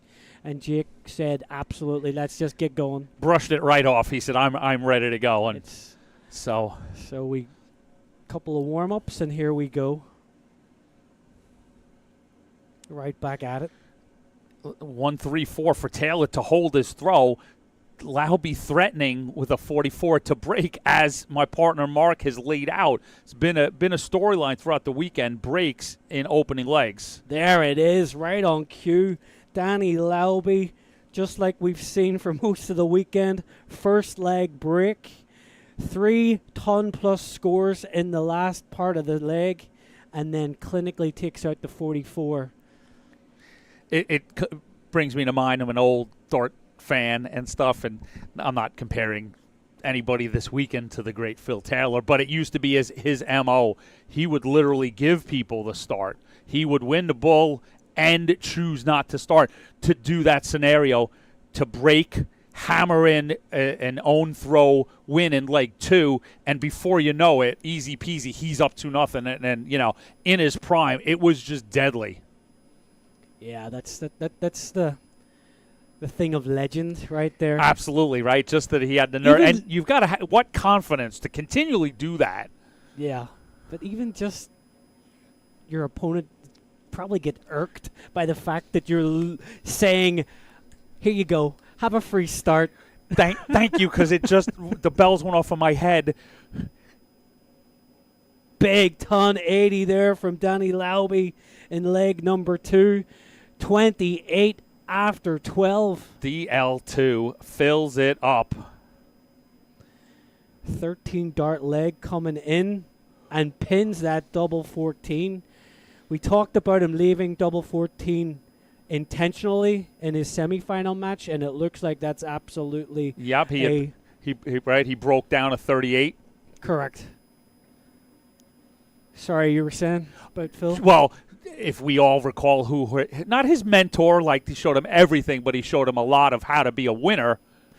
Sorry, Anthony. DL2, another 180 in the books in leg number 3. One Mr. Eric Bristow. So if there was anybody who knew how to get in an opponent's head, it was Bristow. So so the idea that Taylor would just irk somebody and say, "Nah, go ahead, you can start," like that's just masterful stuff. And Danny Lauby just continues the form that we saw in the semifinal.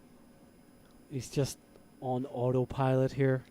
Good ton 40 there from Jacob, just to try and stay within touching distance. And this is on Jake's throw. Look at this. Danny Lauby, another big 2 treble visit. Sets up 62 when he returns. All Taylor can do is try and pile in a couple of trebles of his own. Leaves 1-2-2 if he's going to get a shot. Tops again. Little blocked. That went in. Little suspense there. We're quite sure, but in it goes. 3-0. 140 kickoff in leg number 4. He really is. He just looks like a thoroughbred let loose in the field. He's galloping. He's having just fun, and it's a thing of beauty. And if you look at Jacob Taylor's facial expression, he doesn't quite know what's hit him here. It is a look of bemusement.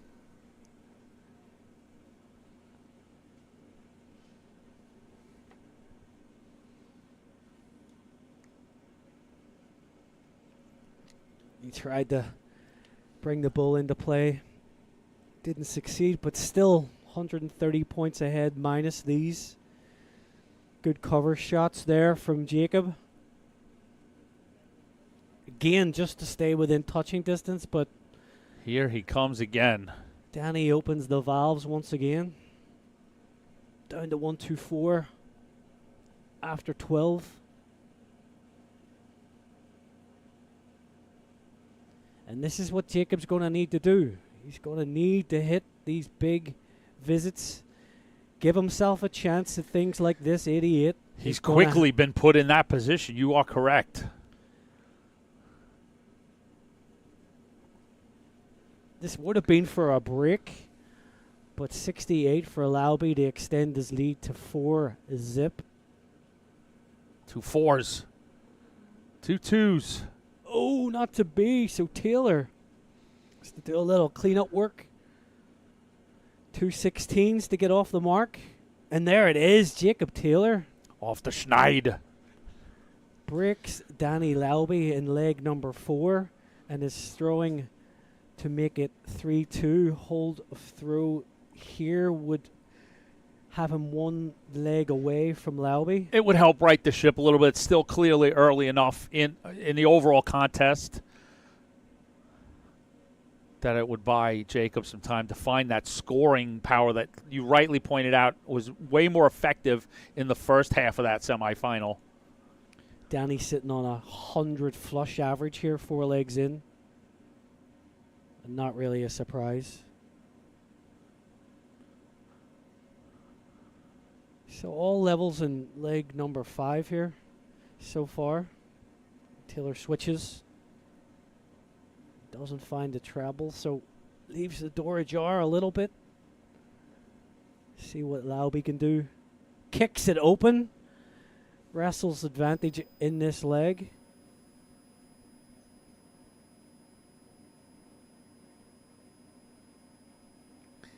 Completely sort of flummoxed look from Taylor that where are these darts going?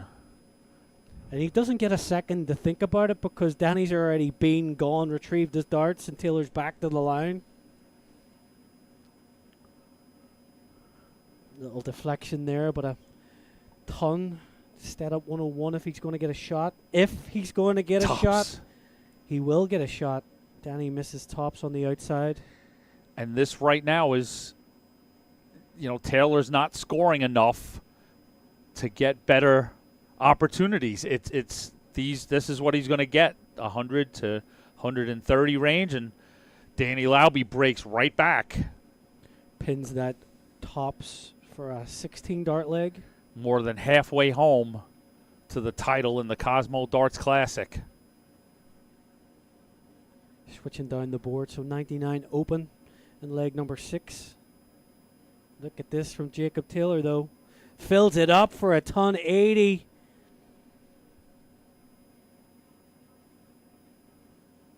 What better way to start a fight back than an opening ton 80 leading to a 9-dart attempt?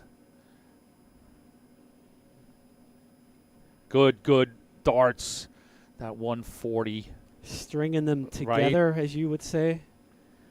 And he needs every last treble he can find if he's going to withstand the barrage that Lauby's throwing at him. This is better from Taylor, though. Look at that, back-to-back ton 40s. That's the Taylor that we saw in full effect earlier. Possible 11 dart leg coming in here. 2 16s. He's already pinned this and pins it again for 11 darts. 11 darter against the throw, and now to really make that statement is match that 11 darter with another 11, 12 maybe, something in that range, like again. We talked about it a lot this weekend, but 5 visits is what you would expect. No more, especially with Danny in this rich vein of form. Take it somewhere in between 12 and 15 darts, like you said. And it's crazy that that's the level that we're talking about now. It's amazing. It's just wonderful. It's, sometimes we got to toot the horn, and we will toot the horn. Players have been fantastic the last couple of years. More and more layers to the effort, and we always truly believed, it's if you get players, these good players playing against each other on a regular basis, this is the result of it. Numbers go up, you get results And the strength and depth now as well The- that we've the- talked about. the depth is one. Like, I had a conversation with our mutual friend Richard Ashdown in Jersey City, and the depth, like, I won't do it to you now, folks, but go pull up our points list and tell me that you don't recognize the first 12 to 15 names. If you're a fan, almost worldwide, the players that have gotten exposure and have played on big stages, it's brilliant. So 62 here. Oh, he misses that. He got greedy and went for the Looking treble for the treble 12, right? Slides into the treble 9 and now doesn't have a shot. So 160 for Lauby. Oh boy. Oh It's boy. on. Oh, not quite. You see Danny smile. He knew that was there. He'd done all the hard work, couldn't pin the double top. So 2 16s, 2 8s. 2 4s. And back to that double trouble. We know that it's sort of plagued Jacob a little bit. Doesn't want that to come into play here. Little nod of approval. Yeah. 5-2 up. Another break a throw. But that's sort of been the story of what we watched over the 2 semifinals. We talked about how well Jacob scored early, but that's what put him into it. Just a little bit of peril against Stowe Bunts. It gave Stowe at least the opportunity to see a possible comeback on the horizon. Was Jacob's stumbling on some outs. Yeah. So if that, down 5-2, that's got to be rectified. Bunts was the width of a wire from making it 6-5. He missed those 3, a double 16 right on the wire. But Jacob got over the line. 58. He needs to find something if he's going to get back into this match, though. 140. Big ton 40 there. Just punctuates what we're saying about the scoring power that Danny's exhibited so far. 100. So a ton, still not quite enough. You would feel. 83. Oh, he slides over into the 3s. So a big score here from Jacob. Put pressure on the 1-2-1, which is not a gimme, as we know. 100. Steady ton to leave Shanghai if he gets a look. And he will. Both players sitting 41. on low 120s after 12 darts in this leg. That's unbelievable standard. That's the space right now in the CDC. 100. Danny require 80. So 80 for Lauby. Climb the ladder. 1 dart at tops. We saw him miss this at the 160. 60. And he does miss it again for the 80 in this leg. Double 10 for Taylor, but we've seen him have some problems with double 10, and that continues. So Lauby comes back. Continues to be a foe, that double 10. Is it a friend or foe for Lauby? It's a friend. Last dart dagger from Danny Lauby. So Danny Lauby moves within 1 leg. That one hurts because those first 2 were nowhere near. 108. Big ton 80 open here from Jacob Taylor in leg number 9. So all he can do is pound that treble. But if he cannot hit that outer ring, that's where the worries are. 100.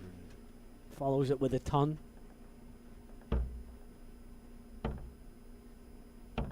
58. Yeah, the doubles have definitely been Jacob's Achilles heel. We saw part of it in the semi. And definitely it's been a reoccurrence here in this final. 59. So Jake, you require trebleless visits from Lauby and breathing space for Taylor. We haven't been able to say that in many legs so far. 45. Just looking to set this up. See if Lauby can pressurize. 57. He's not. No, this is Jacob's leg to take home. So an off leg by Lauby. This is on the throw of Taylor. So 66, he's right debating, do we 42, 24 remaining? 24 it is, he pegs it. So he'll take that 83 Nice gladly. 15 dart hold the throw. But this is the leg, you feel. If Lauby can get off the flyer, and here we go. 140. Exactly. Even that previous leg, Danny gets off throw. It's, you know, eyes were in his, we're starting to think of, I got next leg with the throw. Let's get going. Big darts there from Jacob Taylor, just to match the ton 40. Beautiful cover shooting again from Lauby. Picks up 2 trebles after that wayward first dart. 45. So treble his visit from Jacob. Put some pressure on Jacob. Here we go. 100. Just 100 there from Lauby, but already down to a finish after 9. Right, a 142, 83. and he'll have 142. at least 6 for the match. 60. 60. Leaves 82 when he returns. 82, a fan favorite. We get to see a start on the bull. 60. Danny So requires 60 from Jacob Taylor, so he's not on a finish. 82. Now 72 for Danny Lauby to take the title. 46. 46 shot. 36 for Danny. We very rarely, from my memory, see Danny go up to double 18s. I think for lefty, right, less desirable. So we'll see Danny in good form, though. 2 8s, 2 9s, I mean. So he's got to clean that up a little bit. And the door's open for Jacob Taylor. Taylor's got a shot here. You would expect to get one at least. It's going to be tops. Jacob Taylor, big dart. And you see Danny's reaction in the background. Let that one get away. Sticking in there, breaks Danny 6-4. More darts here, folks. 60. Clutch finish, and after the doubling woes that we talked about, 60. Taylor's clinical there. Danny Pins doesn't at want to see 74. that. 140. Don't want to let that get away and figure out that your opponent now just found his range. 100. We talked about it. So for all the things that Danny's throwing at Jacob Taylor, if he can hold his throw here, he reduces the deficit to 100. just one leg. And that's a match.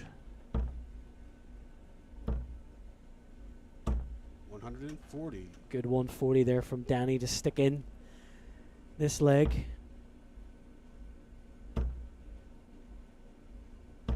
100. So I think in a sadistic way, Jacob Taylor's enjoying this. I was a little surprised Jacob didn't go down for bulls, as we talked about, that idea of taking that one down to a 6. Yep. It eliminates a dart needed. Double 12. Jacob Taylor. Pins 101 to hold his throw, and just like Mark laid out, we've got 6-5. He's still obviously got some work to do. It's Danny's throw, but Jacob Taylor is squarely back in this contest. Treble his visit just to add more drama from Danny. 96. And he pins a treble with his last dart. How vital will that be? Big could turn out to be a very vital third dart. As you said, now you've got me taking in that look on Jacob's face. He's enjoying it. 81. So 81. This match hangs in the balance. 140. Danny hits a ton 40 to take an advantage. Let's see if Taylor can respond. And he is going to respond. 180. Responds in time with a 180. Filling it up is Jacob Taylor. 60. Jake, you require 140. Jacob Taylor, first of the out. He's got 6 darts to bring us into 6-6 and a last leg decider. Anthony Eugenia. Boy, oh boy. All Danny can do is do what Taylor's been doing most of the match, which is pressurize. 48. 48 for Taylor. Can he find it? He cannot find it. So 55 for the match. After all that drama, now Danny Lauby stands there with 55. It's been his friend. Double 10. There it is! Danny Lauby gets over the line against Jacob Taylor. 7-5. What a final. Danny Lauby finds a third dart, double 10, to take the Cosmo Darts title. Oh, my, the twists and turns we saw late in that match. It really felt like Taylor was going to take that leg. Absolutely, the tide was turning. But Danny Lauby it gets handed to him, and he takes advantage of it. 55 points for Danny Lauby, and he is your Cosmo Darts Classic winner. Are you not entertained? Without a doubt, my friend. As we, wrap that up, give me your take on that a little bit on the weekend before we close out. What a weekend. This standard that we've seen this weekend, I think I sounded like a broken record between 11 dart finishes, 13 dart finishes, 12 dart finishes. The standard was just so good. From Jules Van Dongen kicking us off with 114 in event number 4. David Cameron yesterday just throwing all sorts of stuff. Alex Spellman turning it on in the final to win event number 5. Today, we've seen a ton of stuff. Sto Bunts was a revelation on the stream. We saw Jim Long put in a couple of good displays out in the floor. And then, of course, our 2 finalists here, Jacob Taylor, Danny Lauby, convincing semis, and then an awesome final. Absolutely. Thank you, Mark. It's been a pleasure to sit with you this weekend, my friend. So everybody here from outside Chicago, what an exciting and entertaining weekend it really has been. So congratulations to Jules Van Dongen, Alex Spellman, and now Danny Lauby, your Cosmo Darts Classic winner. We're going to speak to Danny in just a few moments on our social media, so keep tabs on Facebook, and we'll catch up with Danny in just a few minutes.